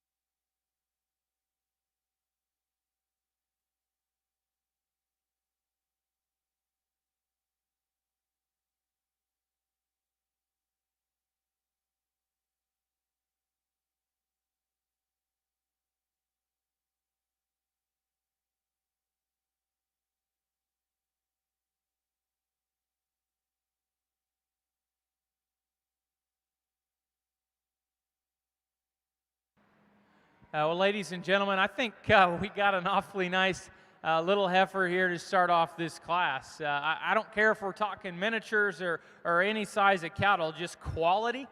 Boy, this one's pretty dang nice. I don't know if I'd want to be the person having to maybe fit that belly. It'd be a little low to the ground, but man, she's bold and she's neat looking, high quality hind leg, young lady's got a very, very nice heifer. Congratulations on your class winner. I think the heifers in 2 and 3 are awfully interesting, and you could probably discuss them how you may and sort them how you may. Some differences that we see of the 2 prettier necked heifers here in 2nd and 3rd. This heifer comes with a little more width to her pins. She's a beautiful profiling, neat fronted kind of heifer. Another really sharp looking one that's got a little more white running down the top of her neck. She's youthful and elegant in her look, wants to dip her pins ever so slightly, and just doesn't come with the same shape and power that we find in the 2 above. There is more power, more shape and dimension in the young lady's heifer that concludes the set. A little more navel, a little plainer in her neck shape. You know, as you project them out, maybe not as fancy, but bolder. So there's some discussion and some shuffle, but we're comfortable with how we like that class.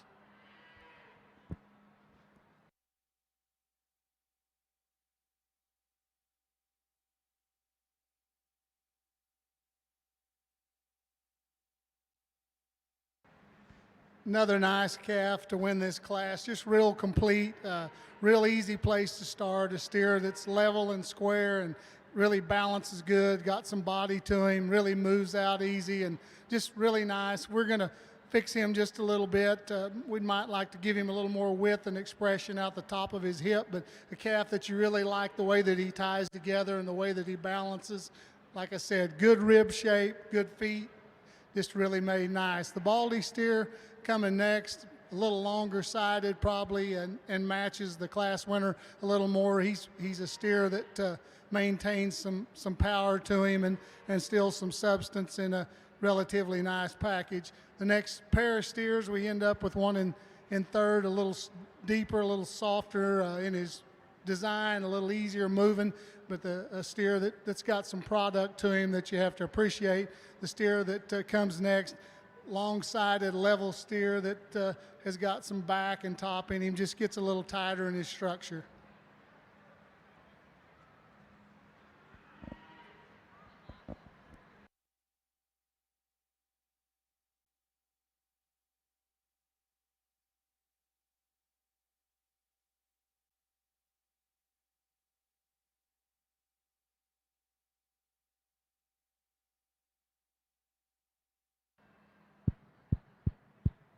You know, it's always fun to get in here when these younger kids show these minis, and I mean to tell you, this one that wins is certainly nothing to joke about. I think that one's quality and balance, and especially at the ground in terms of their shoulder, how good she remains in her spine and utilizes her hawk and pastern. Really good balance, clean-chested, ones that's got an extremely high-quality look, really nice place to start. Differences in 2 and 3, I think, are just a little bit of refinement and length of neck. And the young lady's in 2nd, one that's a little longer, neater there through the front portion of her body, one that's probably longer and leveler there about her hip. We could probably just loosen her up there in her pastern ever so slightly, and I'd probably give the advantage to that. And the one that comes next in 3, she is a little softer there in her pastern, one that's really bold and powerful. We just need to get that one's feet trimmed up, lengthen her up in her neck, and just level her out in her spine. What a nice female.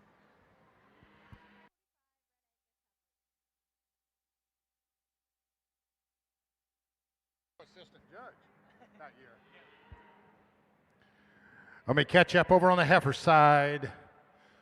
Miniature Hereford Division, Class 139, first place, Hadley McRunnell of Webster City, second to Quintry Lee of Mount Pleasant, and third to George McCullum of Colo. That was the first class of mini heifers. Second class, Class 140, first place, Kennedy Burns, Oxford, second to Jack Murphy of Melrose, third to Jace Murphy of Melrose, and fourth to Emma Willett of Belle Plaine. And placings for Class 141 mini herfs, Izzy Shea, Camrar, first place. Second place to Kaylin Huseman of Clarence, and third to Leah Muff. They just keep coming here in the Miniature Hereford Show. Another one that's got a great rib cage design, some top and muscle and power. Maybe not quite as neat looking as you study her through her shoulder and her head and neck, but young man, that's a heifer with all kinds of body and power. Congratulations on your single entry.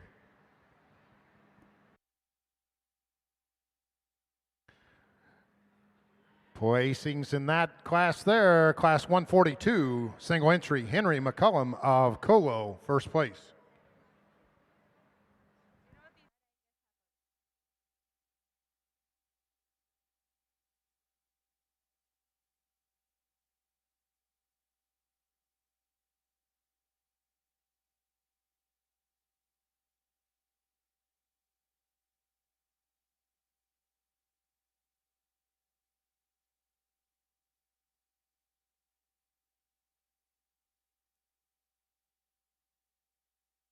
All right, we got a little catching up to do over on the steer side. Kianina Steers, class 224. First place, Cale Klein, State Center. Second, Mason Shalla of Riverside. Third, Peyton Busing of Stockton. Fourth, Dayton Weaver of Mobile. Fifth, to Grace Harms of Bernard. Sixth, to Molly Chapman of Tipton. Seventh, to Aaron Moynihan of Manchester. Eighth, to Coy Bruce of Red Oak. And ninth, to Grace Pierce of McClellan. That was placings for class 224, Kianina Steers. Placings for class 225, Key Steers. First place, Nora Lund, Corning. Second, to Laney DeVries of Red Oak. Third, George Sinclair of Williamsburg. Fourth, to Reese Glenn of Creston. Fifth, to Cash Johnston of Rhodes. Sixth, to Andrew Matthias of Fairbanks. Seventh, to Jamie Hellick of Garner. Eighth, to Ethan Heitsusen of Williamsburg. Ninth, to Slade Graham of Stanton. 10th, Jaron Werner of Mount Auburn. And 11th, to Ethan Timmis of Mechanicsville.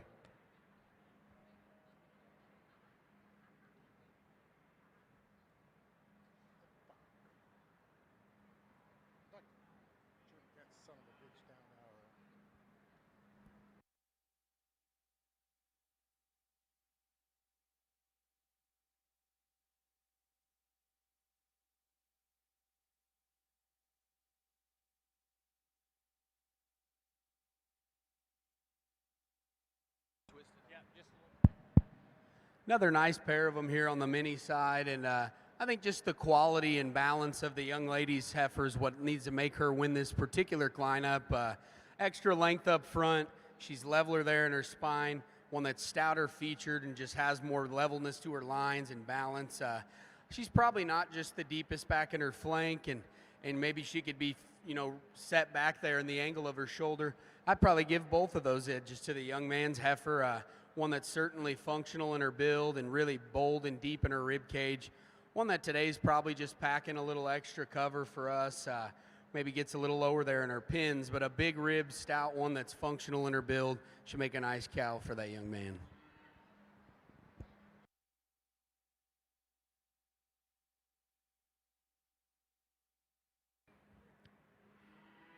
And finishing up the final class of Key Steers, first place, Alexa Fitzgerald, Tipton. Second, to Ryder Hogan Lennox. Third, Tyson Maurer of Ladora. And fourth, to Natalie Achmere. Judge Corey Thompson, go ahead. As we get ready to pick our champion Key Steer out here again, another tough division. Let's give all the exhibitors a big round of applause, if you will. It gets really, really close for us out here, and not to sound long-winded, but I just think when you bring as many of them as there are out here that are good, you deserve to know why you got beat, in my mind, or I would want to know that, I guess, driving home. To us, boils down to these four last steers here. The calf that comes out of the second class, really like this one on the ground. He's one you study him. Love his foot shape and the way he moves his joint work is just awesome. Very well balanced calf. No doubt about it. He gives up some muscle to the cattle behind him. Maybe not quite as big and bold in his rib shape as some behind him, but that's a calf in terms of structural integrity, one that we absolutely love. The well-balanced, complete calf is this calf out of the third class. Just no major holes, not just a wow factor kind of a calf that just reaches out and grabs you, but there's no holes in this calf. You know, if we're just going to nitpick on him slightly, how he sets down on those back two, not saying he's unsound, but maybe just a shot uncoordinated, how he handles those back two, but that's a well-balanced, good rib shape, good honest fat steer right there. The explosive steer is the calf that comes next. Here's the one.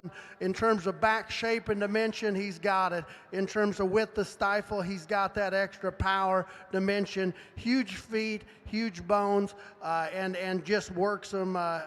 He's got the feet and legs to climb tall mountains, like that about him. If you're going to nitpick on this calf slightly, maybe not quite the length up front, maybe not quite the cleanliness up front is a couple ahead of him, but that's a calf, power, mass, foot, bone, he's got it. This calf that rounds out the deal in terms of stylishness and the way his front 1/3 is put together, we maybe like him as good as any. Good rib shape. You know, if you're going to nitpick on this calf, he's a little higher flank kind of a calf, and like Mark and I were just talking, when he goes away from you, you just like to raise his pins just a bit and level him out of his hip just a smidgen.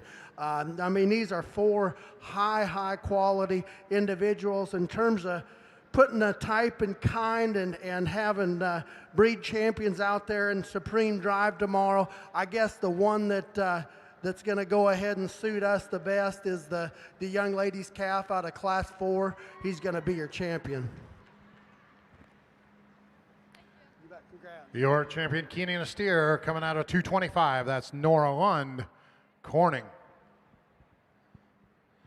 Over here on the miniature Hereford Drive, fun to work through this group with these young people. I tell you what, though, it's not fun to place them because it's pretty tight here, particularly on the top end, and a lot of pretty nice cattle that come in a high-quality fashion to us. We kind of boil it down to the two young ladies here in the second and third hole, and we don't think you can go wrong. We think either one of the young ladies' calves are really, really high quality. You got a bolder, stouter one and a longer, prettier one. For us, we think the one that's harder to make is the young ladies out of this second slot. Congratulations to you, and the one behind will be reserved. Congratulations to the miniature Hereford exhibitors.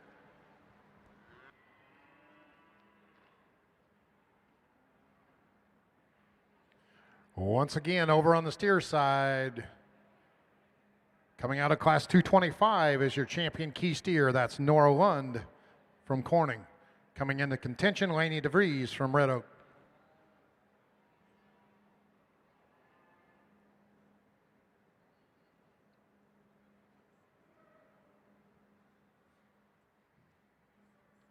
Judges Mark Kopis and Corey Thompson talking about which one will end up your reserve champion key steer.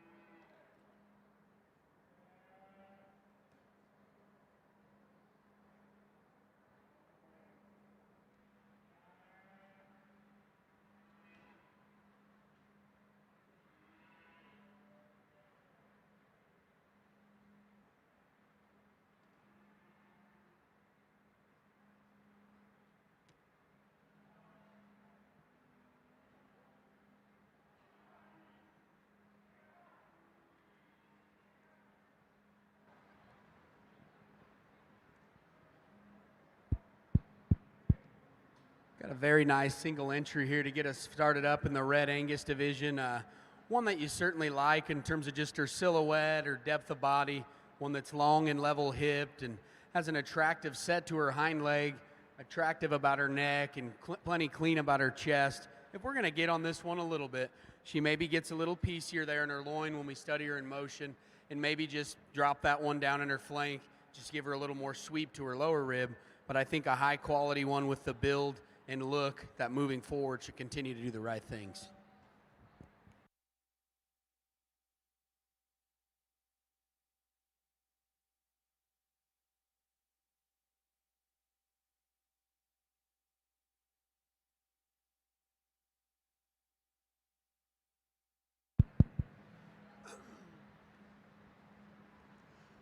I guess as Mark, as I study these out here for a reserve, again, it gets, like everything today, it gets very tough again. And it boils down to, honestly, between these three in the center here. But to me and Mark both, in terms of following type and kind of cattle that got some rib shape, some natural muscling, and that are going to be on a path to the purple ribbon at the state fair time in August, we like the young lady's silver calf here. He's going to be a reserve.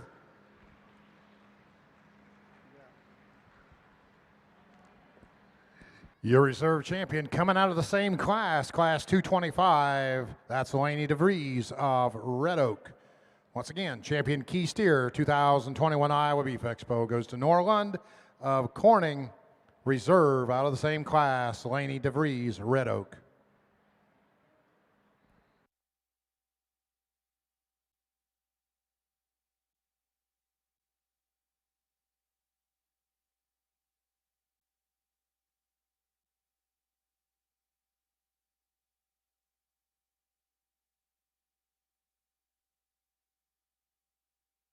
As we continue to work through this heifer show, I think we're struck with a pretty nice, freshly presented Red Angus heifer. Young lady, we like your heifer quite a bit in terms of just balance, quality look up front, comes to us in a high quality fashion underneath. I think structurally, it's a heifer that you like in terms of range of motion and reach. We can neaten up maybe how she sets her shoulders and front feet down, but high quality, good looking, very nice Red Angus heifer to start the class. Probably a stronger topped, better tail-headed heifer that comes in second, really lean in her condition yet. Both those heifers have a lot of gas left in the tank. That one gets a little bit frailer down to the ground, but a really nice heifer in terms of strength at top, levelness and correctness of tailhead.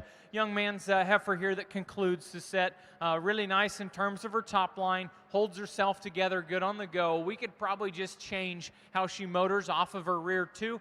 Probably a little behind in terms of performance, but a long level top heifer.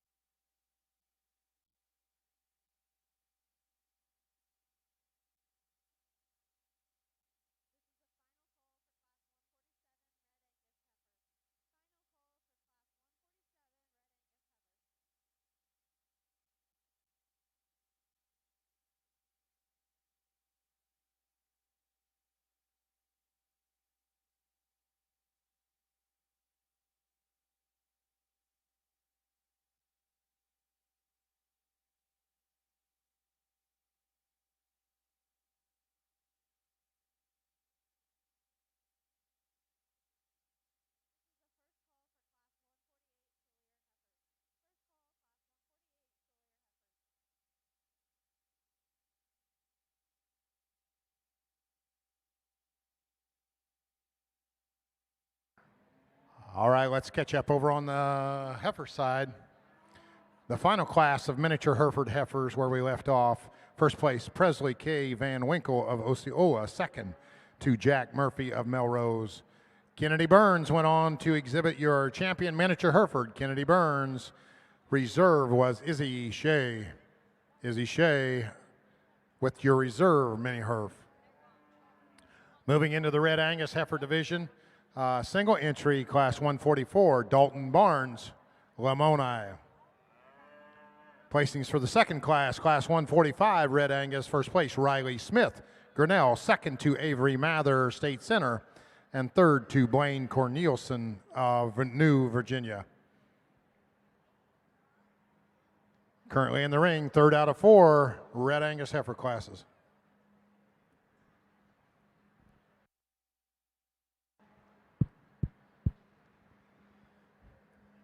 Young man that goes ahead and wins this class brings us one that gives us a high quality look there at the standstill. I think one that's extremely long necked. She's plenty tidy there through the floor of her chest. One that's got some spring of rib. I think at this stage from a maturity standpoint, she's plenty deep back into her flank, and one that really postures up nice in her hip and hind leg here at the standstill. set the cattle in motion, and we could probably go and fix a few things.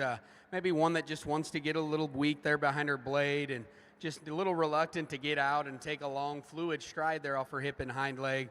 She's also wanting to fight the halter quite a bit, and I still think her overwhelming quality and look makes that one a pretty easy one to find. The 1 and 2 gets up here just from the fact that she's kind of the easy keeping find of the remaining trio. One that's big and robust in her rib cage, plenty deep-sided. I think she's functional enough in her structure. Is she aesthetically pleasing in the way she gets around the ring? Maybe not. She's a little straighter there in her shoulder, wants to get up in her spine and just pull that hock in and just maybe not flex her ankle quite as good as we'd like. A big, growthy, high-performing one that comes next. I love her shape of body. If we could just deepen her back into her flank relative to her chest, widen up her pins, and just can reconfigure that hind leg posture, then I think that's one that could work up in that lineup.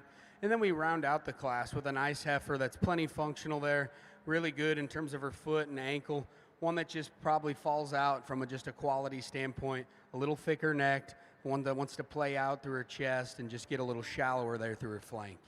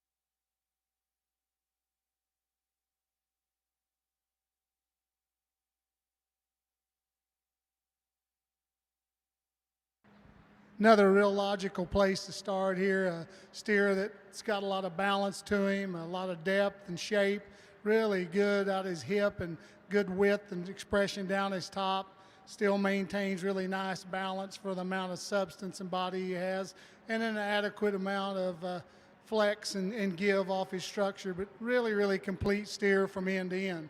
The next steer, a steer that's really square, a little longer sided probably than the steer that wins the class, a little more up off the ground, but a calf that gets just a little tight in his structure off the front and rear both. We'd like to loosen him up and make him better that way, but just in terms of conformation, he matches the steer that wins the class. The next steer, a bigger, growthier steer that's got some length and some width to him, just a little flatter up in his forerib and a little bit deeper set in his chest and neck, but a steer that's got some length and some function to him. Next two steers, the silver steers, both nice, balanced and complete steers, just giving up a little size and power today in this class.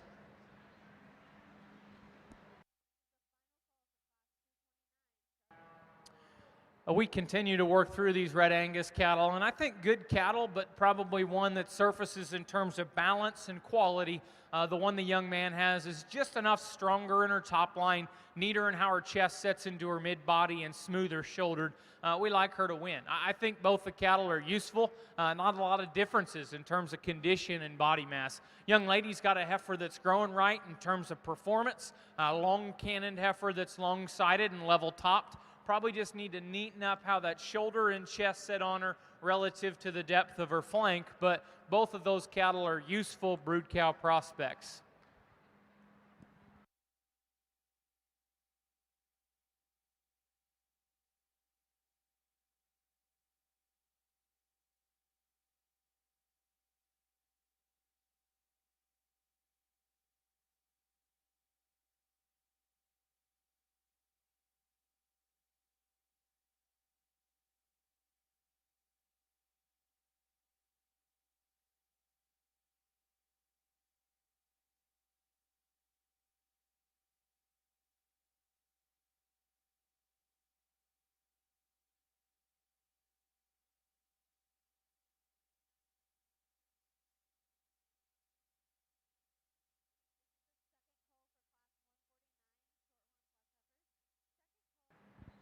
We think the Red Angus division wasn't as deep in numbers, but the cattle that end up working to the top group are very good, and they're a little greener, maybe not quite as ready to go as some of the cattle we've seen. But I hope you guys around ringside know that the two that we're about to use, we think awfully highly of. They're good in their lines and quality and structure.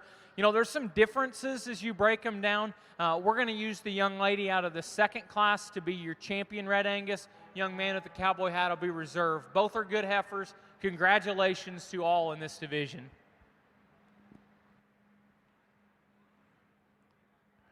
Your 2021 champion Red Angus heifer coming out of class 145. That's Riley Smith.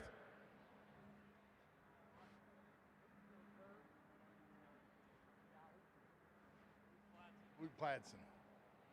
And coming out of class 146, your reserve champion out of Harper's Ferry, that's Luke Pladson. Once again, 145, your champion Riley Smith. Grinnell, reserve Luke Pladson.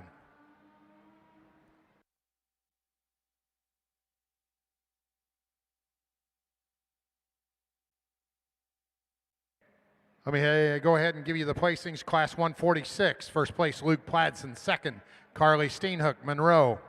Third place, Cooper Avey of Randolph. And fourth to Sage Cornelison of New Virginia. Placings for the final class, Red Angus, class 147. First place, Kate Dodge, Terrell. Second place to Callie Nickel of Gravity.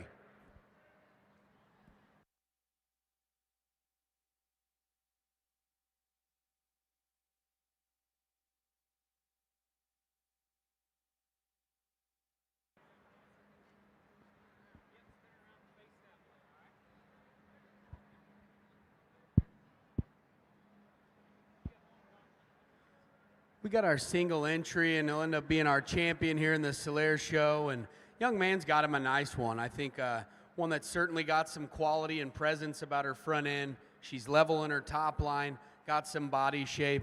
You know, if I'm going to critique this one, I'd say, you know, relative to her side and at this stage, maybe we could just see her a little deeper bodied. And if she can find it to grow deep and out instead of up, I think that one will be pretty nice moving forward for that young man.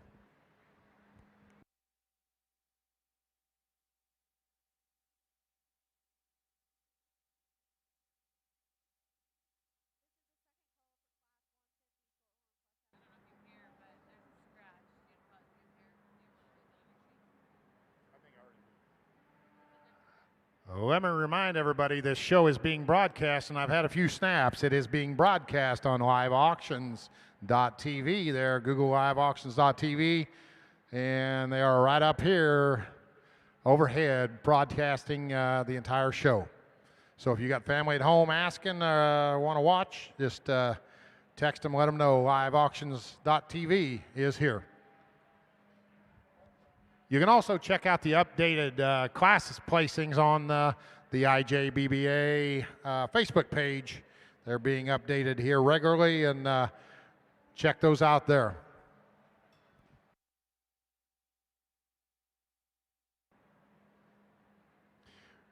Placings in the single entry Solaire division, that was Wyatt Pasteur of Mitchellville with your champion.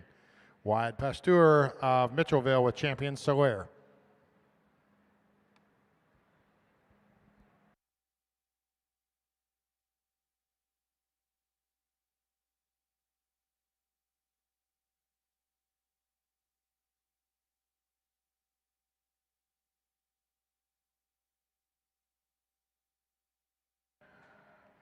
Over on the steer side, placings for the first class of Charlet steers, class 227, first place, Drew Jacobson, Osceola. Second place to Abby Finley of La Villa. Third, Carly Cremines of Williamsburg. Fourth to Chase Simmons of Centerville. Always got to think about that. Chase Simmons of Centerville. And fifth to Haley Dodge of Terrell. That was placings for the first class, Charlet steers, class 227.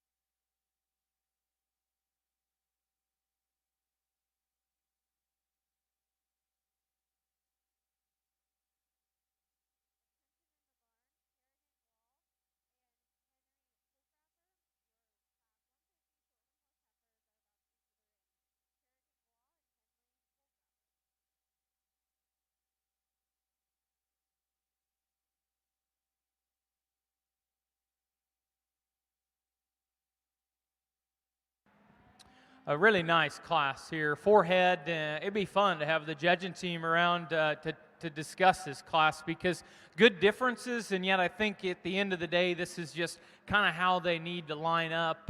When we project the cattle on down the road from today on to tomorrow, I think it's this heifer's structure, length of cannon, and slope of shoulder that probably enables her to have just a little more upside as we look at these cattle going forward. That being said, she's probably longer and smoother in her neck and shoulder, nice in her underline. Maybe her chest can set a little forward in her relative to maybe the heifer that's just behind her. We love her freedom of movement or comfortability as she's asked to go. Plenty of dimension, plenty of power. A very nice heifer to win this class. The heifer that comes second is certainly more moderate. She's got more shape and boldness as you get on top of the cattle and study them in terms of rib cage shape out of their spine. She's wide to her pins and good in her tail head setting. We can see as you study her to the surface, she twists those front two out. I think that's a product of the fact that she's not quite as sloped in her shoulder, but a high quality presented heifer that's very, very bold and very, very powerful. The heifer that comes in third is elegant. I think there's upside and future in this heifer because she's so refined and pretty up front. She's the neatest chested heifer that's still got a very genuine turn of rib and muscle. A little awkward in how she's built in her hip and hind leg.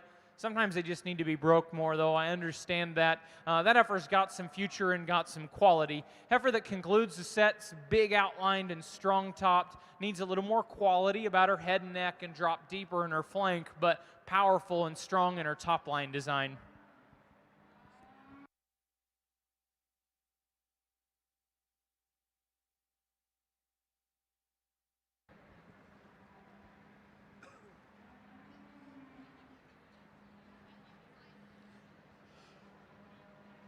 Really a deep class of Charolais steers in this division here. I guess this silver calf we're going to use to win. Just at the ground, his foot shape and size and just how he goes off of both ends. We just think he's the soundest one in here.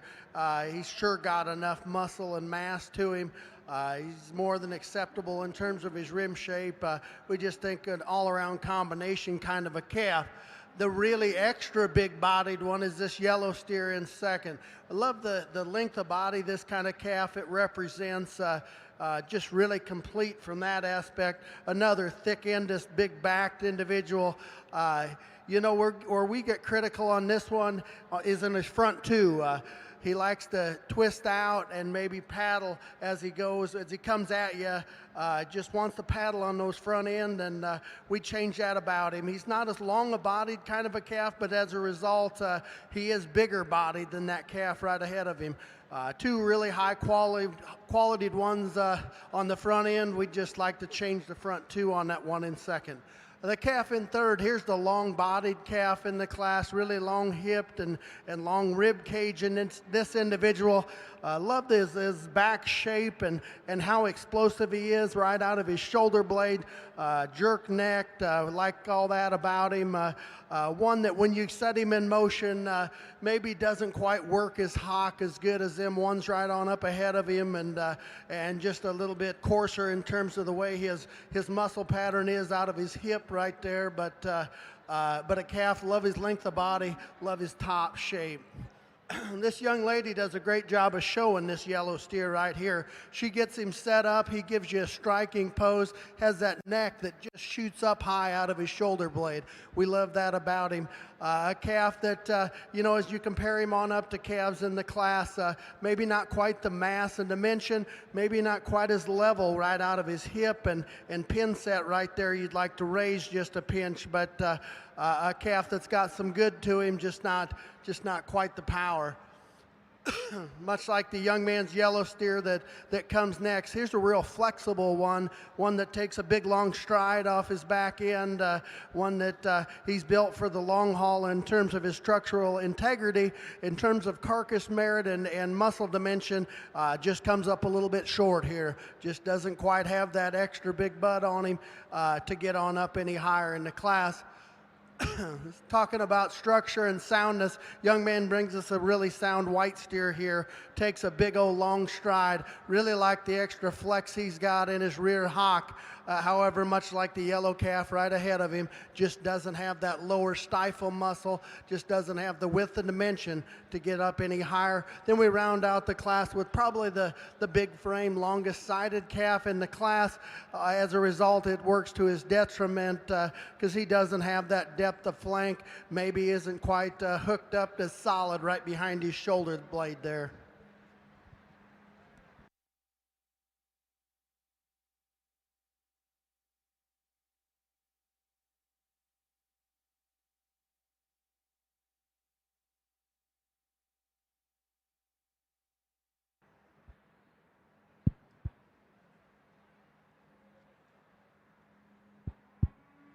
Got a really nice pair of these blue roan heifers here on top in this plus class, and they're certainly different in quite a few areas. The one that we go ahead and start with, probably the one that just in terms of her shoulder angle, the ability to bend her knee and just take a long fluid stride up front.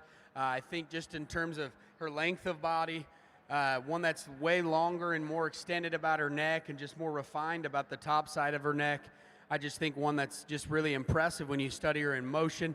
If we're going to nitpick her, that angle right there is a good spot where you could probably just see she needs to just be cleaned up there at the base of her shoulder.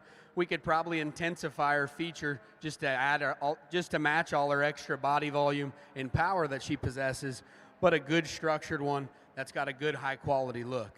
Nothing to take away from the heifer in 2. I think this one from her fore-rib back is awesome in terms of body volume. She's one that's level in her top line. She's probably stouter featured and bigger footed than our class winner.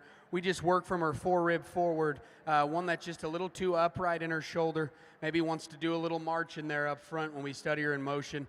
I'd like to just lean that one up and see her a little cleaner there about her throat and down there through her chest, but more importantly, we just got to fix her there up front. Nice kind of a little roan heifer that comes out in 3, one that certainly has some look through her neck. She's got some body and got some power. She's just quite a bit far behind today from a fat standpoint. We got to tweak that one and the way she sets down there to the surface. And then we got a big, high-performing one, certainly has lots of body. I think she's plenty functional in her terms of her structure. I just need to see more body in this one relative to her excess frame. We got to get those feet trimmed up just a little bit, maybe clean her up there through her navel. And then we round out with the black and white chromed up one, really stout constructed, one that certainly has muscle. I just think that her power maybe hinders her ability to just get around the ring. We free that one up in her movement, deepen her up through her center body, work her up a little higher.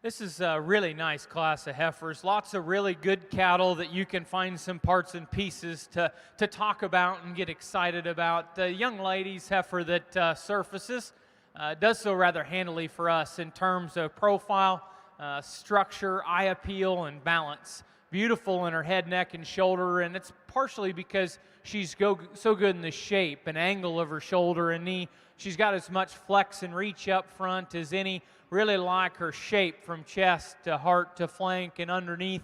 Maintains a good level top line. Probably not the most robust, powerful heifer we've seen, but sure a good looking, pretty profiling heifer there to start. Heifer that comes in second, if we could change her shoulder and knee and maybe her front too, man, we really like her from there back. She's skinny. She's green yet. I think there's a lot of real honest shape in that heifer as you study her upper rib cage. She's strong and good behind her shoulder, like her length and levelness of hip and how her tail head sets in between a wide pin set. She just needs to be a little nicer in terms of her front skeleton. I like a lot about your heifer in third here, young man. She's three-dimensional and bold and powerful. She wants to maybe come a little more open in her shoulder and high in her tail head, but good cattle. She covers her stride, she's bold, and she's got a quality look. This is a nice heifer, young lady. It's a good class. A little skinny, a little green. Stick with it because her balance, her profile, her quality might enable you to slide on up when these cattle mature and develop. We just want to know, is there going to be enough there? Probably not today, and that's where she lands where she does. A nice blue roan heifer that's bold and stout up high maybe comes apart in terms of balance as you study her from her chest to her flank underneath. The red heifer that concludes the set, relative to her frame, got enough body and substance. She's wanting to struggle off her back right leg. Hope she's not injured, but just not wanting to get out and go with comfort today.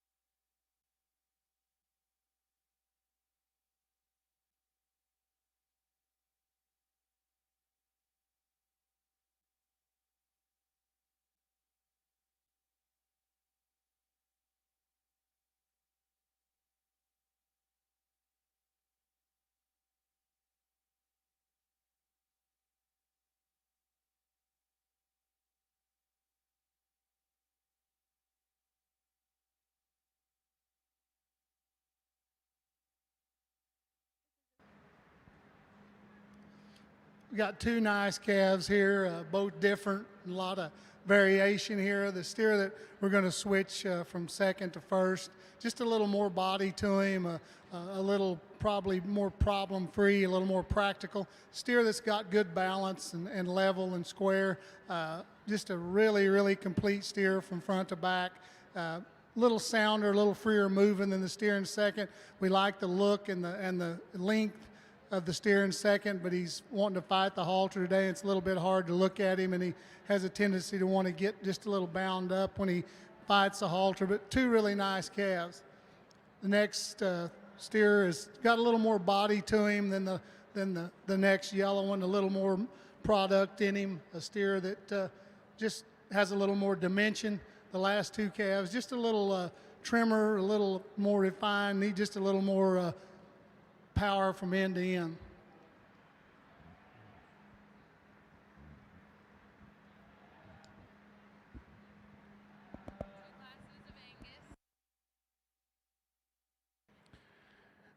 All right, let's catch you up over on the Charolais Steer side. Placings for the first class of Charolais Steers, class 228. First place, Dylan Manning, Waukee. Second to Marcy Bailey of Creston. Third to Brady Werner of Williamsburg. Fourth to Nadine Klofke of Alden. Fifth to Easton Maurer of Ladora. Sixth to Nathan Tapkin of Adel. And seventh to Connor Andresen of Olin. Placings for class 229 Charolais Steers. Final class of the Charolais division. First place, Garrett Arnold, Webster City. Second to Jaron Goki of State Center. Third to William Hoops, Wetz. Fourth, Dawson Minor, Bondurant. And fifth to Dylan Summers of Fort Dodge. We're now selecting your champion and reserve Charolais Steer.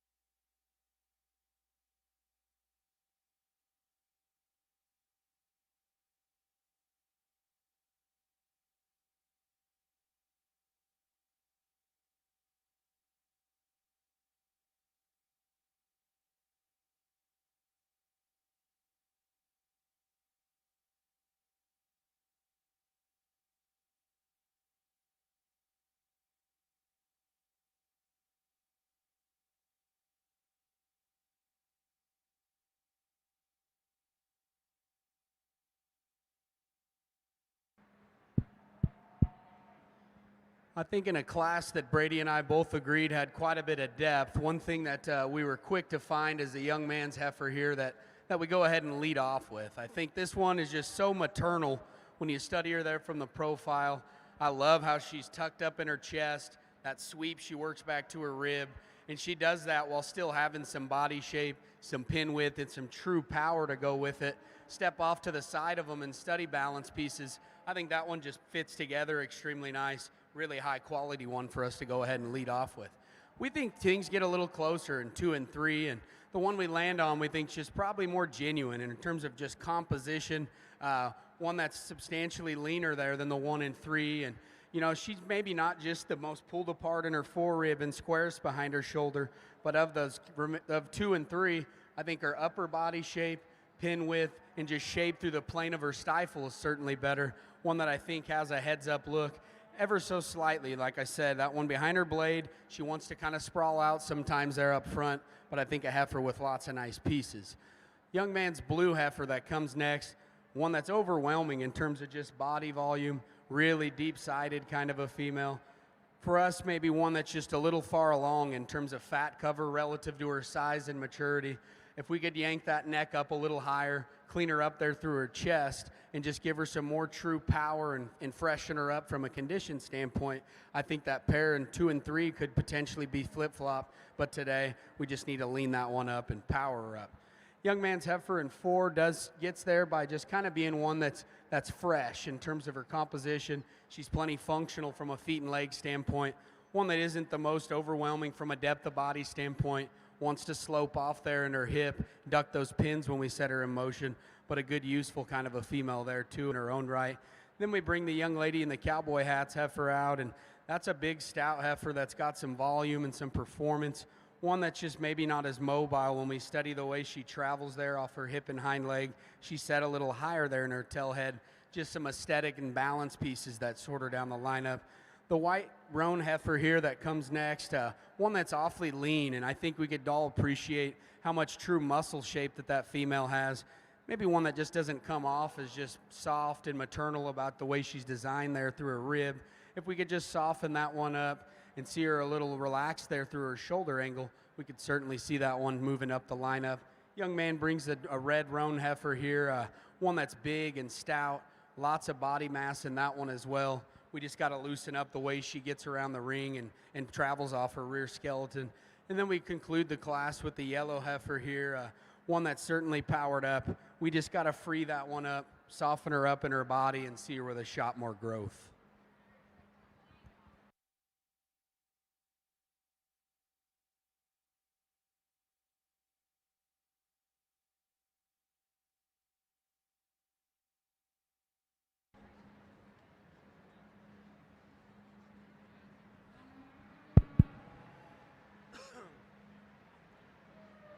As we get ready to pick our champion Charlet steer out here, let's give all these Charlet exhibitors a big round of applause, if you will. Boy, all three class winners out here, just exceptional in their own right. Quality all the way through this division. Maybe not all the same stage and in their life and same type and kind, but high quality cattle in their own right. Young man steer out of the first class. For a younger, lighter weight steer, here's one just very explosive in terms of his muscle pattern. Like Mark said, down in his country, you cut the hair off of this one, he's going to slick shear very, very well. He's got some shape to him. He's got some dimension, good soft feet on him. We like that about him. He's sure not as mature as the two right behind him, no doubt about it. Maybe not quite as wild and out there up toward in his front 1/3 and the way that neck comes out of his shoulder. But in terms of his muscularity and just the type and kind of cattle he represents, we sure like him.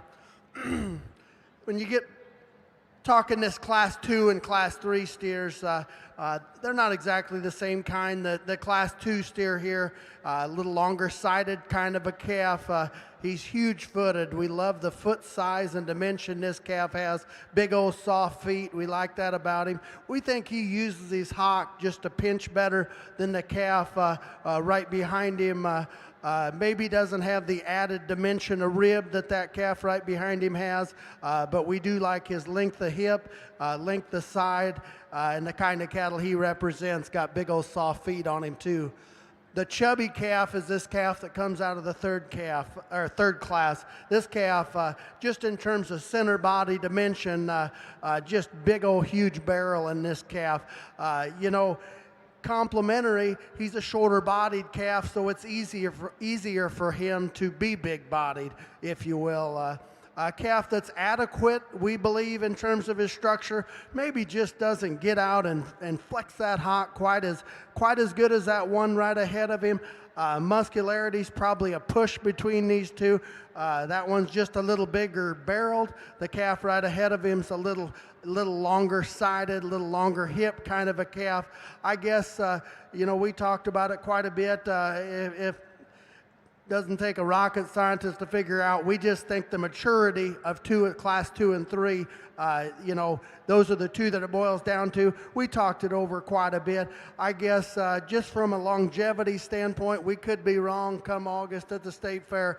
From a longevity standpoint, the foot size, the extra flex, the extra length, we like that calf out of class number 2. He'll be your champion Charlet steer.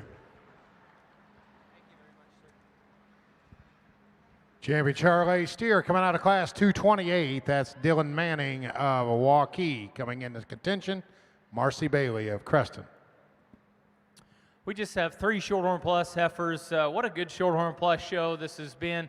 This kind of red and white heifer is just cowier than the other three in the group. Like her mid-body and depth from heart to flank. Good in her top line design. Just think the best of both worlds, balance and cowiness in this set. Maybe not as high quality in her structure up front. Maybe a little chubbier in her condition than what we want to see. But, man, we like her cow character to her rib, her body, her flushing ability. Probably the heifers in 2 and 3, I don't know if there's a right placing. I just think they're different. For us, the black heifer is a little greener and more sensible in her size. She maintains more levelness in her top line and hip. Heifer that's got some genuine shape and power, and yet she's feminine in her look up front. Probably one that we could see just a little looser in terms of her structure, but a nice heifer in terms of power. The red and white heifer certainly is going to cross the scale with more weight. She's strong in terms of how her neck ties out of the top of her shoulder, has some power down her top. You'd like to rearrange the way she sets and travels off of her hind leg and hip. Probably a pair that you could go either way with a nice class winner.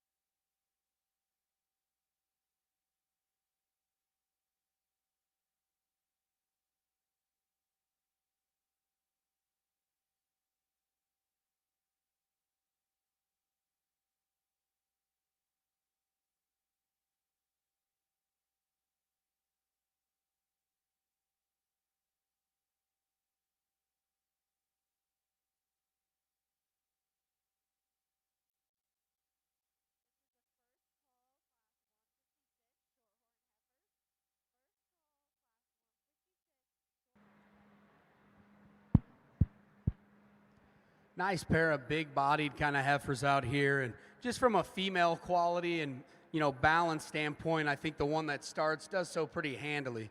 You study the shape of their heads and necks. She's definitely more refined about that. One that's leveler there to her top line. She's incredibly deep-bodied.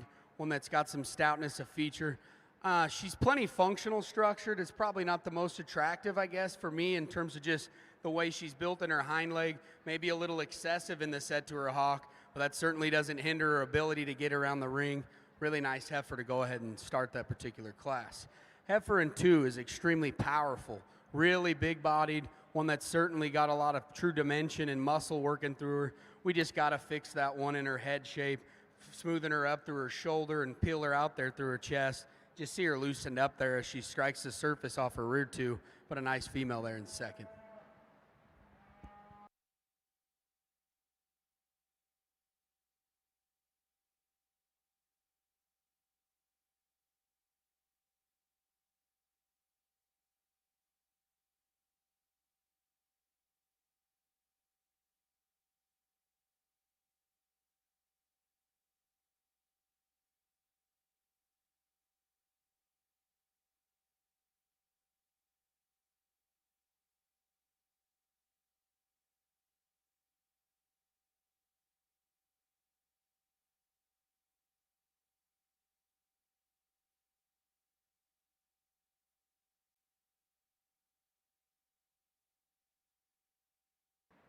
A big, strong, stout September heifer with quality to her top line and lines.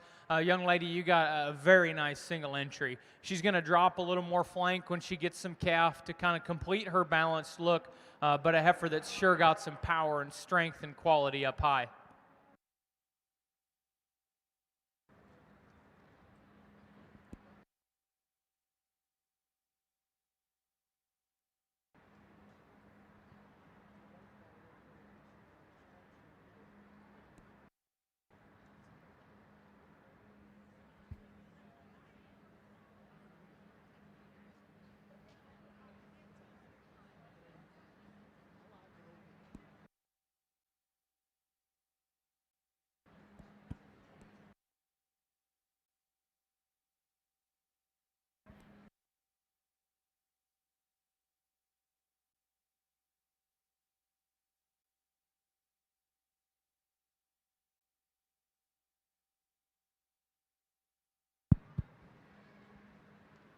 Boy, I guess Mark and I think it gets down really, really close here between these two powerful cattle in the second class and the third class, second place in the second class and this third class.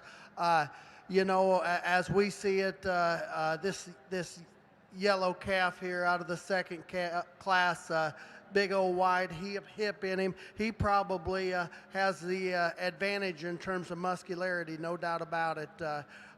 We think the calf that comes out of the last class maybe handles his hind wheels a little nicer, maybe balances up a little better from the side. I guess as we get off of them and looked at them, in terms of a completeness aspect, we like the young man's white calf out of class number 3. He's going to be a reserve.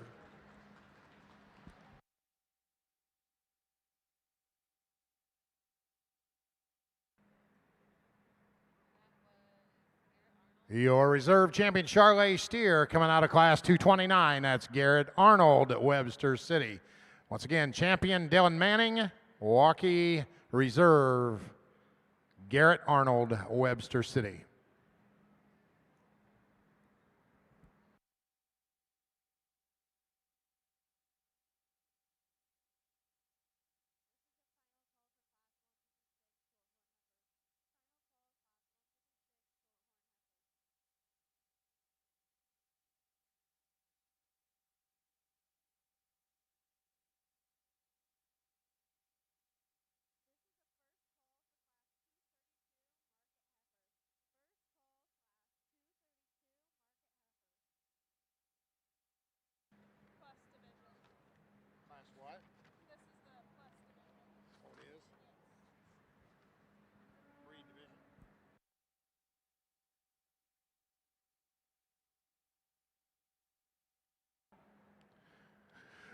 All right, over on the heifer side, let's get you caught up in the Shorthorn Plus heifers. Tell me if they're getting ready to do something. First class, class 149, Shorthorn Plus heifers, first place. Riley German, Atumwa, second to Jaylee Happ of Washita, third. McKenna Sontag, Atlantic, and fourth to Sammy Sagar of Reynolds. Second class, Shorthorn Plus heifers, class 150, first place. Henley Holgraffer of Bryant, second to Addison Brigham of Paulina, third to Kylie Lloyd of New London, fourth Zinlin Lee of Mount Pleasant, and fifth to Kerrigan Glau of Farmersburg. Placings class 151, Shorthorn Plus heifers, first place. Keston Holmes of Wellman, second to Matt Colbert of Riverside, third Benjamin Moffett, Indianola, fourth. Addie Baumert of Harper, fifth. Emma Willett of Belle Plaine, and sixth. Kennedy Beautifier of Hawkeye. Sorry.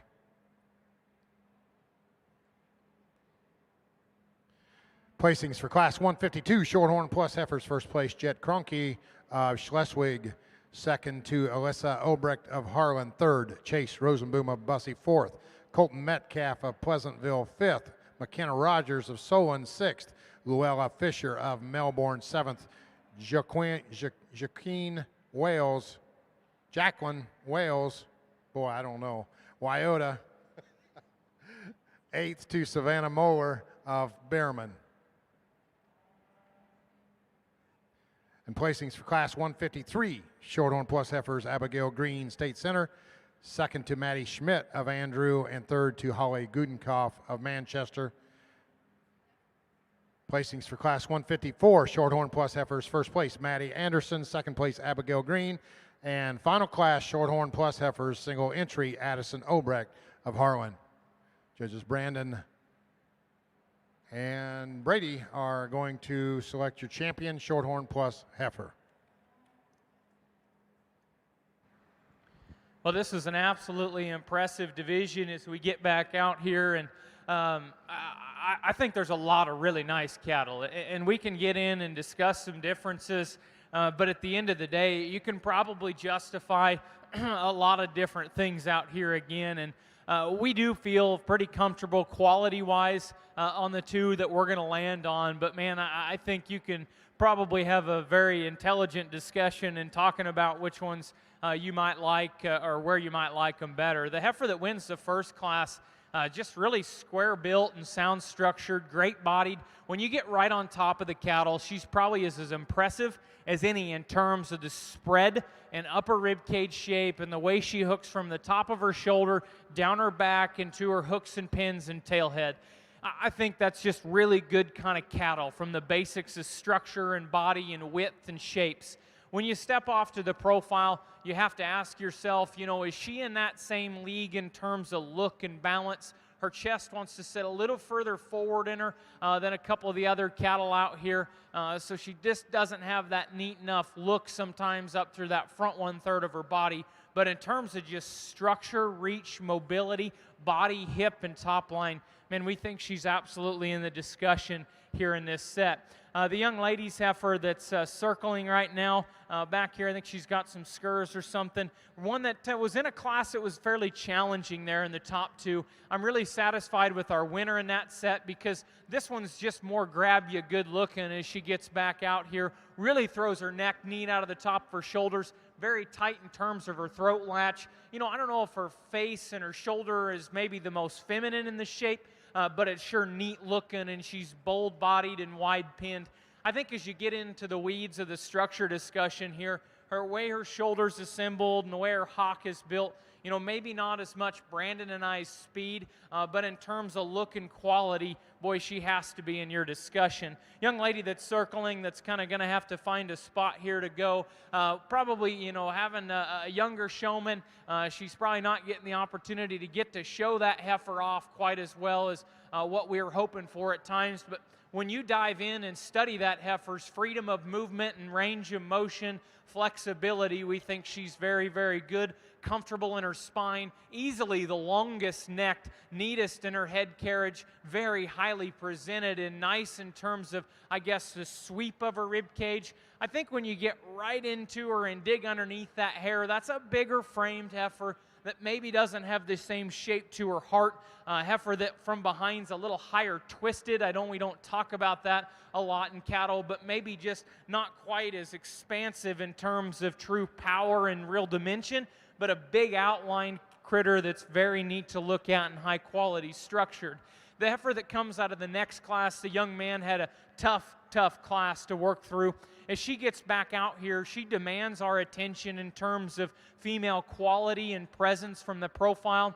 We think she's a beautiful, balanced, high-quality heifer through her front 1/3, blends seamlessly from chest, shoulder to forerib and underline, beautiful in her top line and tail head. I think her structure's good enough. She's not the soft pastern one out here. I don't know if we need them soft pastern, but she's a little tight at times in that regard. Just a discussion piece on one that hits us with so much quality. Good cow that came out of the next class. It's a little plain. Another really nice functional structured one that's got a little extra set to her hock. And then there's this big stout power heifer. We're pretty comfortable in the young man's heifer right here to be your champion. Congratulations.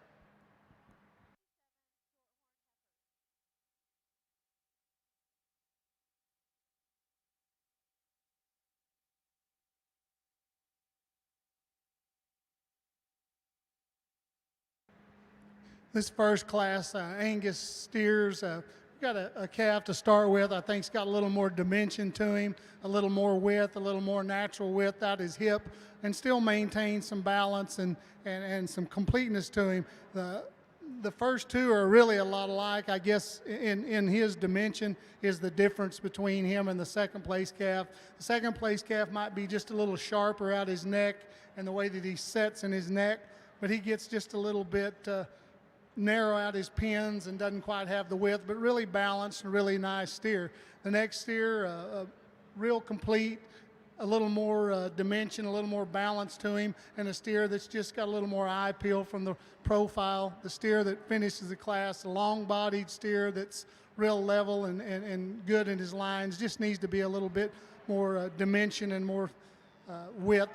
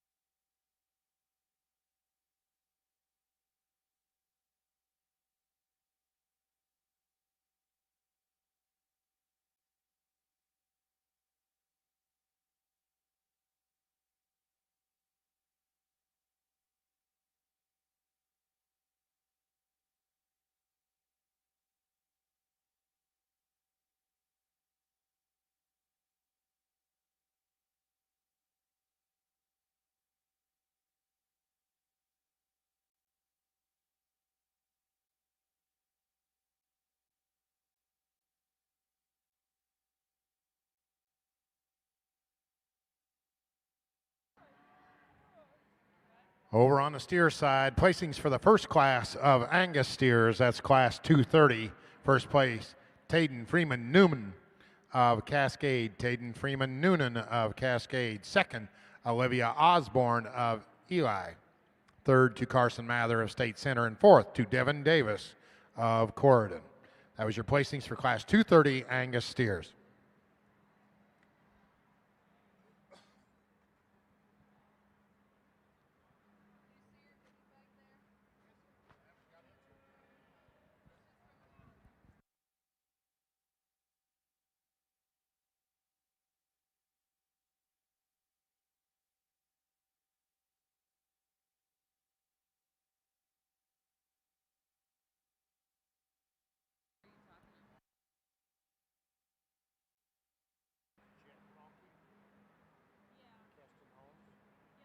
Keston? Where's it at? Right there. 152. And what? Where's the other one? Keston.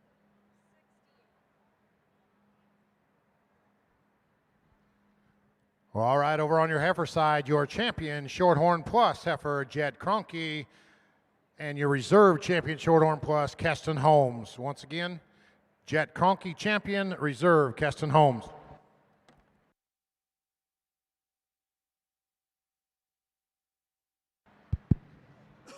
As we round out the Angus Steer Show here, we got one that just kind of flies to the top of the class here, and these three, just a super well balanced, really attractive kind of a calf, just super problem free in his kind. He wins this class very handily. We get beyond him. There's some give and take here between second and third. There's no doubt. I guess we just believe this second calf. He's got more sheer muscle from nose to tail, especially bigger and wider down his top, wider stifled kind of a calf, and just maybe more correct in terms of his build and design. That's not take anything away from this young lady's calf that rounds out the class in third, a really big-bodied, production-oriented kind of a calf that's sure quality in terms of the way he's put together at the ground. But this calf just simply gives up too much carcass merit today to get up in those top two.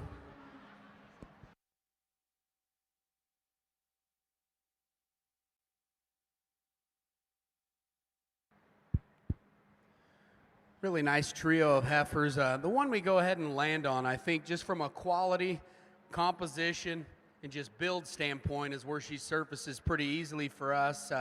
From the side, I really love this heifer in terms of how lean and tidy she is up front, how she still drops back with some depth through her flank, one that's good and level in her lines. She's got some stoutness down low at the surface, one that when you study them coming and going, really square and genuine in her build.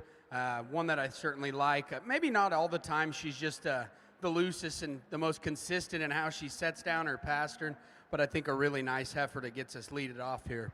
The heifer in two, I like this one a lot from her loin forward. One's got a good look up front. I think she's built appropriate in terms of her shoulder, one that's really bold and deep in her body. From her loin back, she's kind of shorter, measuring about her hip. You know, maybe one that just wants to drop those pins ever so slightly. If we could level that hip up, keep her top line together in motion, I think that pair gets pretty close.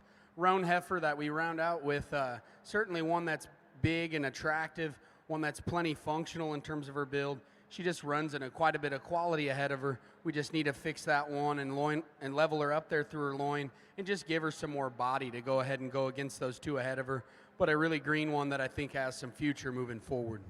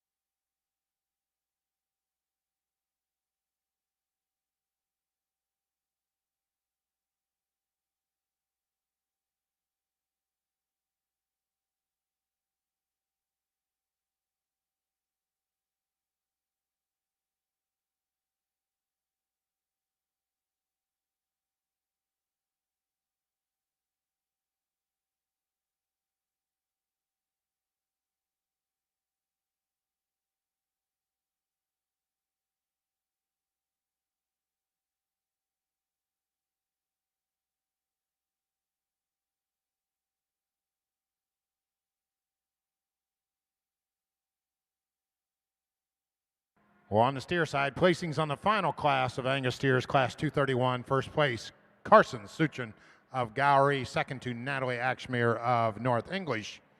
And third to Lily Hammond of Tiffin. Judges Mark Kopus.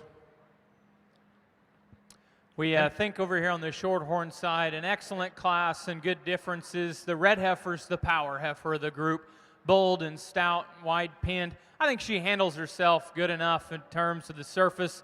To me, she just overwhelms the group in terms of substance, still can get out and go with enough comfort. The white heifer is a little softer structured and softer flanked. Here's a heifer we appreciate a lot in terms of her levelness and flexibility. Probably just like to see a little more shape in that heifer as you get on top of her, and rib and muscle and body. The final two probably a little tougher to figure out maybe which way you go. We use the bigger, more performance-oriented heifer that's got more correctness to her top line. The red heifer is a little bolder in terms of her rib. You could just see more balance underneath as you study her from chest to flank. Nice class winner.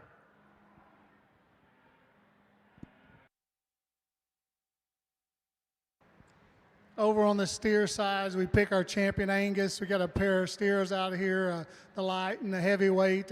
Both nice steers. Their pattern is good and is similar. I think we got just a little more balance, a little more levelness, more width out his hip in the heavyweight, and he'll be your champion.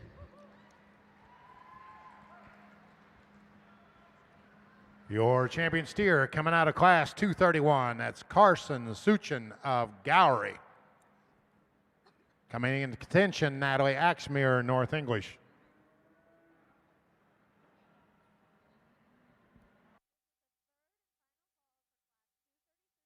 Has he picked a reserve?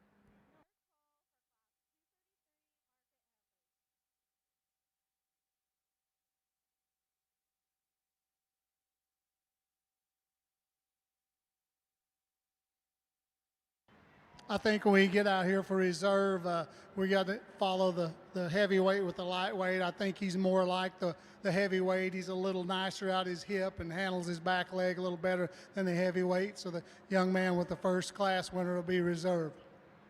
And your reserve champion coming out of the first class, that's Tayden Freeman Noonan of Cascade. Once again. We got a nice pair of them here in the short ring. Young man's dark cherry red heifer, one you could certainly admire. Lots of body volume in that one. When you study her up high, she's got a lot of shape working out of the backside of her shoulder. And in a comparative sense, I think pin width, true muscle merit, stoutness of feature, all lend towards her advantage. Nothing to take away from the heifer that comes in two. Moderate, kind of an easy keeping looking one that's got some body shape. Maybe we could just pick her up there in her pins, stouten her up there in the ground, and maybe just give her some extra length. But a nice heifer there in second.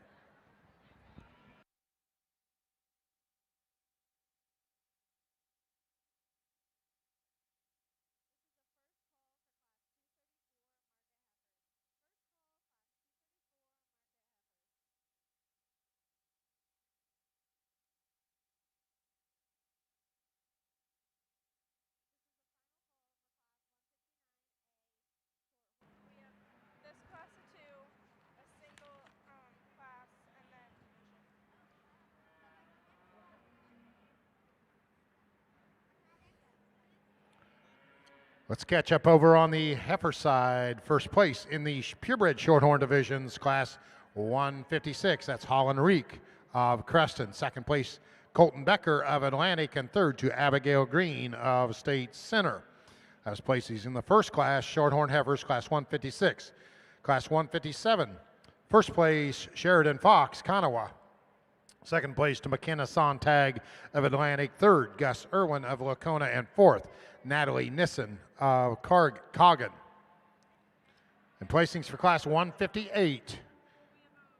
First place, Brock Studer, Creston. Second to Sammy Sagar of Runnels.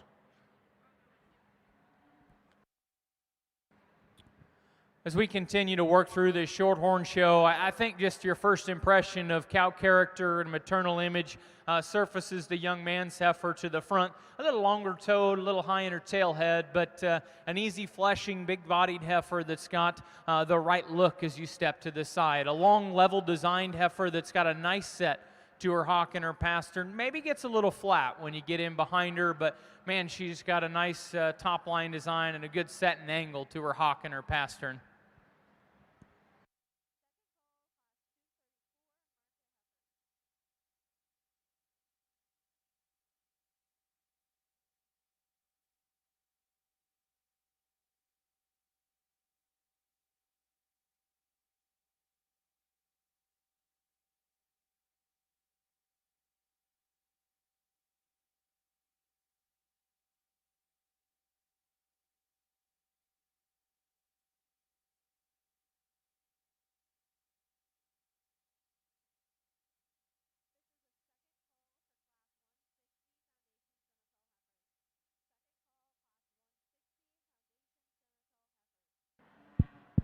Young man brings us a nice November heifer here as a single entry. Probably in this division, one that's as wide constructed, bold, and powerful as any of them as we've seen, and certainly like and appreciate those things. Maybe at this stage we could just lean her up a little bit, and in doing so I'd say it might allow her just to get out of her rear skeleton with a little more ease. But with that, really big, stout, powerful one. Love the extra body volume. Nice heifer there as a single entry.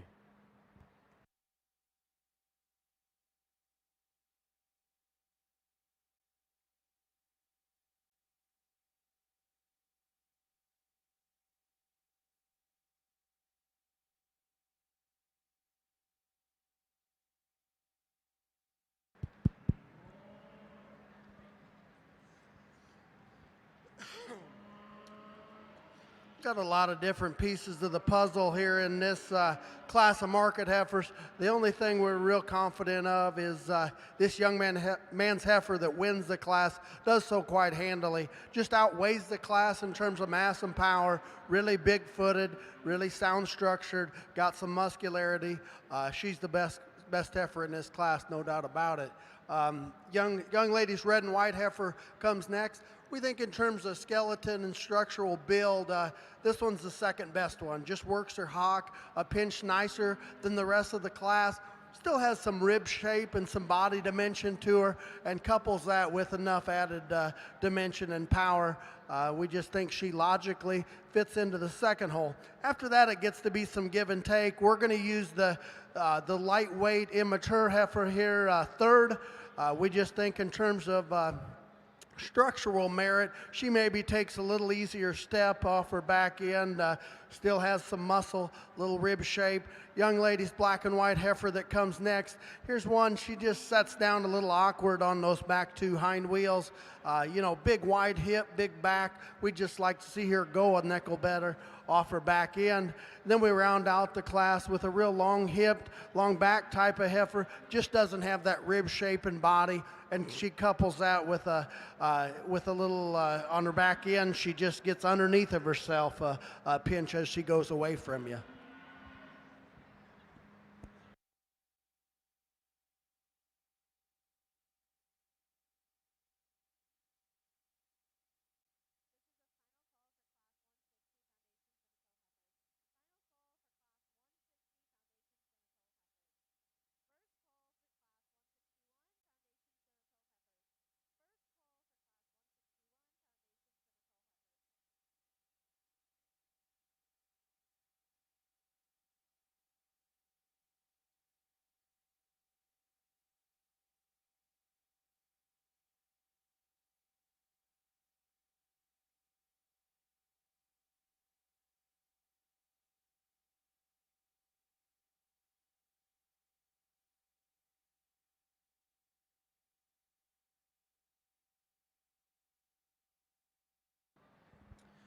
We've kind of boiled it down to these front two heifers here in this Shorthorn division. Nothing taken away because those final three are good cows. Big-bodied, sound-structured, easy fleshing kind of cattle.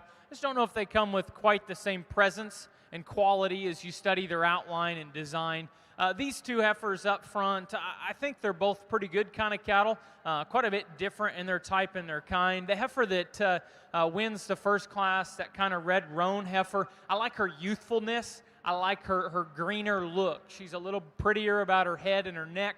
I think she's actually more honest and genuine in her forerib shape, a heifer that's got some true turn of muscle down her top and from behind. I think structurally those heifers are a little bit different. I don't know if there's an obvious call to make one way or another. I do think this heifer is going to remain more sensible in her size in relation to her flank. She's set neater in her chest floor as you studied into her body cavity. This red heifer is big and stout, probably bigger and stouter than any heifer in the group, has just genuine top shape and power, a little disproportional in terms of her balance as you study it up high.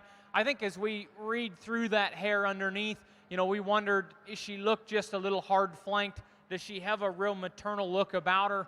That's kind of our question mark on her. We go back and forth. We land on just a sensible size roan heifer to win. The heifer behind her will be reserved. Congratulations to those exhibitors.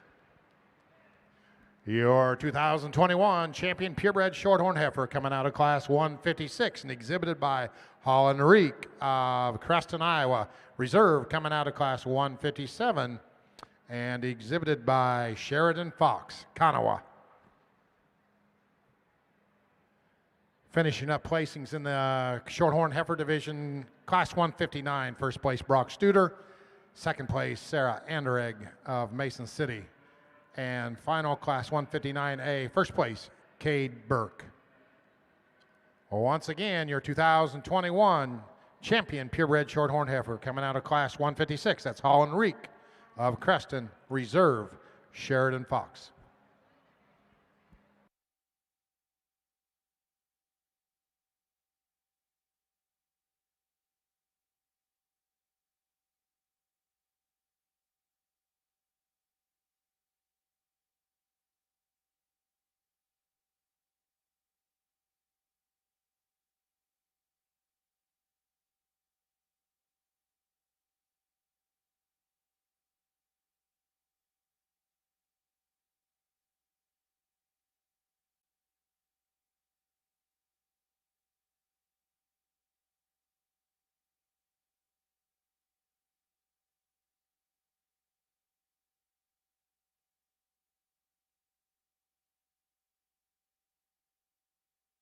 Over on the market side, we are now in the market heifer division.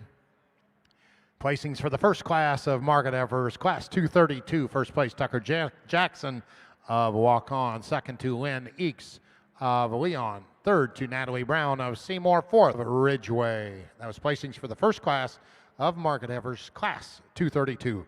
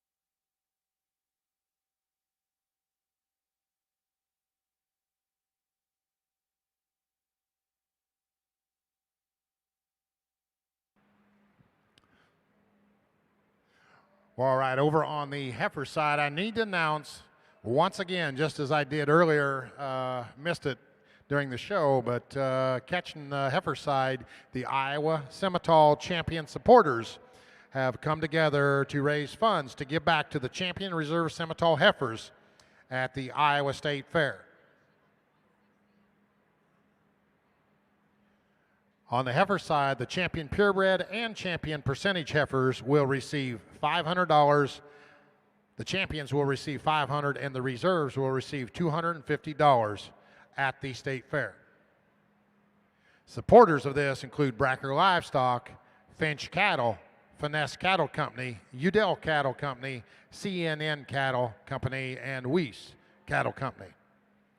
Once again, at the state fair, both Champion Percentage and Purebred will receive $500, and the reserves of each division will receive $250.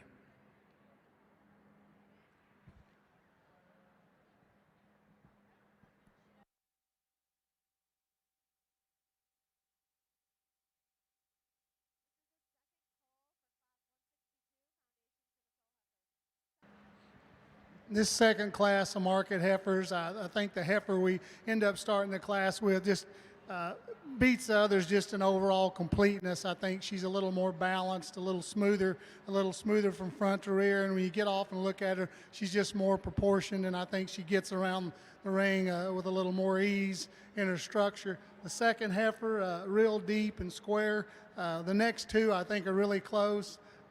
And I wouldn't argue with you if you wanted to switch them some. A heifer that's got some body to her and some dimension and moves relatively well, I think matches the first one better than the heifer in third. The heifer in third, when she wants to cooperate, can look nice, but when she wants to pull back and give this young lady a hard time, it's a little bit hard to look at her, but I think she's a heifer that's got some substance to her and some rib and some muscle and some things that I think match up with the first two. The next heifer's a little longer sided, a little more eye appeal to her, but a heifer that we'd like to give her a little more substance of bone and fix her on those back pasterns.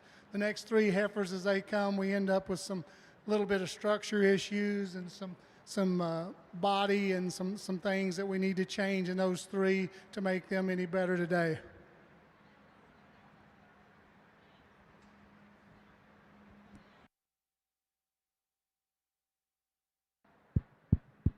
Got a heck of a way to get us started here in a foundation semi-ring. Really nice heifer that grabs our attention pretty quick in this particular lineup of cattle. Just kind of one that's just real balanced and attractive from the profile. She's good in terms of her neck. Really like her in terms of her assembly there through her rib cage and back in through her hip. One that's stout enough in her feature. There's maybe some times where she wants to just stand there a little excessive in her width up front, but I think outside of that, one that you really have to appreciate for how maternal and bold she is, but still one that's late maturing and has lots of gas left in the tank.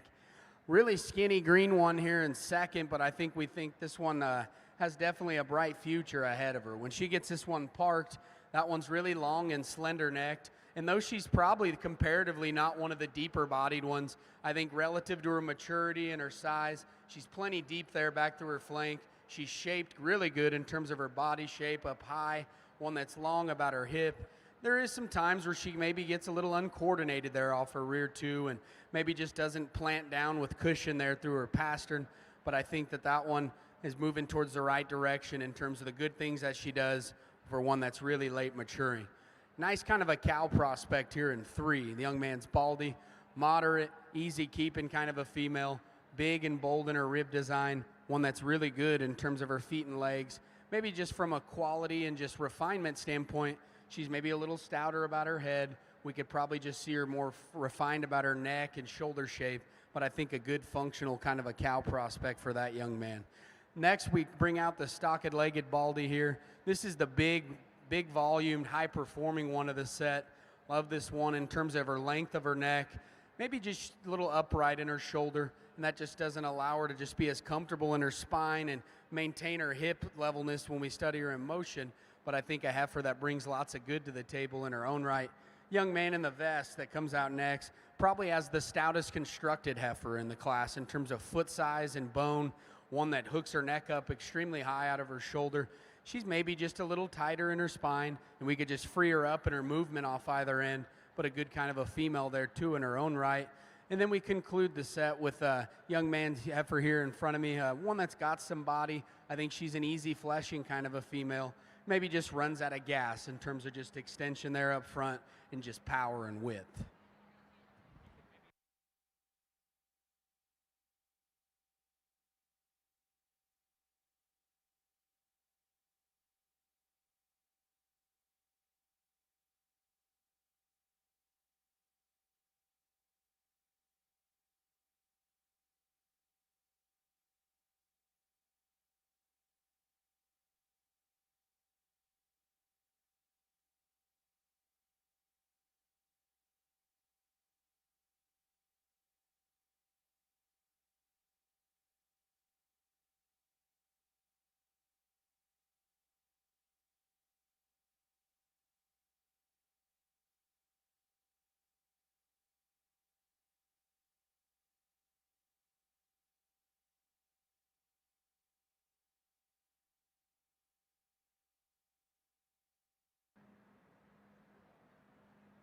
We're going to do a snap together, okay?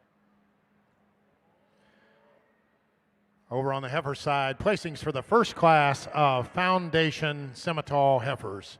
First place, Jenna White, Blakesburg. Second to Maya Curran of Sheraton. Third, Brant Will, Wyota. Fourth to Carolyn Hine of Webster City. Fifth to Braden Tiarks of Underwood. And sixth to Colton Happ of Washita. That was placings first class, 160 Foundation Simmental heifers.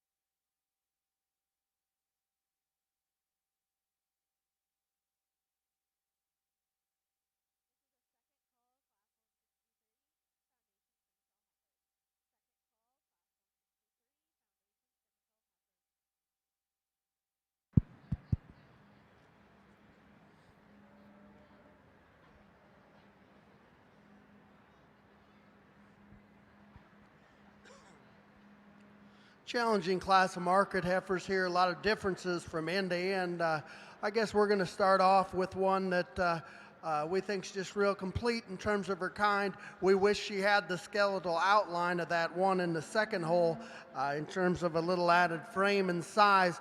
But we like the way this one hits the ground off of both ends. She's a big-bodied, just very complete individual. We just like to pull her apart and just see a nickel more of her, lengthen her out. The heifer in second, I'll be the first to admit she's probably wider in terms of her pin set. She might have just a freckle of an advantage in terms of back shape and dimension. Where we would pick on this one is when you set her in motion, she may be not quite as agile in terms of how she sets down in those rear pasterns. We'd like to change that about her. But we do like the skeletal outline and the kind of cattle she represents from that aspect. The black and white heifer that comes in the third hole, really a tall fronted heifer. We like the way this one's put together up through that front 1/3. But also she comes to us a little straighter shouldered, a little forward in her knee, and we'd like to see her move out with a little more flexibility off of those back two. Heifer that comes next, the real big barreled one here, This black heifer this young lady brings to us, big bone, big footed kind of a heifer that's just a little plainer in terms of her front end, just a little more plain in terms of she's put together all over really. But a heifer that her added body and dimension excel her over this silver heifer that rounds out the class. This silver heifer really sharp fronted. She's got that advantage, but beyond that, just doesn't have that lower rib shape, a little more refined in terms of her bone work, and you'd like to stouten her up a whole bunch in terms of her hip and lower quarter.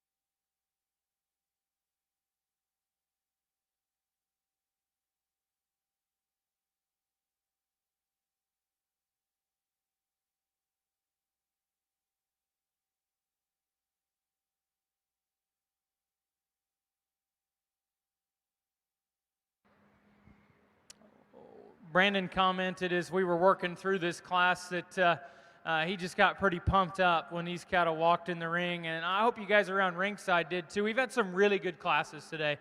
Some nice heifers on the top end, but man, we've had two classes now of these percentage Simmentals, and I told the last place exhibitor in the previous class that that's a good replacement heifer. So I just think we got lots and lots of good cattle.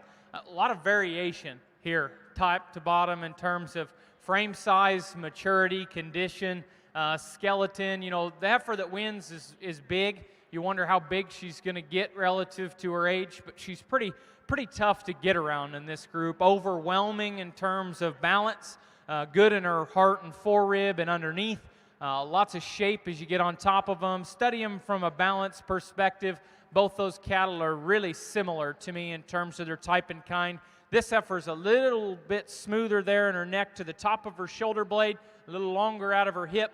Nice heifer, though, as you study her top to bottom. Heifer that hit us pretty hard here at the first, and she's just greener, she's smaller, and we understand that, and some of you may slide her down because of that. Pretty nice cattle, though. Great body shape. Really like the smoothness of her hock joint. She maybe has a little bit of a shallower heel as you study that rear skeleton. For us to make that a pair, she needed to just operate with more looseness out of her knee.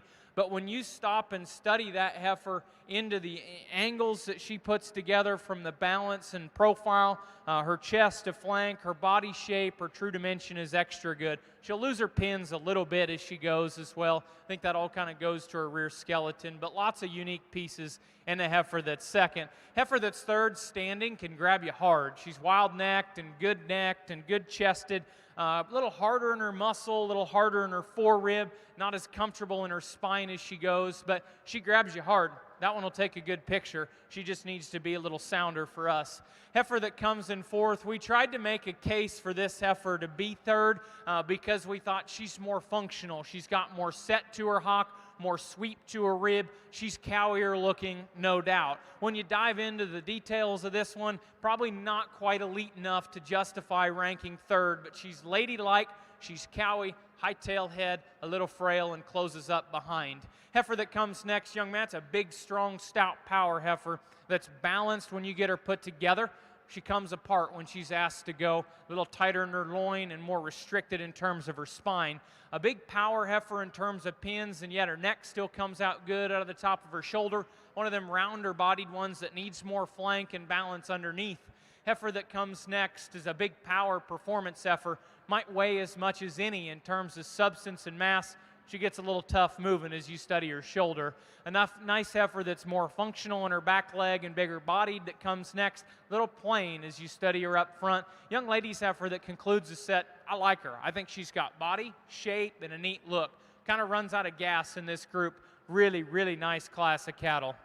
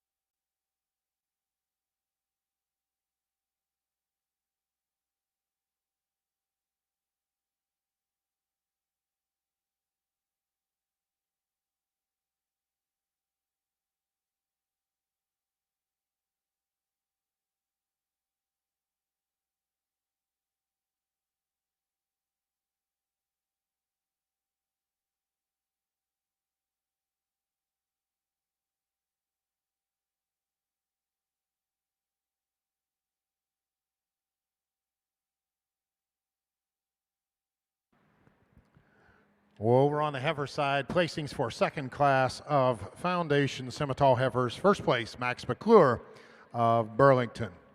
Second place to Austin Voss of Northwood. Third, Kaylee Clark of Grand Mound. Fourth to Carly Henderson of Wyota. Fifth, Quinn McCullum of Colo. Sixth to Levi Graber of Mount Pleasant. Seventh to Carson Poston of Villisca. Eighth to Ty Grupper of Chelsea. And ninth to Oakley Suter of Pleasantville. Currently in the ring, class 162 of Foundation Simmentals.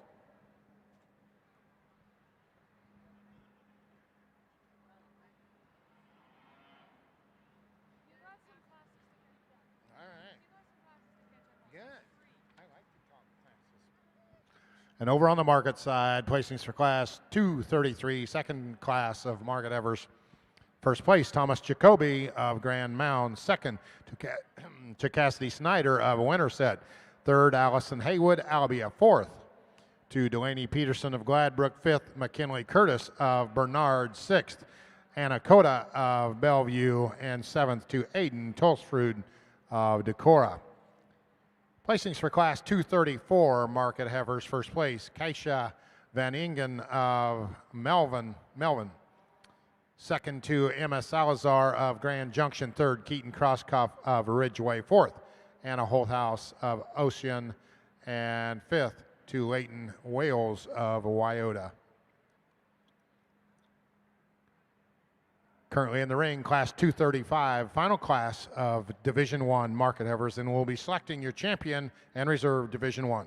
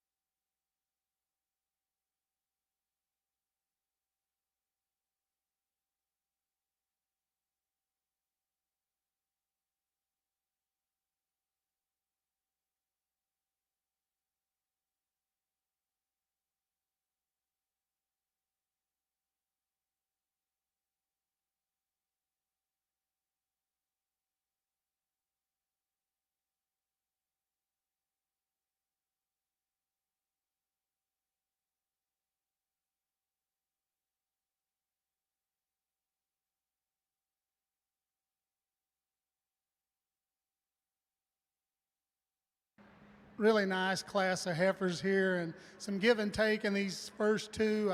The gold heifer that I think we win the class with, she's got a little more substance, a little more up off the ground, and a little more volume to her. I think she's denser in her muscle, and I think she proportions a little nicer. We'd like to see her have just a little more flex off her back end in comparison to the heifer in second, but just overall conformation and body and balance and the power that she has and the way that she maintains her look, I think that's where she needs to go. I wouldn't argue with you that the heifer in second is better off her back legs, and a heifer that's got really good body and really good bulk to her. She has a tendency to want to get just a little wider off her front end when we stop her, and we'd like to see her just a little bigger in her frame as compared to the heifer that wins the class. But a really nice, stout, square, big-bodied heifer. The next heifer, a little more attractive probably in her front end, a little more balance to her, a heifer that we'd like to see with just a little more substance of bone and maybe handle those back legs a little bit better. But you like her when you get her on the profile, and she has a lot of style and balance to her. The next heifer, probably a little bigger boned heifer that maybe has just got a little more substance to her bone, but not quite as balanced and not quite as complete in her overall look. We'd like to see her just a little sharper right in her lower shoulder and the way she comes out of that, but a nice heifer. The next two heifers, heifers that are real complete, real eye appealing, just need a little more bulk and body to be moved up today.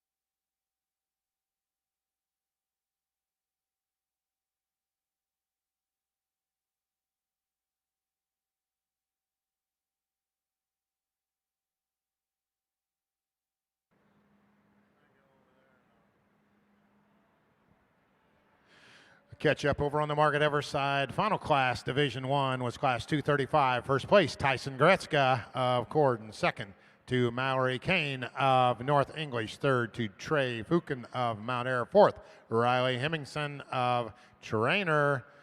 Fifth to Graham Hagan of Anita. And sixth to Josie Tolsrud of Decorah.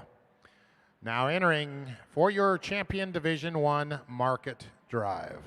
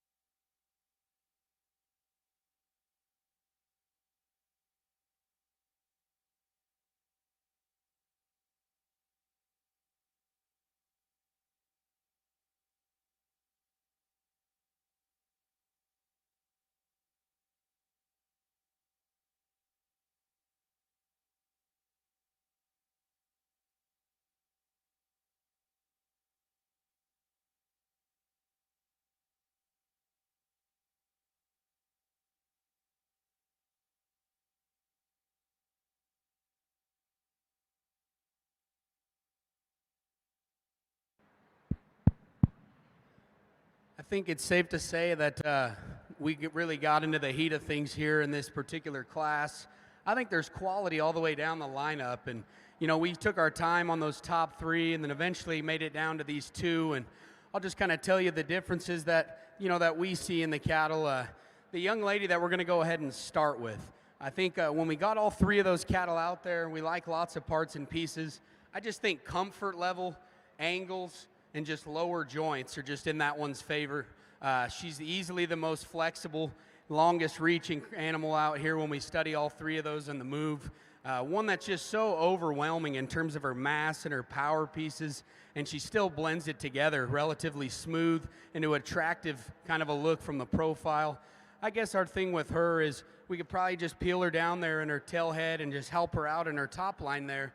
But man, that is one stout, powerful, bold creature. That is an athlete in motion that still has a high look of quality from the profile. We love the symmetry and balance of this heifer in second on the standstill. That's the up-headed one. She's awesome in her spine, one that's bold in her rib cage. We just question that one in terms of just width down low. When you get behind the cattle, maybe one that just gets a little shorter in her stride and maybe isn't just the most pulled apart in terms of her base width, but that is one really, really good heifer that sits in second in a class that we had a lot of fun sorting through. Dang sure no slouch here in the heifer in third. When she gets that one put together and gets her head up, that's a smooth maternal looking kind of heifer in terms of just how big rib she is, one that's packed full of power and volume. Maybe one that just gets a little excessive in her width up front at times. She's probably the least coordinated in terms of their hock and pastern when we study those top three in motion, but that's an awfully good animal that sits there in third. We bring the heifer out here in four, and big, powerful kind of a female in her own right, really, really bold through the center portion of her rib. Maybe one that's just a shot rounder through her shoulder. We need to clean her up there through her chest and just widen her there through her pin set. Young man's heifer that comes next is one that's awfully bold in terms of center body, extremely stout. She's maybe just not as refined about her neck shape. We could smoothen her up there through her shoulder and just drop her there back through her flank. And then the heifer that we conclude the class with, certainly one you can appreciate for being a moderate, easy fleshing kind of a female. We just need to get her going with a little more speed and ease off both ends of her skeleton.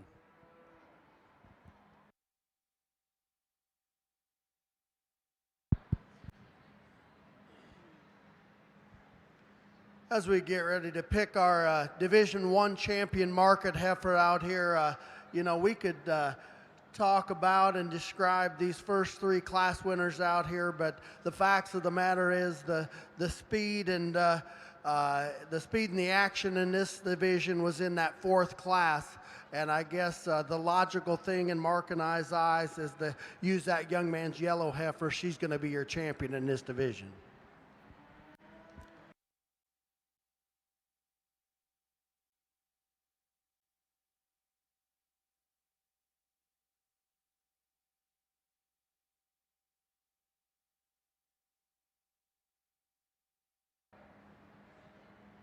Over on the market side, your champion Division I, Tyson Gretzka, coming into contention, Maori Kane of North English. Go ahead, Corey.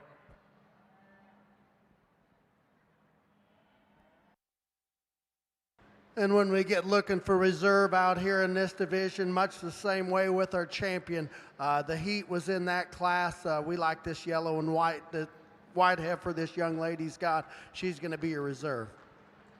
And your reserve coming out of the same class, that's Mallory Kane of North English. Once again, champion Division I market heifers out of class 235, first place.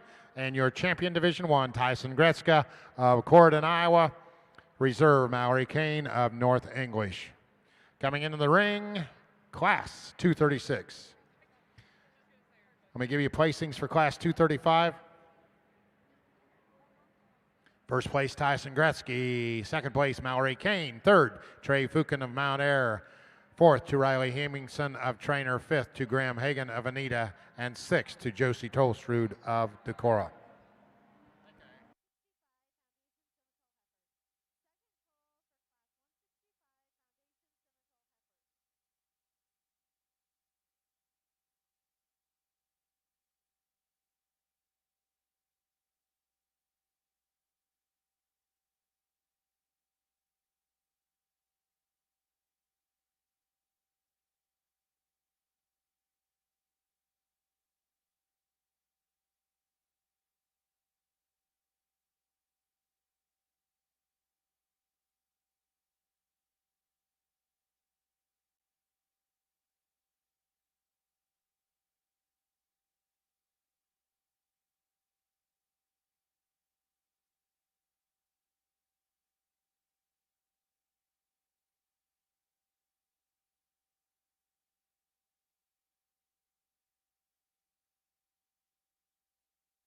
Over on the heifer side, placings for Class 162 Foundation Simmental heifers. First place, Carly Spear of Newton. Second to Blake Wilkins of Bennett. Third, Gentry Johnson Makokata. Fourth to Briar Fisher of Villisca. Fifth, Cash Brammer of Corning. And sixth to Chloe Sprague of Altoona. That was placings for Class 162. 163 currently showing.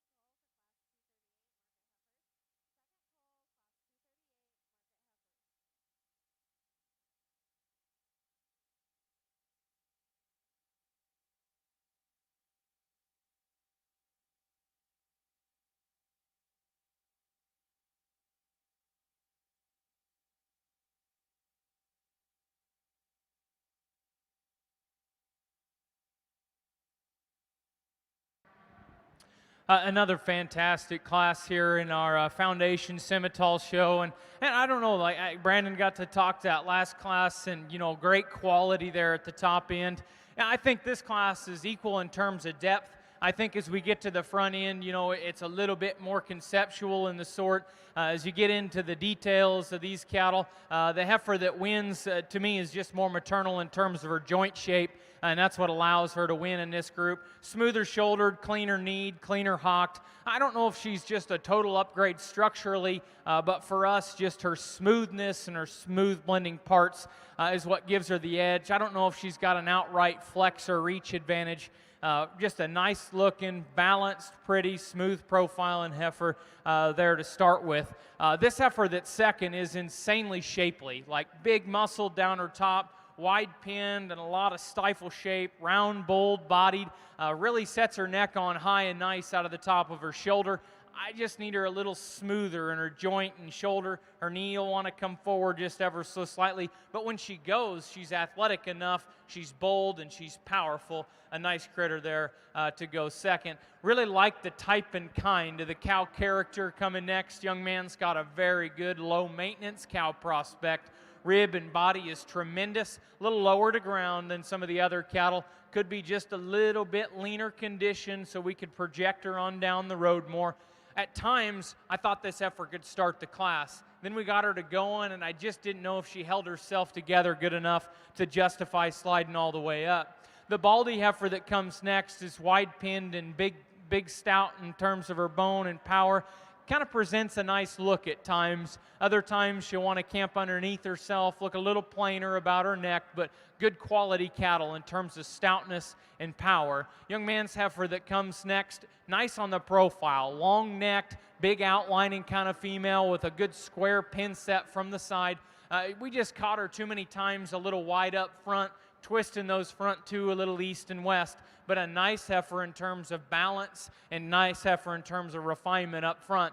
The heifer coming next needs a little bit of a darker hair coat probably to blend in with this group, a little lighter colored, but a smooth jointed, smooth blending, refined, feminine kind of female that just ran out of gas in terms of substance and power. A big stout power heifer the young lady in the yellow has, just tremendous in terms of width and muscle.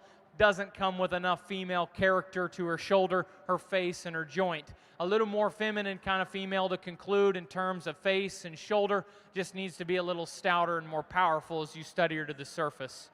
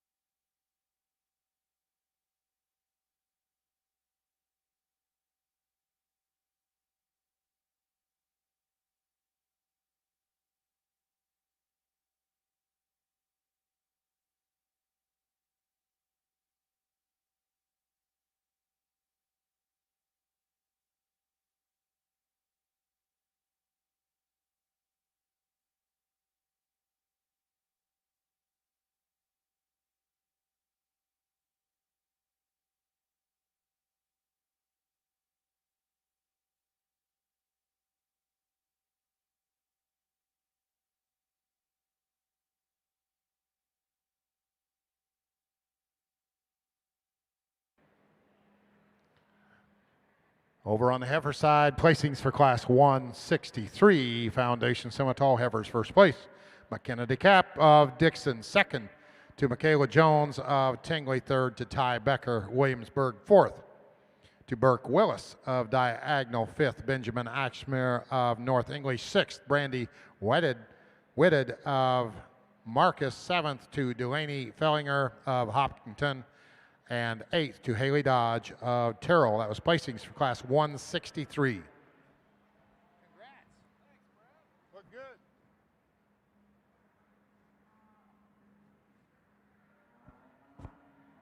Congrats to you, too.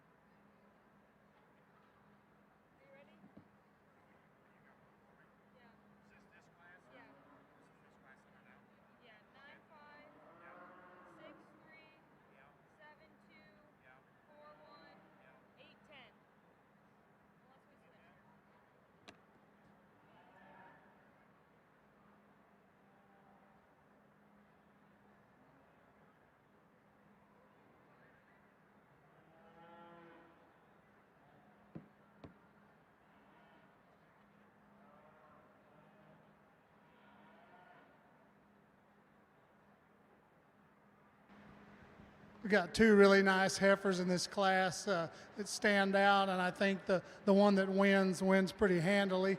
Heifer that's really stout, deep, bold, really balanced for the amount of substance and stoutness she has. She maintains really good balance and gets around pretty well. She's got some bone and hip to her. I really like the way she's put together. The next heifer, maybe just a little sharper at times when you look at her from the side, but a heifer that doesn't have the substance and the power of the heifer that wins the class. Really complete, really nice made, nice balance and level. Like to see her maybe not, she's got just a little bit of bow on her back legs, but a heifer that moves good and has got good balance and put together nice.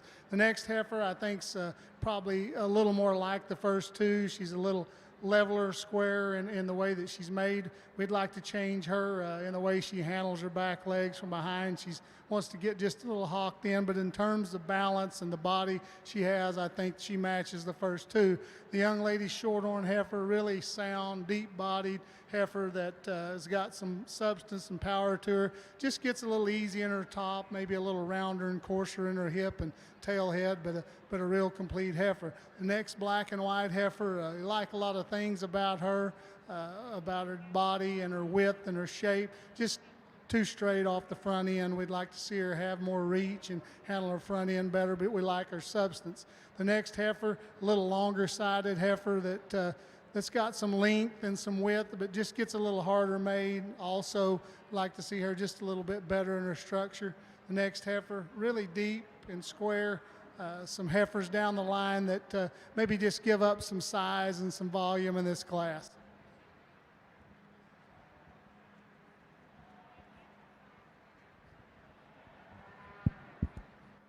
We're definitely keeping the trend of high quality ones going over here in the percentage semi ring. The one that wins, I just love the way she blends that much cow character with an elite look of quality from the side. Like the way she sets her neck there and her shoulder. That one's awesome in terms of her rib shape. I like the way she utilizes her hip and hind leg. Still one that's ultra fresh, really good footed and clean jointed. Just one that does a lot of really good things. Love the stoutness of feature and power in the young lady snip nose heifer that comes in two. That's a really bold ribbed one. That's as big pinned as any, loaded full of shape. When you get directly right there and behind her, it's just when you get in front of her is where she falls into second there for us. Maybe a little bolder at the point of her shoulder. If we could just peel her out there through her chest, make her a little thinner there about the shape to her neck, I can certainly see that pair getting a little more difficult. Nice kind of maternal function in the heifer that comes in three. Big body volume in that one, lots of true power. Maybe one that's just a little more fragile in terms of her feature, maybe a little bolder there at the point of her shoulder, just doesn't quite have the balance and presence to work up against the two ahead of her. Nice kind of a low input, good bodied one that comes with the young lady's red one. One that's ultra big rib. She's definitely stout. Maybe just a shot rounder off either end, and maybe doesn't have the upheadedness and length from her shoulder forward as some of the others, but certainly a useful low input kind. And then we come with the young man's next, and this one is probably pretty easily the stoutest, most powerful heifer in this class. With that, you know, maybe she's a little chubbier today in terms of fat. Maybe, and I think if we could lean her up, it would allow her to get around the ring with maybe a shot more ease moving forward. I like the refinement and body shape in the heifer that comes next. We just need to drop her there through her flank and just make her a little more coordinated in her reach and flex at the surface. Young man's Baldy that comes next, really long and attractive about her neck. She's one of the fresher composition females in this class, but just relative to her extra size, I'd just like to see her a little more moderate, softer through the center portion of her rib. Maybe just give her a little dose of power from behind, and then we round out the class with a really nice female. I think one that just as good bodied as any that we've seen in this particular lineup. Big pinned, one that's plenty powerful. We just need to yank her neck up just a little bit, clean her up there through her shoulder, just see her loosened up on the go.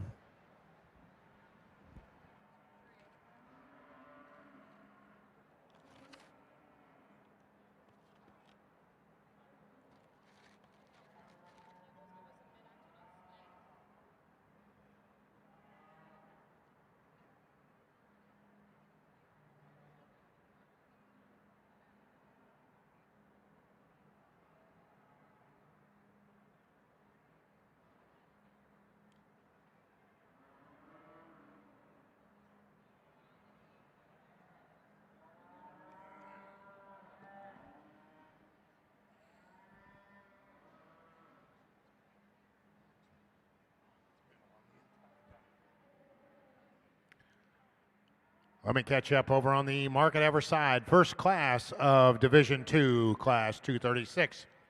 First place, Sydney Leverin of Clarksville. Second to Austin Evans of Creston. Third to Tayden Freeman Noonan of Cascade. Fourth to Olivia Briggs of Letts. Fifth to Michael Ilg of Clare. Sixth to Tyson Gravel of Anamosa. Seventh to Hayden Wade of Oxford. Eighth, Tyson Moore of Ladora. Ninth to Miley Walls of Edgewood. And 10th to Maddie McCoy of Villisca.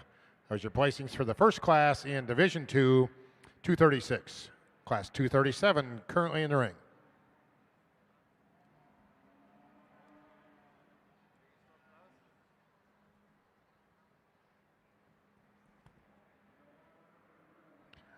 And over on the heifer side, placings for Class 164 Foundation Simmental Heifers. First place, Tanner Curtin, Oxford. Second to Olivia Beeson, Anthon. Third, Peyton Ford of Westchester.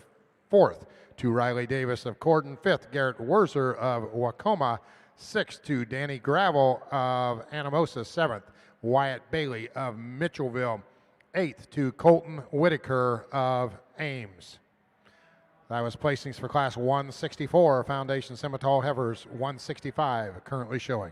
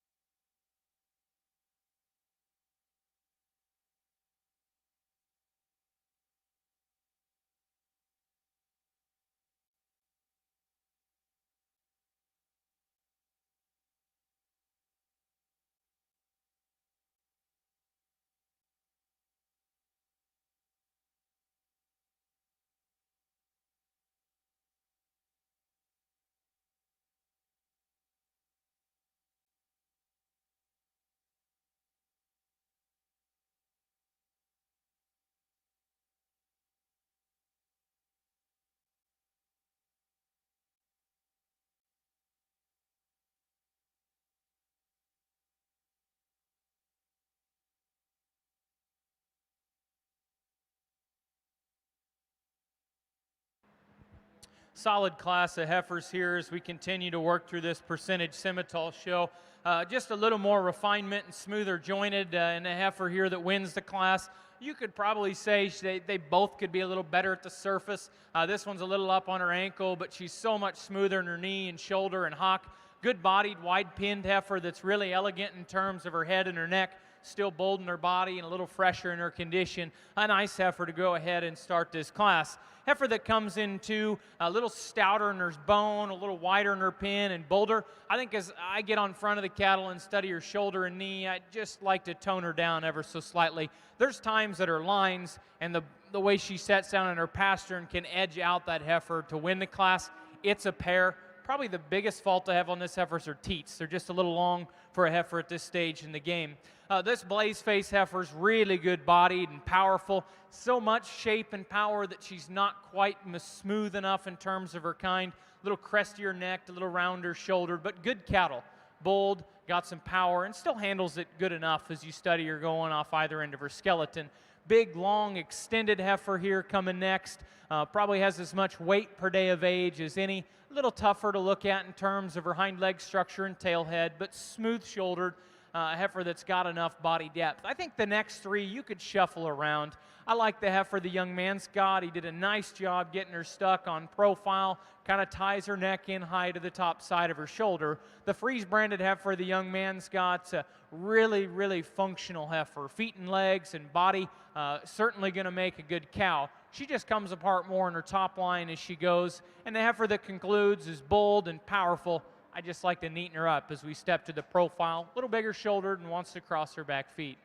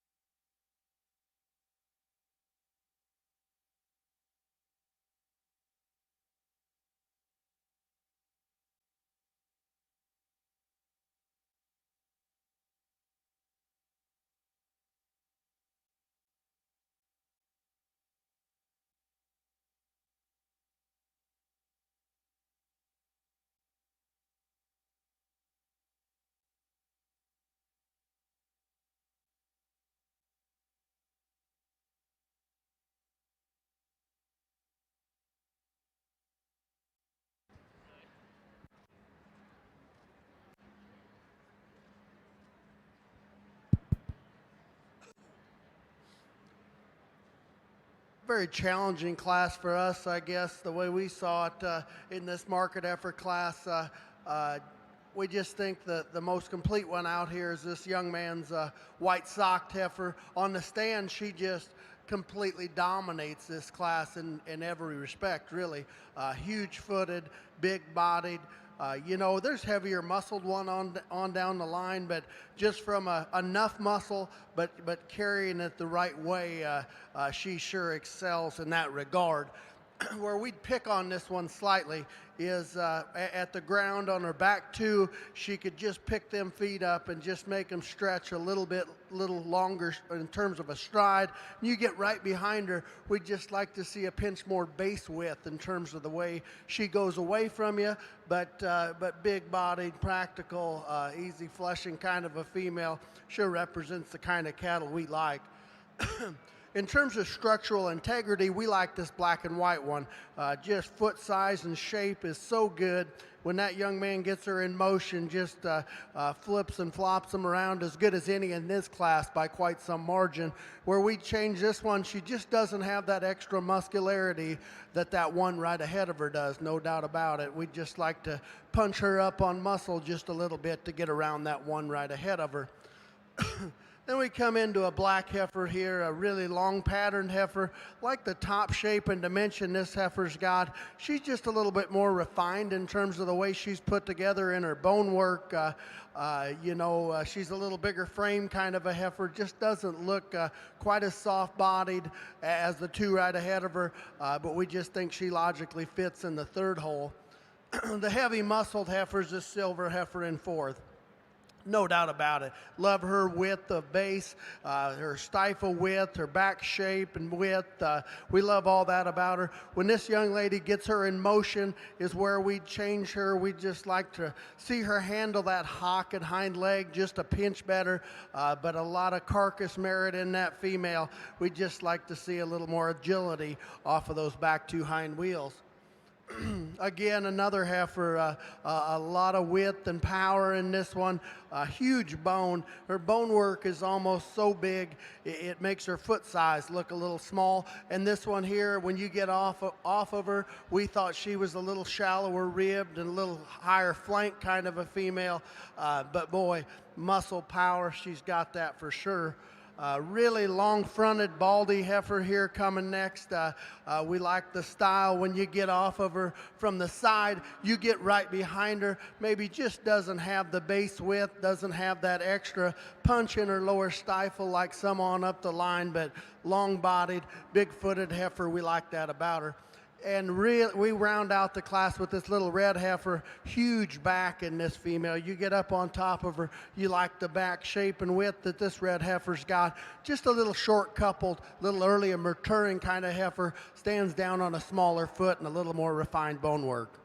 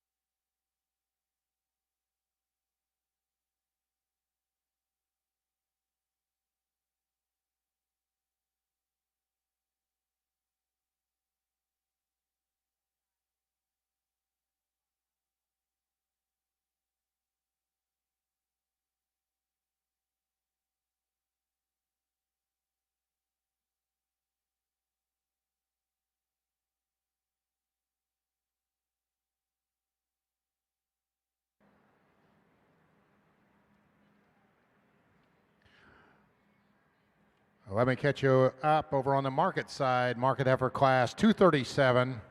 First place, Colton Becker, Atlantic. Second to Dalton Swartz of Bedford. Third, Kennedy Christ of Tipton. Fourth to Mariah Cron of Riverside. Fifth to Chloe Bruce of Red Oak. Sixth to Dalton Hartman of Yarmouth. And seventh to Briley Steffen of Wyoda. That was placings for class 237 market heifers.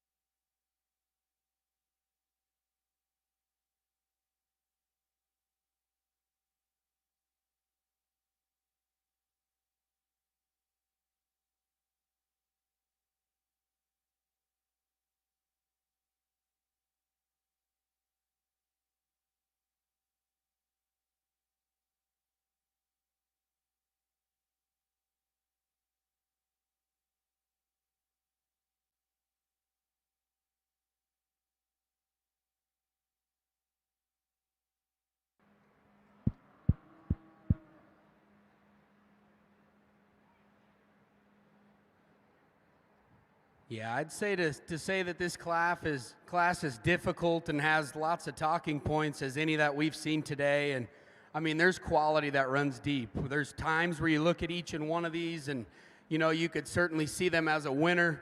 There's other points and vantage points you study these cattle and you could certainly nitpick some things. With that, I think on those top three, when we talk about just balance, underline quality, ones that have body volume and true muscle, we go ahead and land with the young man's heifer here. I think when you study them in the terms of their shoulder angle and their knee of the top trio, I think she's as good as any of those. Upper body shape is really impressive. I think the way her chest to her flank is from a symmetry standpoint is as good as any in those three. And then you get behind the cattle, she's big pinned. I think she's got enough true dimension and power working in her. There is some times where maybe when you get directly behind her, where maybe she wants to just get a little bit wide, yet I still think from the side, the way she flexes her hock, the way she sets down with some cushion in her ankle especially, one that we really like and think has lots of quality, lots of cow character to go with it. The striking one that has as many neat, unique pieces is probably the one in 2. That one's really long-necked. She's level in her top line. She's presented as highly as anything we've seen today, and I commend whoever was behind that. With that, you know, I think when you really dig into the presentation of that one, maybe she isn't just the most pulled apart underneath. She's one that maybe just sets a little higher there in her tail head. I think the two main things for us when studying these top three that are this good, I just think genuine muscle and the way that she handles her ankle and her rear foot is kind of what sticks her there in second. If we could tweak her there and pull that tail head down, I have no question she starts this class. Heifer in third, I told Brady a couple times while we were discussing these, from her fore-rib back, she's maybe my favorite heifer in the class. That one is so bold, so maternal in her sweep to her rib. I love the length of her hip and how she utilizes her hind leg and her pastern. It's just from her fore-rib forward where you just kind of have to ask yourself, is there just enough quality there? She's maybe a little lower in the way her neck jumps out of her shoulder, a little deeper to the base of her neck. And I just think when you step off and study her, the point of her shoulder and her chest floor is where she falls out for us in terms of just balance, and that's how she ends up there in third.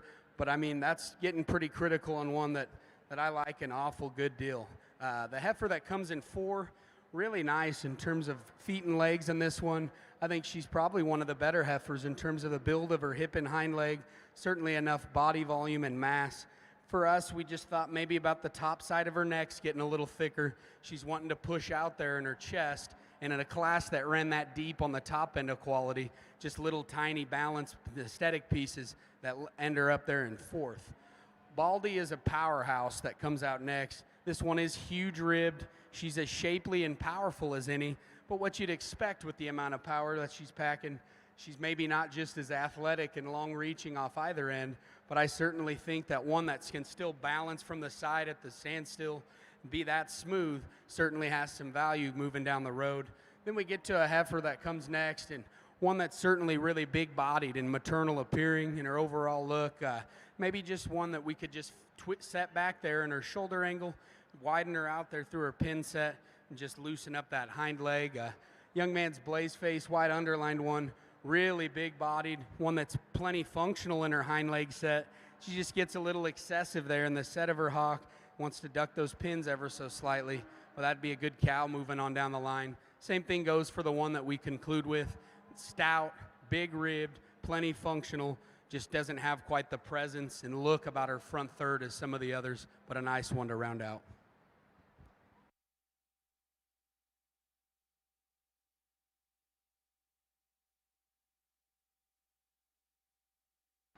Got another nice class of market heifers.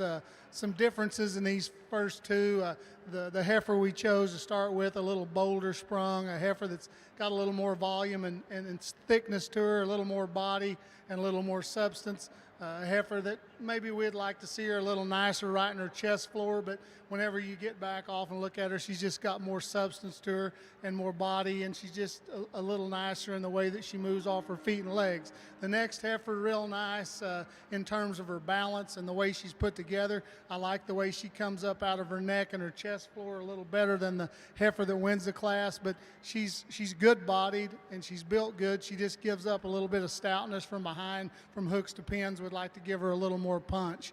The next heifer, real sound, real complete, deep heifer that's put together nice, just gets a little flatter in her stifle, a little flatter in her hip, and we'd like to give her a little more width and substance. The next heifer in class, heifer that's probably got a little more width to her, but just gets a little bit straighter up and down, a little more upright in her structure as she goes away.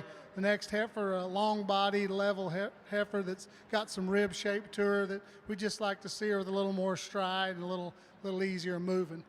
The last heifer's really, really stout, a lot of body to her, a lot of substance, just gets a little restricted in her movement.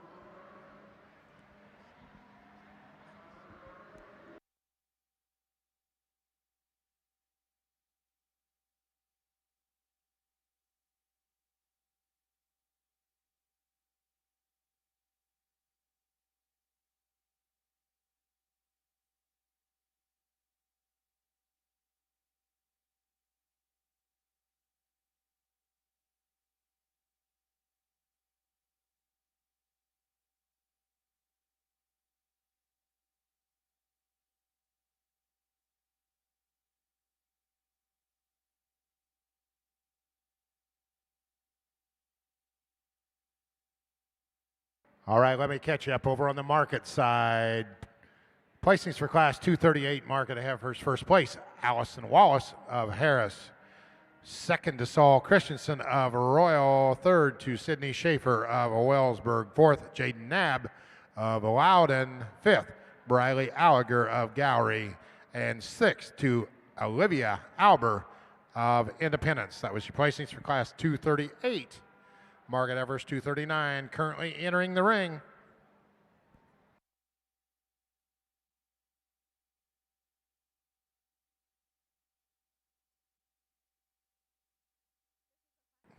This class in the ring will be the final class of Division II. We will then select your champion and reserve Division II Market Evers.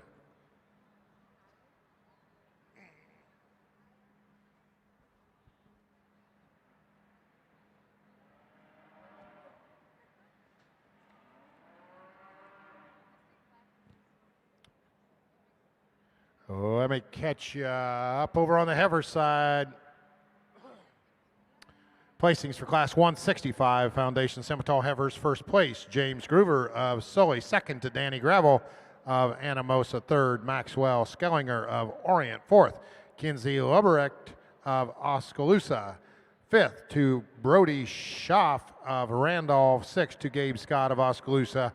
And seventh to Savannah Hull of Oskaloosa. That was placings for Class 165 Foundation Simmental Heifers.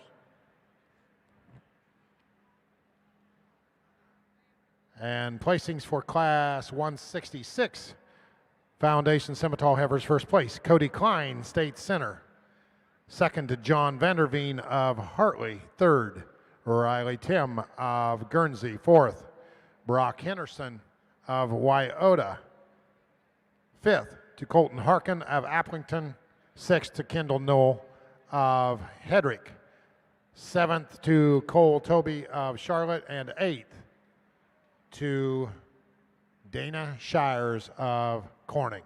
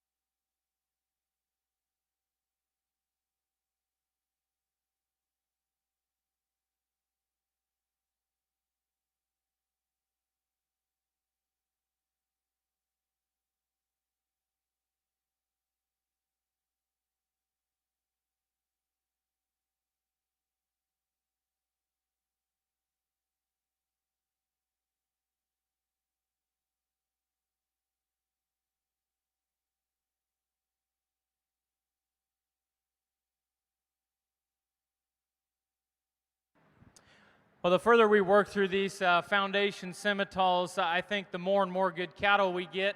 I do think, you know, if you're thinking, well, I like that one, I like this one, I challenge you to come out here and weigh out the options that you need to, because the top end quality of this is absolutely second to none as far as just foundation Simmental cattle with quality and differences. You know, where you're going to be, you want to make a perfect one in terms of structure, balance, body, those kind of things all come to your mind. I think depending on how these three hitches, how you'll place them, the heifer that starts the class for me, when she walked in, I thought she was the best cow prospect. I don't know if we got one here that up and comes to like a really, really elite level, but I think as far as putting together function, feet and legs, body, and cowiness, this heifer surfaces. Not quite this neatness through her throat latch, not quite as long and level out of her hook to pin. Because of that, she'll want to turn her hock in a little bit as she goes, but there's more function and use to that one's joints. She's a lot smoother in her shoulder and better in her underline. The heifer that comes second is big-scaled, long-bodied, highly presented, and really, really good looking. I asked Brandon, I said, if she's got enough go in her, she can win. She just comes up a little short when you ask her to reach, and I think she's the tall, flatter heifer of the pair when you get right in behind her, but I think a heifer that really hits you highly presented, strong and level in her top line. She needs more length to her stride for us to go ahead and use her in first. Heifer that comes in third, really strong in her top line, feminine in her head and her neck shape. I think a good bodied heifer in terms of her center rib cage, a little wide in terms of her shoulder, a little tight in terms of her hock, just needs to go better for us to slide her any higher. Young lady's black heifer that comes next does so in terms of quality and strength of top line. Another heifer that we could rearrange the way she goes in her shoulder, hock, and pasture. And again, lots of good heifers towards that top end. Lots of structure differences where there's not a clear-cut winner. Pick your poison. The smoky heifer that comes next, long and level and good in her hock joint and reaches good. Just a little flat and narrow as you step behind the cattle. This red baldy heifer's bold and stout and thick-ended and powerful. She wants to roll out of her shoulder and just too coarse in her make. Heifer that concludes the set's a long, level made one that just closes up too much from behind. Good class, solid top three.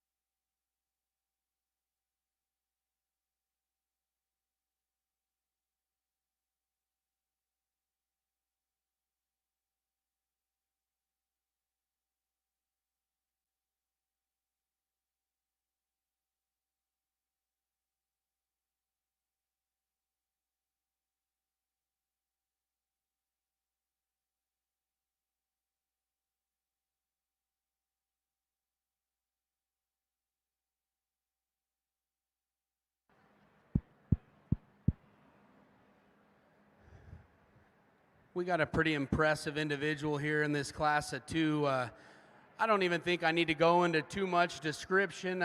If you don't like this one, I don't know if we could be friends. I mean, she's just so striking and captivating. She's bold, she's stout, she puts it all together, so functional in her feet and legs. That is an awfully elite, good-looking one to go ahead and win this class. Young lady in second, don't hang your head. You ran into an absolute tough class. I know there's just two of them, but you're a heifer in her own right. It's a good, moderate, easy fleshing kind. I think her body and extra bold shape will definitely make her a nice cow for you. Just got to free her up in her structure a little bit when we study that one in motion.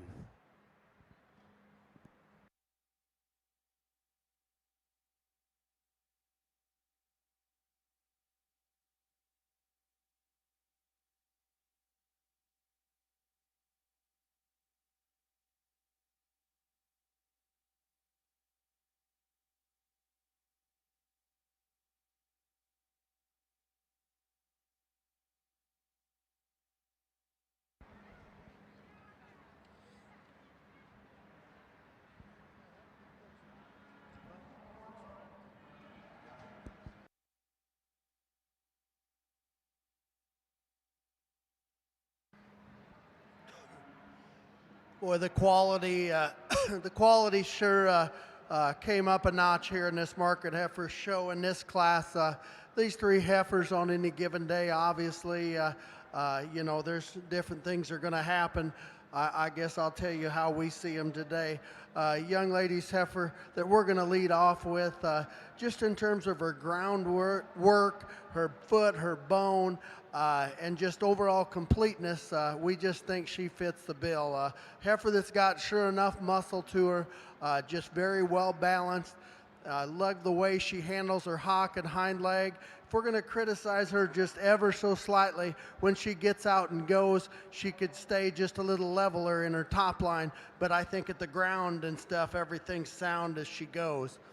Young man's red heifer here that comes second. Here's a striking one. Love the way her neck comes out of her shoulders, huge back, extreme amount of hip and stifle in that heifer. I'd like to see her just work those hind wheels just a smidgen better as she moves her hock, and one that maybe doesn't have that natural rib shape like that one right ahead of her does, but boy, a good looking, heavy muscled one there in second.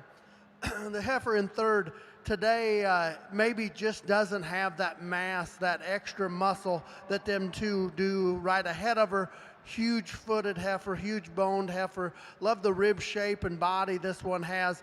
You know, when you get right behind her, she likes to hock in just a pinch. I'd like to change that about her, but one from the side, you know, in my guesstimation, when you get off of them, study their structure. In terms of when she moves from the side, I love the way she goes off of both ends of her skeleton. High quality one in there in third. Much the same way with this yellow heifer in fourth. Here's one that just floats around the ring, just super soft-footed, all kinds of angle to both ends of her skeleton. I love that about her. Huge-bodied female, one that just looks a little quicker in terms of her maturity pattern as the three right ahead of her. But boy, that's going to be an awesome, awesome cow prospect for that young man if he keeps her for a cow. Just a high quality individual. I'd just like to see a little more extension in that one. Really pretty fronted one here, this young man's black heifer that comes next. Neck comes out high out of that shoulder blade. Just doesn't have that extra depth of body as those four do right ahead of her, but a really sharp fronted, attractive one. Boy, the well presented one here comes next. This one, whoever clipped and fit her, put a lot of time in. She's done to the nines. Big-bodied female, got enough muscle to her. Where we change her is we just like to see a little bit more slope and angle as she goes off of both ends of her skeleton. Gets pretty stilty off her back end as she stands there. Just like to see a little more flexibility to that one. But she's still got more product to get around this heifer that comes next. Just a little more moderate framed heifer. Sure got some rib shape and some top shape to her. Just doesn't have quite that structural integrity as the ones on up the line. Then we round out the class here with the heifer, little shallower bodied, higher flank kind of a female. Sure needs a lot more product.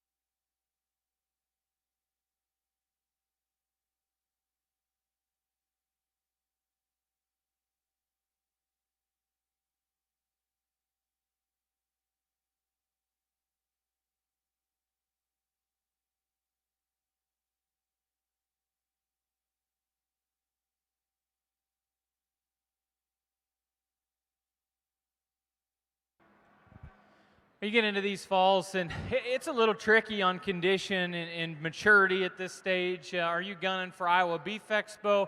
Are you gunning for next summer? I think, you know, there's probably different ways to look at these cattle. This one's a little more ready to go today and bloomy. Boy, she's powerful. Her body shape is awesome. She still sets her neck in nice to the top of her shoulder. I love the shape of her skull, clean in her throat latch. You know, she's maybe a little bit wide there in her shoulder, and I could just see her a little softer at times in her back leg.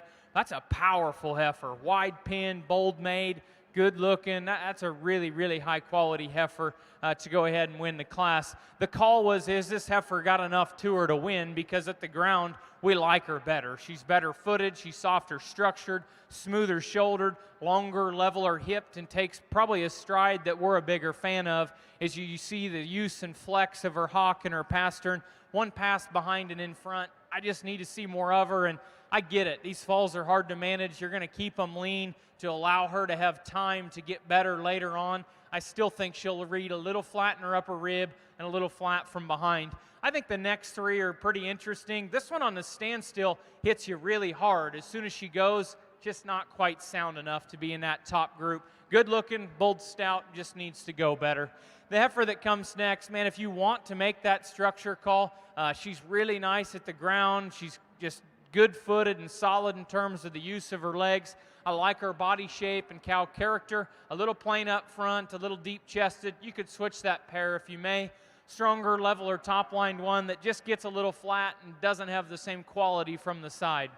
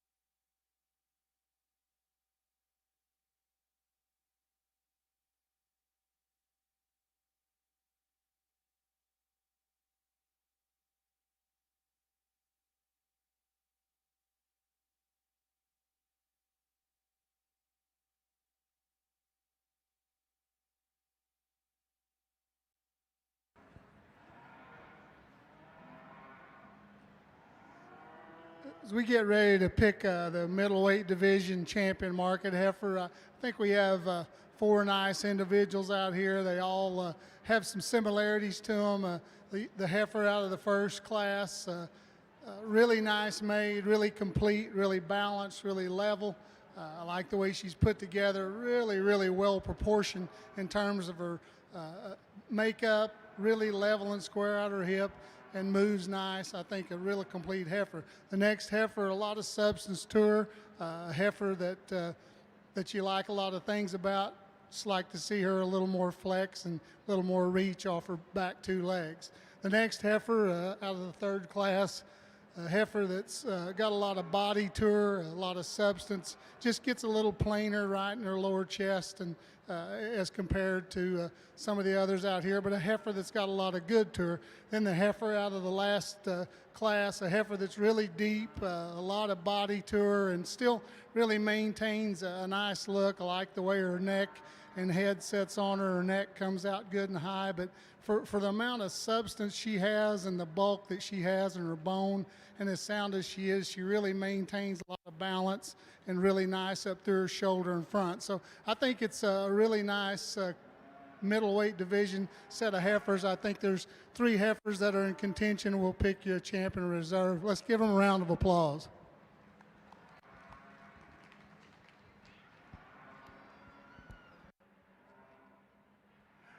Your 2021 champion Division II market heifer coming out of the final class there, class 239, and that's Hannah Noonan of Bernard. Coming into contention, Lincoln Bent of Corden.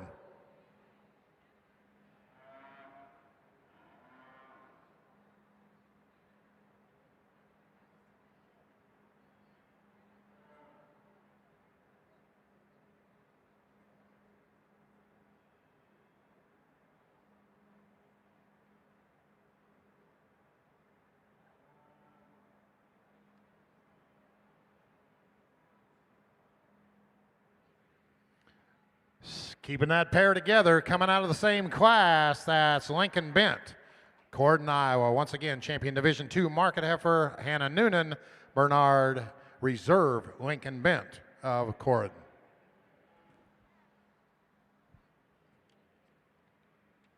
Let me give you the placings for that final class, class 239 market heifers. First place, Hannah Noonan. Second place, Lincoln Bent. Third, Grayson Belcher of Blakesburg. Fourth, Carver Pryor of Woodbine. Fifth, Jack Walter of Creston. Sixth, Chase Downing of Orient. Seventh to Drew Tuttle of Winterset. And eighth to Case Rawlings of Independence.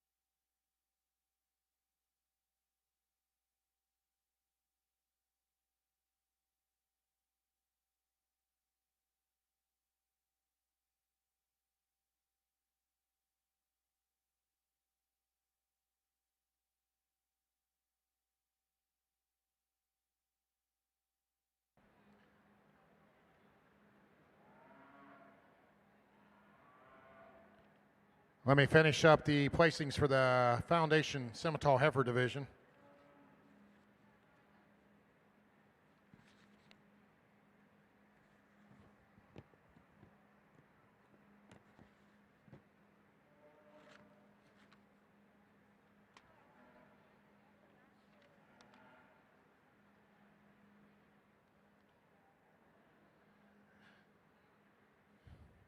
Placings for Class 167 Foundation Simmental Heifers. First place, Shelby Greiman of Goodall. Second, Owen Weisinger of Fort Madison. Third, Brandon Halverson of Radcliffe. Fourth, to Brant Will of Wyoto. Fifth, Eli Harbaugh of Piasta. 6th to Kaylee Hickman of Mount Ayr. 7th to Presley K. Van Winkle of Osceola. That was placings for Class 167. Placings for Class 168, first place Sarah Sullivan. 2nd to Anna Reeks of Lawler. And the final class, Class 169, first place Austin Evans of Creston. 2nd to Brenner Sullivan of Woodbine. 3rd to Megan Clark of Grand Mound. And 4th to Kaiser Will of Anita. Brandon Machado, Brady Jensen currently discussing what they're going to do here for your champion and reserve champion Foundation Scimitar heifer.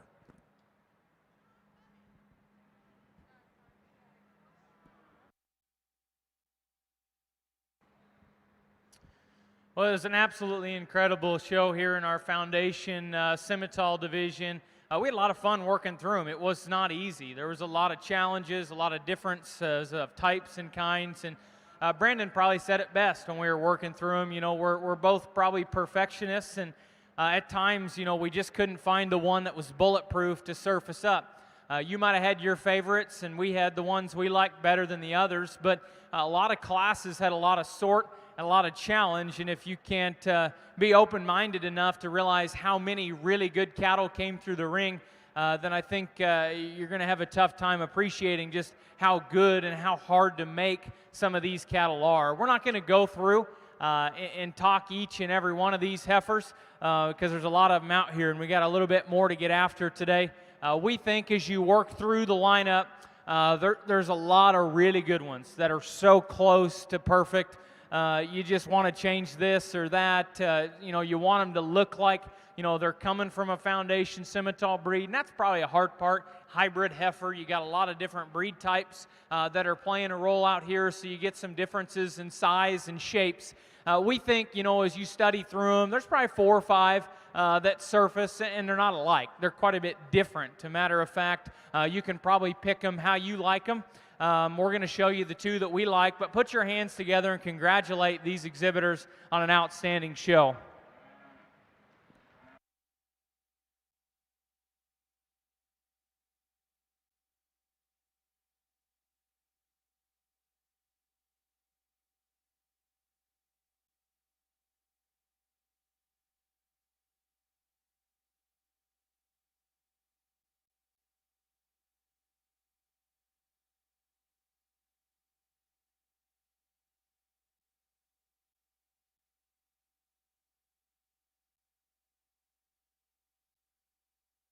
Your champion Foundation heifer goes to Sarah Sullivan, Dunlap, Iowa.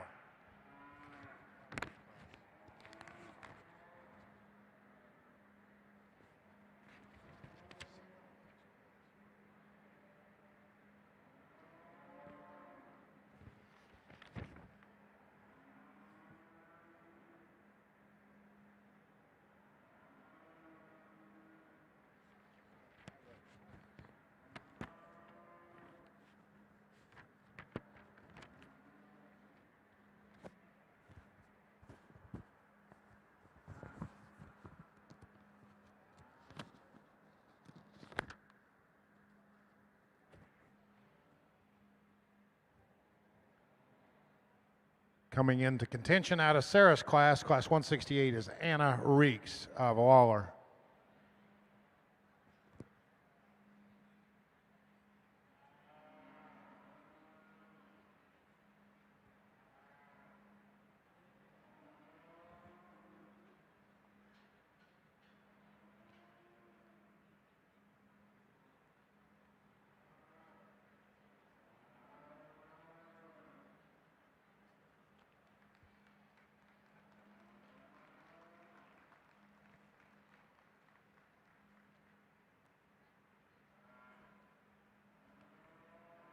What's your name, buddy?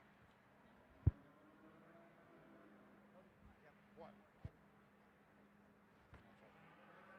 Your reserve champion Foundation female, that's Cody Klein from State Center. Sarah Sullivan, champion Foundation Scimitar reserve, Cody Klein.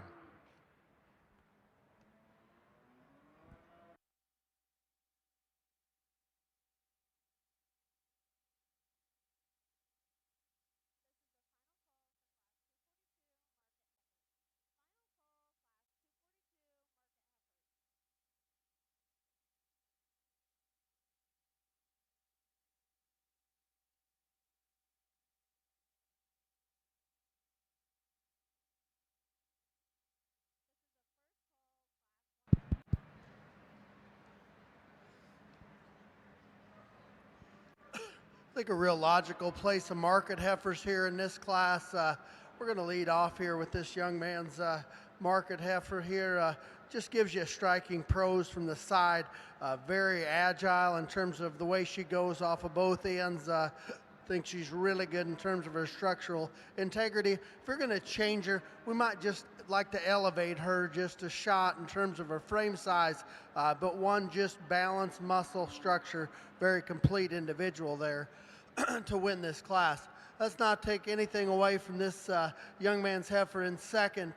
She's got the advantage in terms of being a little bigger framed, a little longer sided kind of a heifer.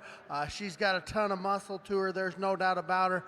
She gets out in motion, gets a little high in her tail head there, and kind of how she works into that hip structure there. Maybe doesn't set down quite as true and square off of those hind wheels, but one, boy, muscle, body, power, got a lot of stuff going on. She's a logical place for second. Real practical place here is young man's red heifer. I asked the young man how long he had to search to find one that had the same hair color as he did. I guarantee you that's almost an exact match right there. But the young man brought us a really good, complete heifer, big body, going to make an awesome project for him. Just not quite the extra bells and whistles them two have right ahead of her, but a really solid red heifer there for third. Then the young lady brings this black heifer, real long-hipped, long-bodied heifer. Love that about her. Just not quite the stoutness in her structure, a little more refined in her bone work, a little shallower in terms of her rib cage. Just kind of logically fits in that hole. Really heavy muscled one, probably one of the heaviest two muscled in the class comes next here. Huge back, just explosive in her lower stifle. You love that about her. Just gets a little harder doing in terms of her rib shape and a little high flanked. Maybe doesn't get out and go quite as easy off of both ends.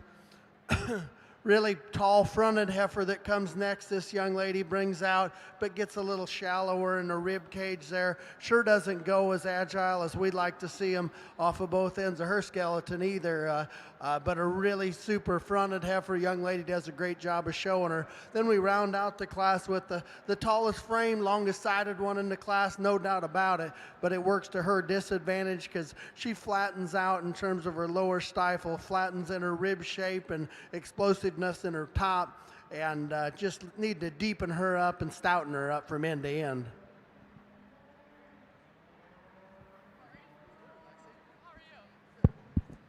Nice pair of heifers here to get us rolling in the purebred semi show, and certainly some differences in female quality and refinement amongst the pair of them. But with that, I'm going to go ahead and side with the one that's just a little more appropriate in terms of the build of her skeleton. I think that one, in terms of just her hip and her hind leg, how she utilizes her hock and sets to the surface there on her rear foot, just a little softer, a little better there in that asset. Then you study them up high. She's rounder bodied, bigger pinned, and just has more true dimension. Like I said, maybe her head and neck shape's just not quite feminine enough, and I could certainly tie to those things in the heifer that we have in two. Really long, slender necked, one that certainly has some shape of upper rib.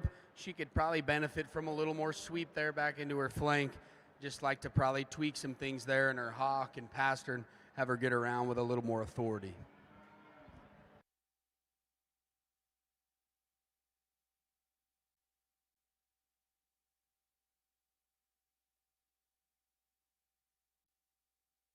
Well, all right, over on the heifer side, we move into the purebred Simmental division. Place these in the first class, class 170. First place, Bell Netawicki of Fairfax. Second to Ty Kitzrow, St. Charles. We have four, count them, four classes left to finish out our day. Four classes of purebred Simmentals and a champion in reserve in that division. And Brandon and Brady are done.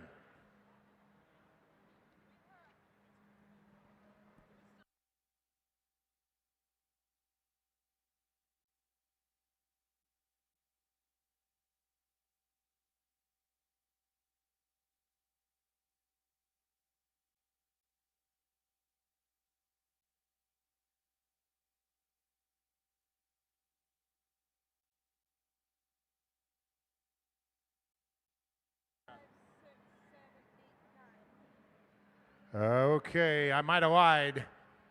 No, I did lie. Mine is missing a page. We have 9 classes left. Sorry, boys.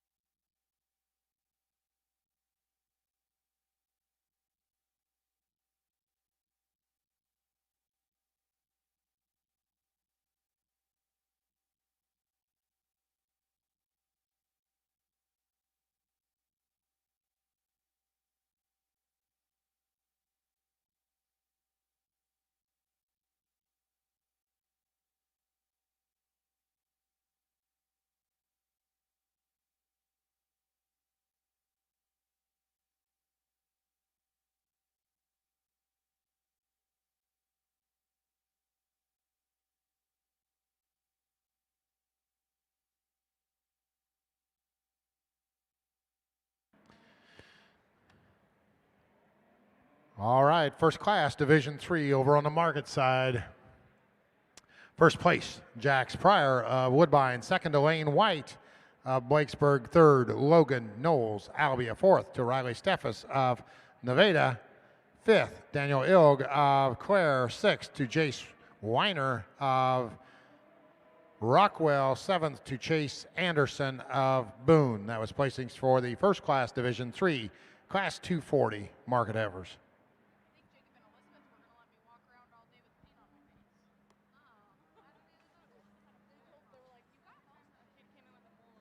I know. I thought, and there was one kid in. Okay, I'm set now.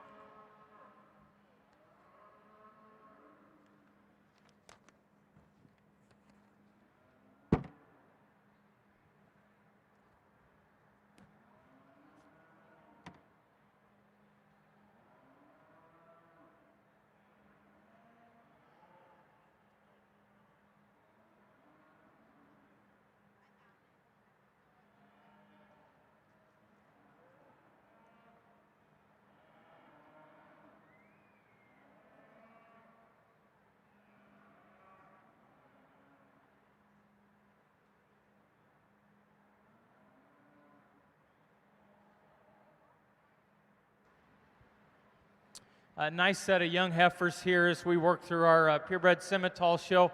One that's pretty different in terms of her silhouette, probably for the breed that she's coming from. Really nice in her neck, great body shape, her chest, midrib, and flank balance so well. I think she gets out and goes with enough function off either end. Really functional, but maybe could just be a little neater in how she puts some pieces to the surface, but high quality, hit us hard here from the get-go. Probably the discussion we had was between second and third. This one is green, green, green, and a lot of future ahead of her. Long, level, smooth built, sound structured, a little flat as you get in behind her. We called her higher quality than the heifer that's just behind her because she's just a little smoother built, nicer structured at the surface. Heifer that comes just next, man, if you would tighten up that throat latch and you'd give her just a shot more balance to her hip and where her pin's set relative to her hook bone, I think you could really get excited about just the smoothness of that one's joints. Her feet and legs are good at the surface, just a tad plain at first glance. Heifer that comes next, another really solid cow prospect that's good in her underline, has some shape as you get behind the cattle. Maybe could just balance up a little nicer. We could stouten her up as we study the cattle right on down to the surface. Heifer that concludes the set's the biggest, stoutest one in terms of her pin set and her body shape. I think as we study the cattle in motion, she's the one that struggles the most in terms of her rear skeleton. Good class and a really nice class winner.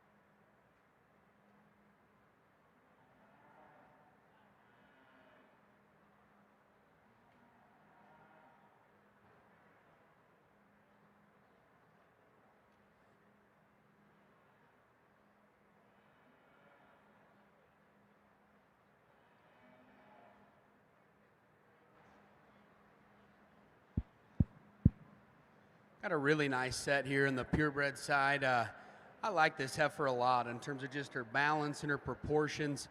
I think relative to the class, her ability to be that good in her shoulder angle, utilize her knee, I think it really separates her when you study him in motion, allows her to be collected there in her top line, one that you certainly like for her extra body volume and mass that she possesses.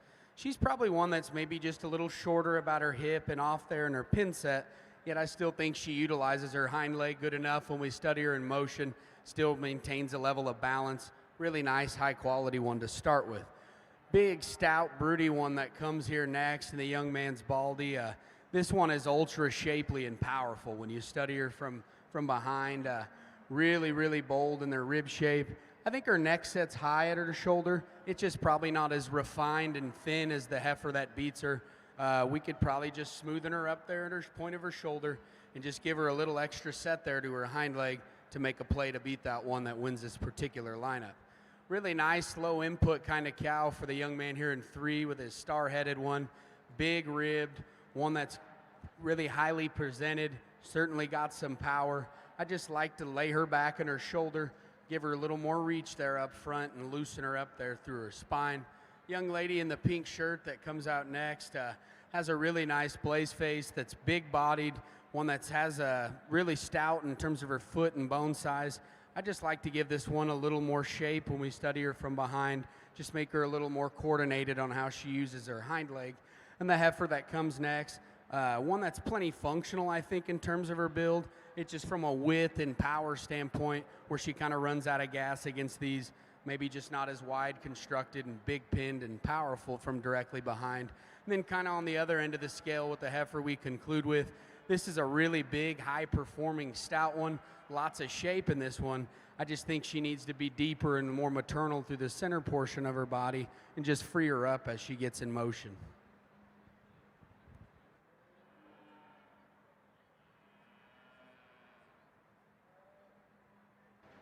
Another really exceptional class of market heifers. I think we got a real logical place to start here. 2 exceptional heifers in their right mind and their own different kinds. I think the heifer we used to start the class just got a little more substance to her, a little more natural width, a little more width right in behind her shoulders, and she maintains that width all the way back, still in a really nice complete package. Both of these heifers are exceptionally sound in the way they move. I just like the way this heifer's put together. I like her beefiness, and I like the bulk that she has, and I think she's pretty handily in this class. The next heifer, really, really classy, really showy, heifer that you really like, her neck and the way she comes out of her front end, and also really, really sound. The difference I see, Corey and I see in them is she's a little bit flatter in her fore rib. She gets just a little flatter from behind. Not bad, but just enough. There's a difference in those two, and I think that's where it is. She's just a little flatter made. The next heifer, a lot of substance to her, big bone, burly, good depth of body. Out here with those two, she gets just a little shorter coupled and in pretty stiff competition today, but a really nice heifer in her own right. The next young lady's heifer, a heifer that's really level and square in her hip, a heifer that's got some shape to her. We just like to see her maybe have a little more bone to her to be moved up today, but really, really complete. The next heifer, really eye-peeling heifer that's got a lot of balance and a lot of completeness to her. We like the way she's put together down her top line and back and through her hip. A heifer that maybe could stand to have just a little more bone and maybe just a little bit better hair quality would help that, but a really, really complete heifer that's really sound and really put together from end to end. The next heifer, a heifer that's got some shape to her. Just like to see her move out a little bit better off her rear legs. And the next couple of heifers, we'd like to see just a little more substance, a little more shape in their hip, a little more power to move up.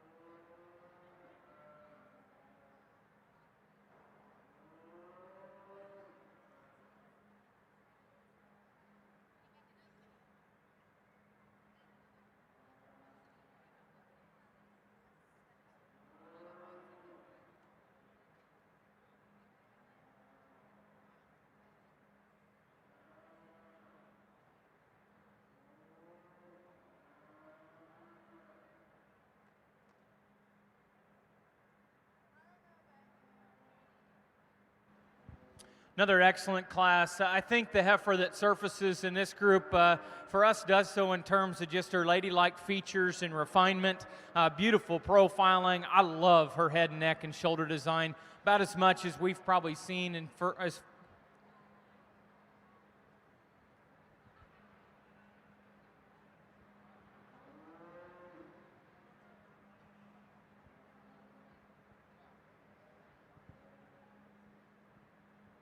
let that young man get his heifer back. But love her just outline and design and balance and quality.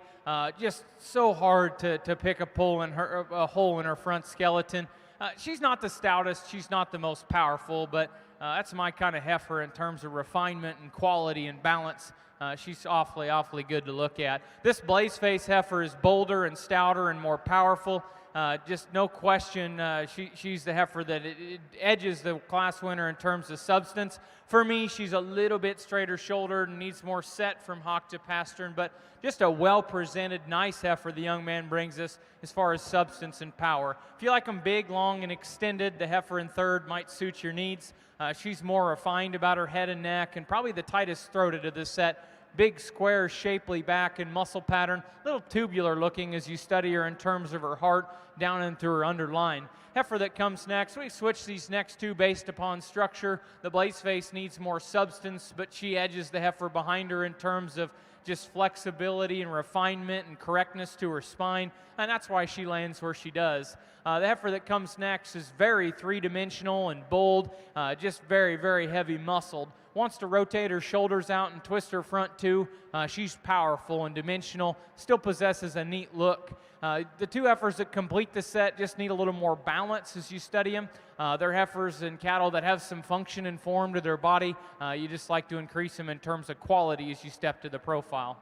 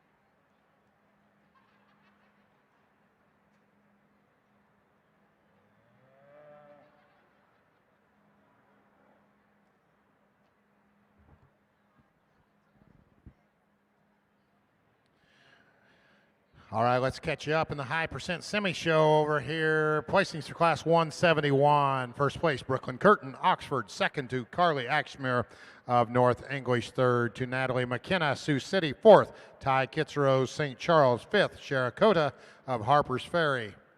That was placings for class 171. Placings for class 172. First place, Katie Flitch of Central City. Second to Colton Nedelicki of Fairfax. Third, Henry Steffensmeyer of West Point. Fourth to Ireland Wirt of Guthrie Center. Fifth to Perry Lehman of West Liberty. And sixth to Michaela Denio of Iowa Falls.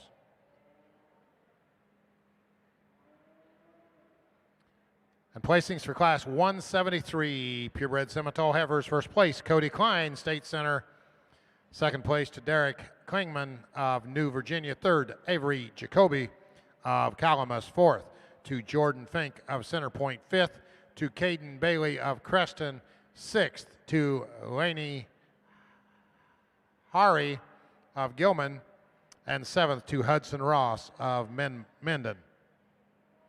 That was your placings for class 173. Class 174 currently in the ring.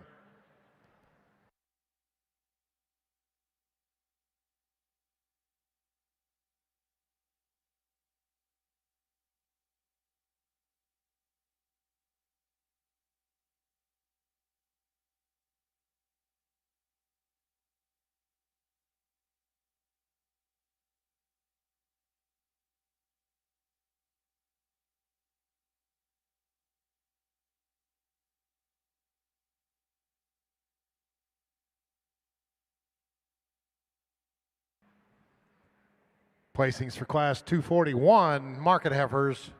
First place, Kinzer Gallagher of Elkhart. Second to Micaiah Smith of Charter Oak. Third, Sidney Matthias of Fairbank. Fourth to McKenna Rogers of Solon. Fifth, Alexa Rise of Manchester. Sixth to Jake Oathout of Wyota.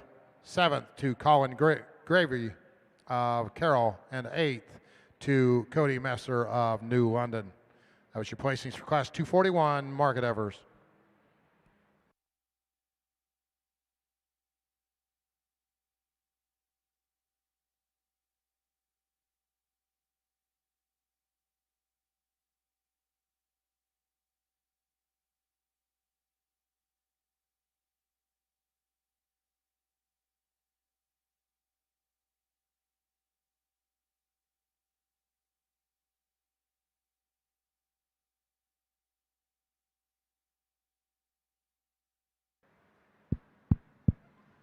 Really nice class. The one that we go ahead and start with, I think, is the source of just quality and power in this particular lineup. That's kind of the up-headed one that's level in her top line. She's extremely bold and robust in her rib cage. She's got about as much power and width as you'd ask for one to have when you get behind her. I still think she's sound enough in terms of her hind leg. Maybe it's not just ideal for everyone, but I think in this particular group, when you put together her look, power, and body shape, I think that one puts the most good together. Really functional kind of a brood cow here in second. Really good bodied one. I probably think she's the best in class in terms of just the way she scoots around the ring off either end. I think from just a quality and presence standpoint, maybe a little thicker there about the top of her neck, maybe a little plainer there through the floor of her chest, but I still think that one has lots of use and function about her. It's a nice heifer there in second. Heifer in third has as much refinement and just look of quality up front as any. Really long, slender-necked. For one that's a little greener, I appreciate her extra turn to her upper body. One that I think has she's got enough muscle and width, I think. It's just more from a build standpoint where we'd like to just get that one toeing forward up front, maybe give her a shot more set there through her hock. The Baldy that comes next, moderate, low input, really big ribbed. One that's just a little further along in terms of fat today. I just like to free her up there, how she gets out of her hip and hind leg. The heifer that rolls out next with the hip iron, that's a big, stout, high-performing one. She's got some foot and bone size to go with it. We just need to probably mellow her, tone her down in terms of her muscle, and just see her softened up, just loosen her up there off her hock and pastern. And then the young man that we conclude the class with has a nice, low input, easy feeding kind of a female, maybe just not as long necked and clean about her front end to work up any higher.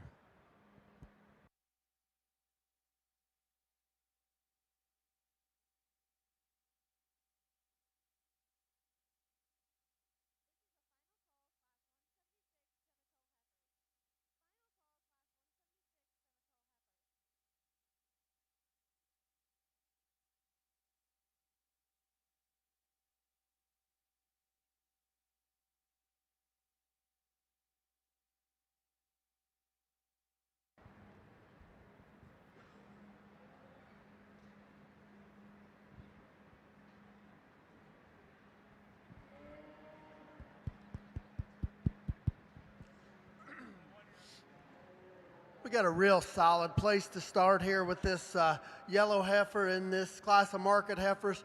She checks a lot of boxes from a carcass merit standpoint, just extremely explosive as she ties that full rib into her shoulder blade up high there, just big and wide down her back. Big square hip in her, just tremendous amount of width and dimension to this heifer, big barreled, and like I told Mark, you get kind of this rear 3/4 shot of her. A lot of them, heavy muscled ones will open up in their forerib and their shoulder blade there. Boy, just really solid in terms of the way she's put together for as much product as she has from nose to tail. After that, I think there gets to be some give and take. I think the second most complete one out here is this black heifer. Both of these heifers are a little different kind, a little more style, a little more pizzazz when you get off on the side view of them. We think the soundest one of the two is this one in second. She just sets down on a little softer foot and hind leg, and we like that about her. This heifer in third, you talk about a striking pose. That young man gets her set up like that. She's got the neck like the giraffe. She's flat-shouldered, really cool looking from the side when he gets her set up. Where she disappoints us a pinch is when he sets her in motion, she gets a little stilty on those rear pasterns and hind wheels. We'd like to change that just a little bit to move her up a spot or two. The young lady here in fourth, she's just struggling today a little bit. I think this heifer's better than the look that she gives us. You know, when she does take a step or two, love the softness to this one's hind leg. Just good feet, good soft feet on her. She'll give you a good look. Just never got a good read on this one, just never really showed for that young lady. That's a heifer I think is better than the look she gave us today. Then we get in here to fifth. Heifer a little more conventional in terms of her kind. Big, bold rib cage heifer, no doubt about it. Just a little higher flank, maybe just doesn't have that extra flexibility off of both ends like those heifers on up the class did. Then we round out the class with a little more practical kind of heifer. You know, there's some good usefulness and some utility to this white heifer here. There's no doubt. She's opened up down low, big and bold in her rib cage. She's just a little lower in her neck set, a little plainer fronted, just a little plainer in her overall package, but a high quality market heifer in her own right.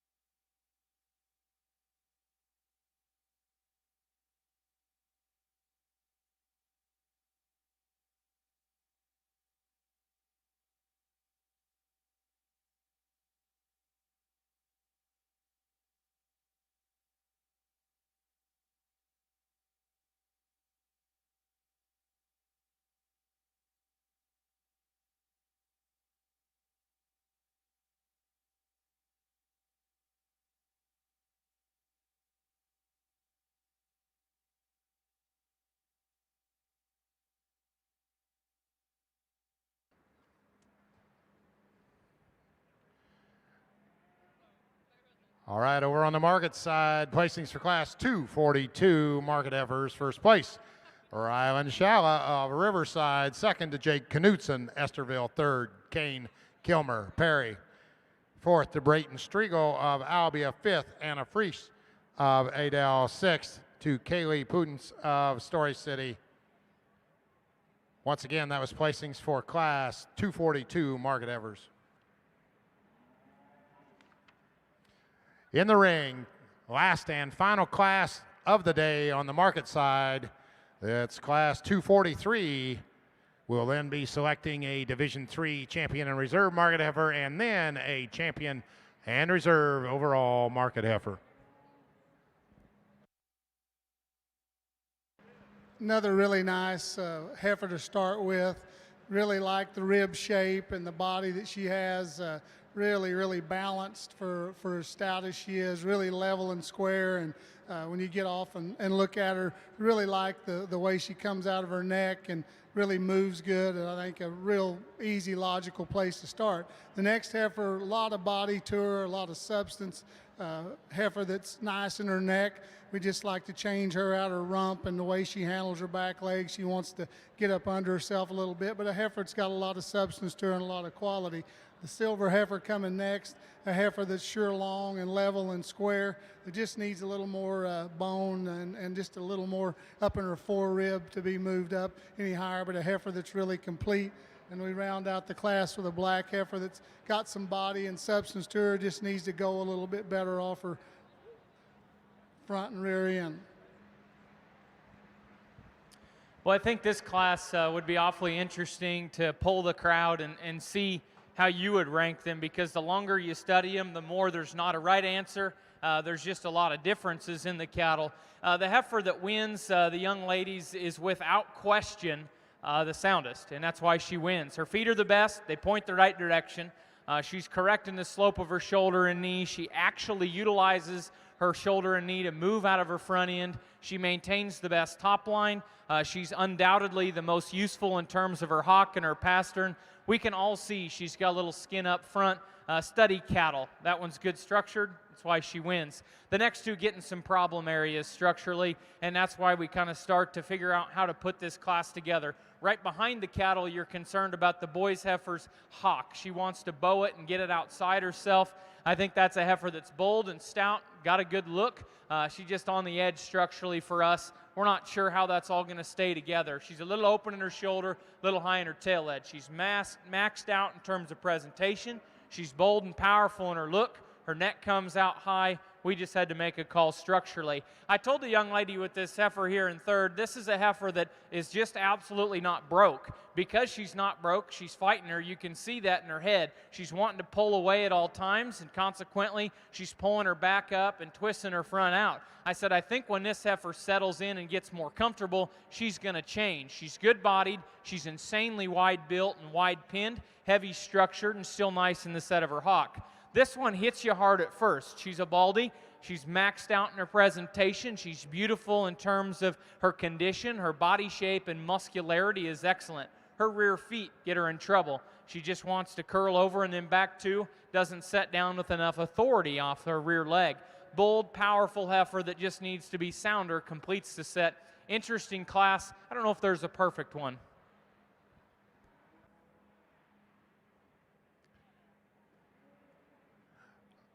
Over on the heifer side, Class 174 purebred Simmental heifers, first place, Michaela Denio of Iowa Falls. Second to Riley Davis of Corden. Third, Kennick Pierce of Maxwell. Fourth to Kylie Knoll of Hedrick. Fifth, Carlin Scott of Oskaloosa. And sixth to Trace Van Ryswick of Russell.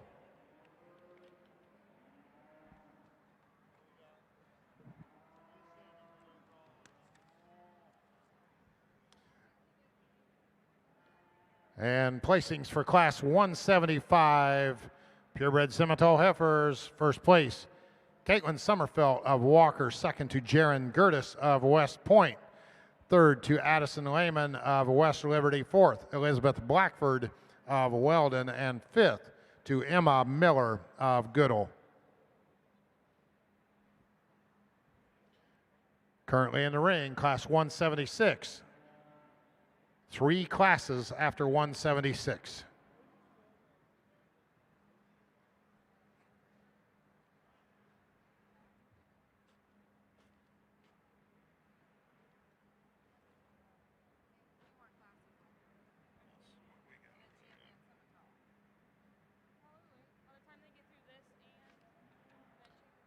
Catching you up on the final class of Market Evers. First place, Ellie Neal, Fairbanks. Second place to Maddie Wellman of Donaldson. Third to Sawyer Minor of Bondurant. Fourth to Beckett Suba of Lawrence. Judges Corey Thompson, Mark Kopis now selecting your Champion Division III Market Heifer, and then they will be selecting your overall Grand and Reserve Market Heifer. Once again, Mark Kopis, being the black hat, went to El Reno Junior College in El Reno, Oklahoma, graduated from Cameron University in Lawton, Oklahoma with an animal science and ag ed degree, and has been involved in the show cattle business for the past 35 years. And he lives currently in Burke Burnett, Texas. Judge Corey Thompson, born and raised in Wayne, Nebraska, on his family's diversified livestock farm that consisted of cattle, hogs, and row crops. Corey received his bachelor's degree in animal science from the University of Nebraska, where he competed on the livestock judging team. He also attended and competed for the livestock judging team at Northwest Community College. Corey is employed by 605 sires and donors and serves as their customer service or customer success representative. Corey and his wife Stacy have one son, Kai, who enjoys showing cattle and market goats. Let's give these two a big round of applause for the hard work they've done today. They've had a pretty dang good set of cattle to sort. I will say that right now. Thanks, guys.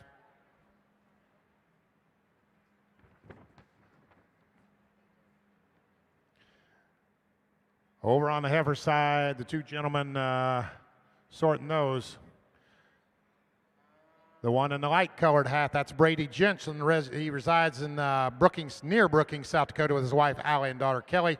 He joined the faculty at South Dakota State University in 2017 and currently serves as the livestock judging team coach there. Brady served as an assistant coach and completed a master's degree at Kansas State in animal science, focusing on genetic component of feet and leg structure in red Angus cattle. Before graduate school, Brady attended and judges competitively at Butler Community College and Kansas State University, where he was awarded the All-American status at both levels. In his collegiate coaching career, he has been on the coaching staff for 3 of the last 6 high individuals at the national contest in Louisville. Aside from coaching, Brady and Allie assist the family operation, Jensen Brothers Herefords in Cortland, Kansas, while expanding their own cattle, Jensen Cattle, which focuses on Hereford and Simmental. Go ahead, Brandon.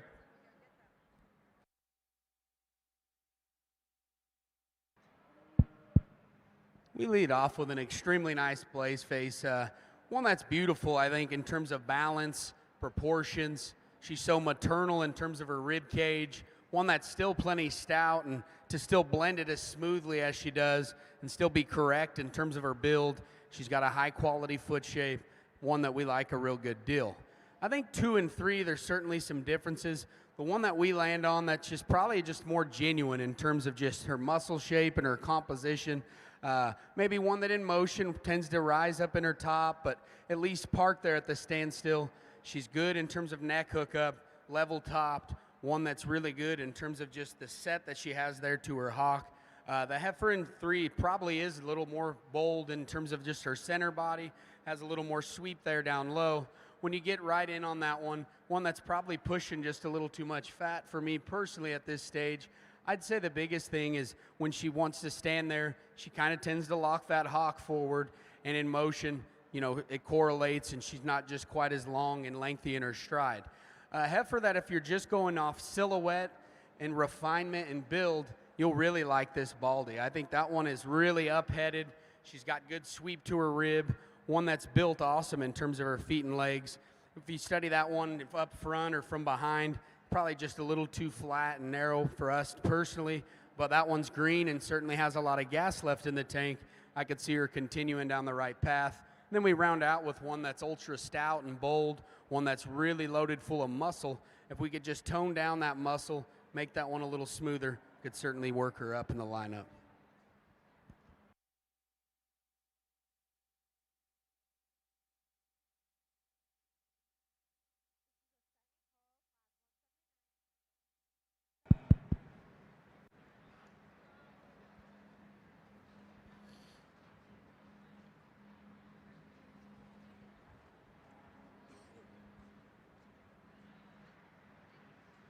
As we get ready to pick our Division III champion here, this is my last time on the mic here for the day. I'd just like to express, you know, how much of an honor it is to have a chance to be here. Always come down here to the Beef Expo and State Fair several times. The history of this old building, as many of you know, it's been around here a while. I looked it up online. They built it in 1902. Built it in 1902, cost $40,000, and they said they built it in 4 months. That's quite a for that day and age. That's crazy that they threw this up in 4 months. But just a historical fairgrounds, historical building. Just so humbled and so honored to be here. Enjoyed the heck out of it. Mark and I haven't agreed on everything, but we pretty much have. I mean, we've seen him pretty close. We've talked through some things. I've enjoyed the heck out of it. I hope he has. It's just been a blast. And we're left out here in this last division. You know, we're just talking. There ain't a bad heifer out here. I mean, there's this division, just a lot of quality. All 4 classes. We're left out here with just really, really good cattle. We love them. Great structured. They got some muscularity. They got some carcass merit to them. I guess when we get to stepping back off of them and analyzing them, there's one that just from a balance aspect, we thought kind of comes to the top in terms of unique build, smoothness, balance, completeness. It's the young man's black heifer out of the Class 2.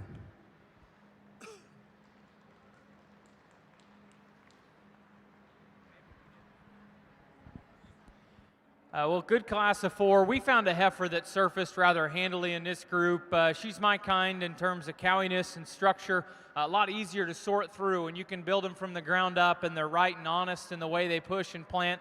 She's not the neatest. She's got a little chest, sits down and forward in her, but that's good cattle as you study her from end to end. Real square built, right kind of shape up high, like her pins. That heifer wins pretty easy. Heifer that comes next, a little neater in terms of her neck, little bit probably just nicer in terms of her length of body. She can hit you as attractive on the standstill as we ask her to go, just a little tangled up in terms of her rear too, not quite as balanced as you study her underneath from chest, midrib, and back to flank. The next two, Brandon and I said probably have some give and some take. The heifer that we like in thirds, a little more advanced, a little deeper and back to her flank and maintains more levelness from hook to pin bone. Heifer that concludes the set's a little flat, but she's smooth. As you study her from neck to shoulder, just need to stouten her up.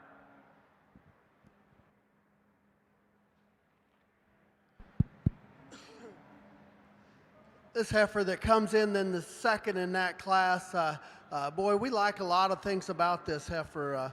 Really soft-footed, long-bodied kind of a heifer. Probably doesn't have the muscularity of the 2 right behind her, but gives you a striking pose from the side. You know, if we're going to change her, we'd like to widen her out in her chest floor and just give her a little bit more robustness in her rib cage as compared to the heifers on both sides of her. But high quality. I guess what it boils down to for us for reserve is the 2 heifers out of Class 3 and 4. These 2 heifers, in terms of just muscle and mass and power, they're sure 2 of the stoutest 2 that we've seen all day out here, no doubt about it. I think there's some give and take. We've talked about them quite a bit. I think it's very, very close here between these 2. You know, we've gone back and forth, but I guess we decided this yellow heifer out of Class 3, we like her the second best. She's going to be reserved today. All right, over on the market side, your Division III champion coming out of Class 241. That's Kinzer Gallagher from Elkhart. Your Division III reserve coming out of Class 242. That's Rylan Shala of Riverside. Once again, champion Division III, Kinzer Gallagher, Elkhart, reserve, Ryland Shala, Riverside.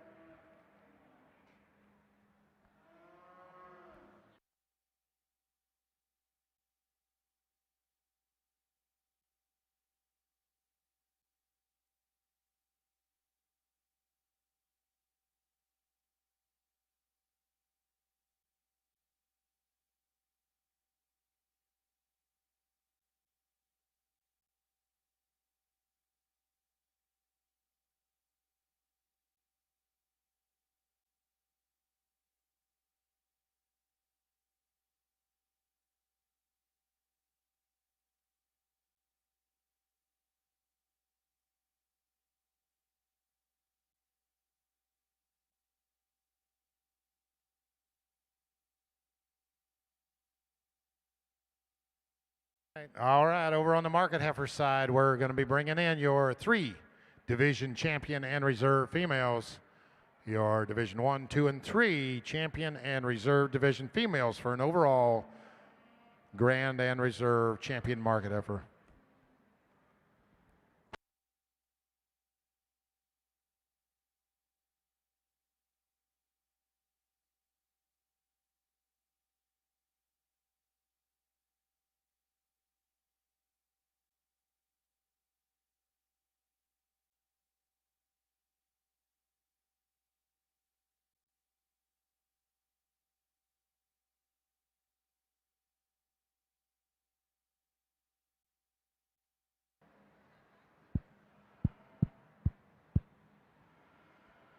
We get through this group of cattle and certainly probably have some different shapes and sizes and maybe some different things from a build standpoint to sort through. And with that, the one that we land on, I think, just from a functionality standpoint and having the look of a female, I think she excels in this particular group of cattle.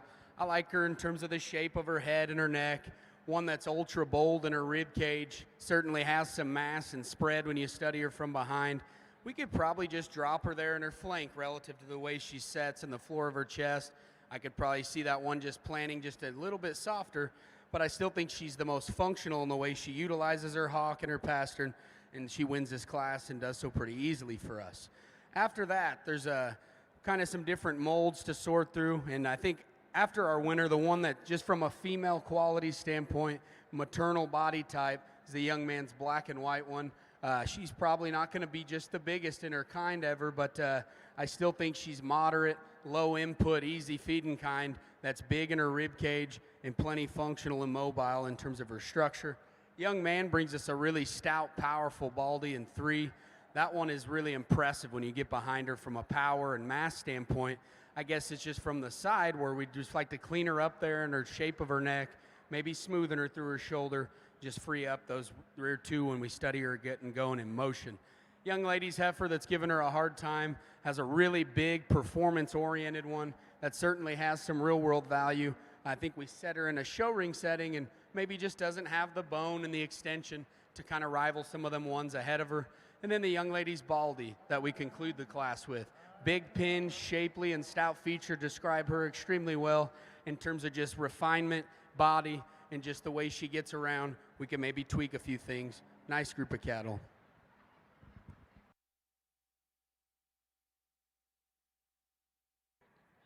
Over on the market side, Judge Mark Kopus, Corey Thompson going to select your overall champion market heifer and reserve. Coming out of Division 1, your champion, Tyson Gretzky, your reserve, Mallory Kane. Out of Division 2, your champion, Hannah Noonan, reserve, Lincoln Bent. And your Division 3 champion, Kinzer Gallagher, and reserve, Ryland Shala.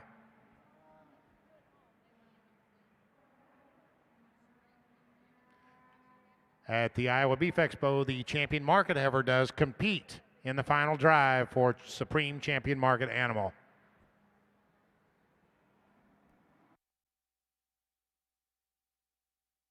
And once again, tomorrow we will be starting at 8 o'clock, just as today, 8 o'clock start time tomorrow. One thing I was asked to announce, they are going to crack down on you guys in the makeup areas. There will be the exhibitor and one individual with them and nobody else. Big classes tomorrow. We're not trying to be jerks about it. We just can't get the cattle to the ring without having to weave through a bunch of people. And we went a little lax today. Tomorrow they won't. One person with the exhibitor, and that's it. Will be strictly enforced.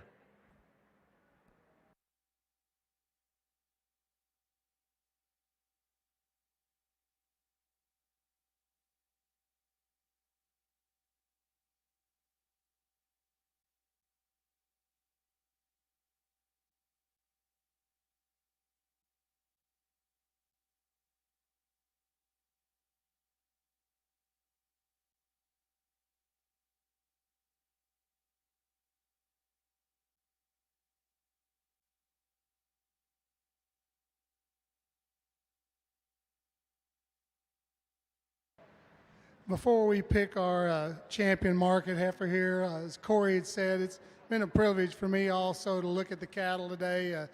Tons and tons of quality, and I knew it would be, and it sure hasn't disappointed. And only looking forward to an excellent day tomorrow. I think we got 3 exceptionally good individuals out here. The gold heifer out of the first division. Really balanced, really complete, square, level. Every angle you look at her, she maintains her balance. I like that about her. Being critical of her, we might like to see her just a little more flex on those back legs, but not bad. For as complete as she is and all the power she has, really nice. The young lady's heifer in the middle division, heifer that's big-bodied. She's got a nice look to her. Adequate inner muscle. I think just good enough, but I think it all matches.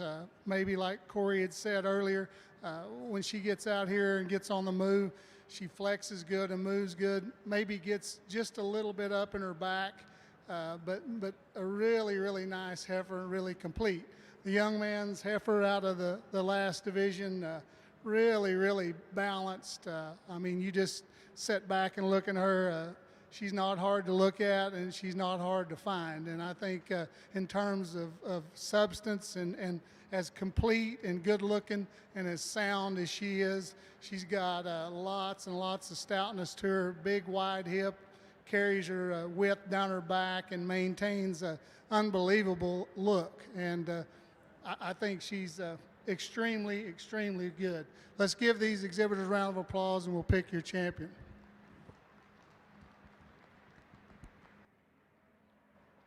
As we continue to work through the Purebred Simmental Show, another great class. I think it looks like a pair here from the outside. You have 2 really good cattle.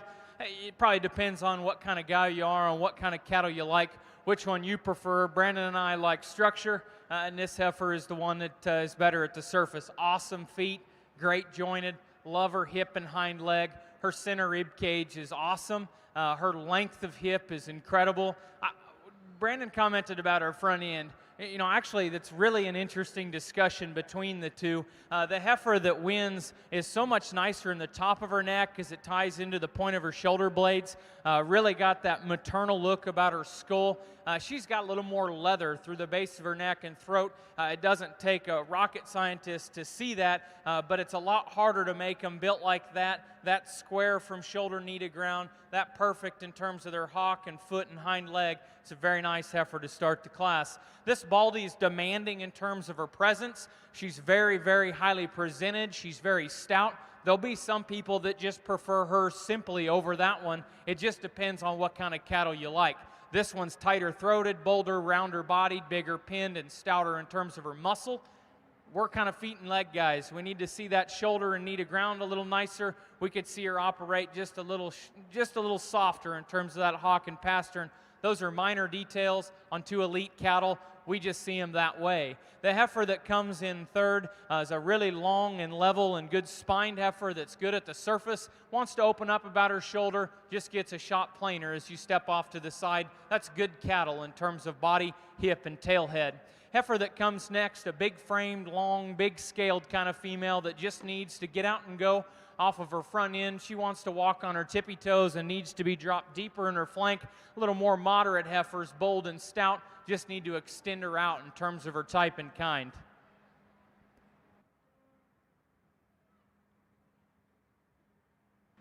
I think as we get out here for reserve, I think it gets somewhat closer. And for Corey and I, we discussed it, and I guess for us, the one that follows the type and kind of the heifer that we use for champion will be the young ladies out of the middle division, and she'll be reserved. All right, your 2021 champion market heifer goes to Kinzer Gallagher. Your reserve to Hannah Noonan. Once again, Kinzer Gallagher out of Division 3, your champion. Hannah Noonan out of Division 2, your reserve. That concludes the market side today. Thanks to Corey Thompson and Mark Kopus for a really good job done.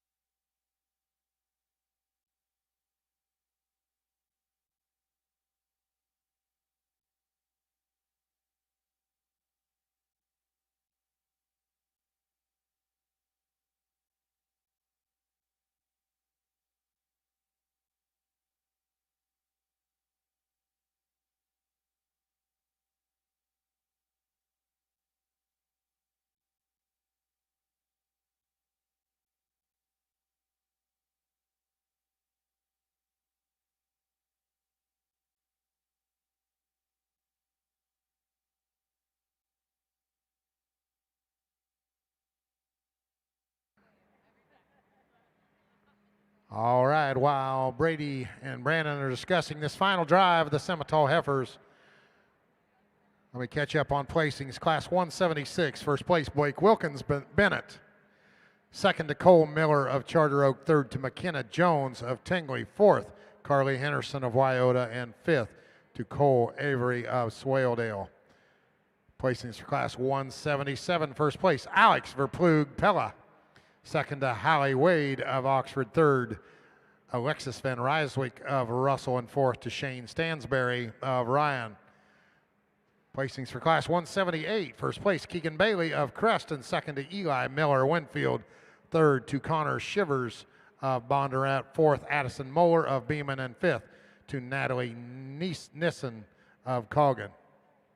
And the last class, the final class of the day on the heifer side, Class 179, first place, Coy Steenhook, Maxwell. Second to Rachel Clark, Grand Mound. Third to Riley Thill of Pleasantville. Fourth, Colby Bailey of Creston. And fifth to Cade Knopp of Maxwell. Judge Brandon Machado and Brady Jensen will be selecting your champion and reserve champion Simmental, purebred Simmental female. Market side just finished. That's pretty close. That's real close.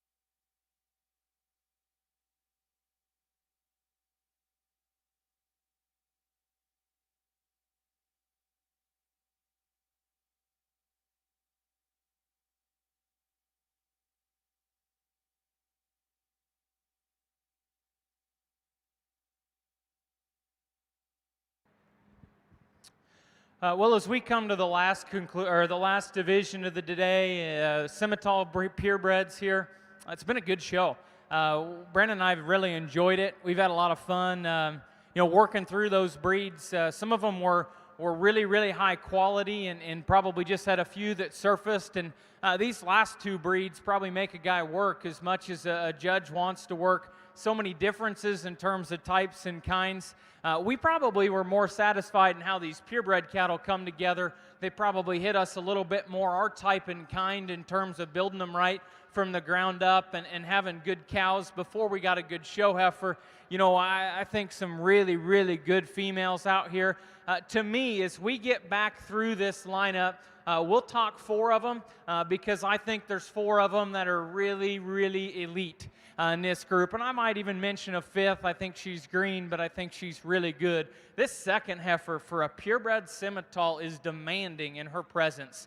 Her look up front, the way she attaches her neck to the top of her shoulder blade, to have that kind of chest to forerib to flank underneath is second to none in that breed. I think just balance and quality alone allows her to be part of that top discussion. I think as you stand there and break down the angles of her joints, I see no issue, I see no problem. I don't know if she's still getting used to this show ring environment or what. She could probably go just a shade more comfortable for us, but man, she's got a good look, a demanding presence from the side. This blaze face heifer next is just pretty dang nice. She's the hairiest one of these purebred Simmentals, so she grabs you because of that good soft hair coat. I think she's smooth blending and yet square built when you get on top of the cattle. Big upper hip and big shape to her rib cage. Wants to lose her pins as she goes. Maybe could be a little funny in how she walks on them front pasterns, but really, really good cattle. I love the silhouette of this heifer next. I wasn't going to throw her in the discussion, but man, she's pretty dang nice when you study her. Not a lot there today, but boy, she's a sweetheart in terms of her build, balance, and quality. We thought this blaze face heifer really hit us hard at first. Just so cowy and maternal. Great rib cage. Really, really good forerib. Like the way her spine and tail head can all sit up together. Really good hook to pin. I told Brandon, I said, man, for being the one that's a little deeper in her neck and chest, I wish she had the rugged bone and the stout athleticism underneath to really allow that to balance. Just a few pieces here and there that make her just a little tougher to look at, but man, she's good cattle as you study her from bottom to top. We love the structure of this heifer that wins this last deal. For us, she wins this rather handily. Congratulations, young man. You'll be our champion in this division.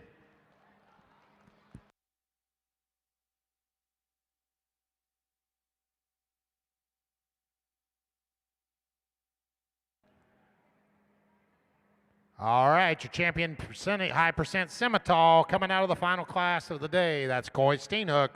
Coming into contention, Rachel Clark, Grand Mountain.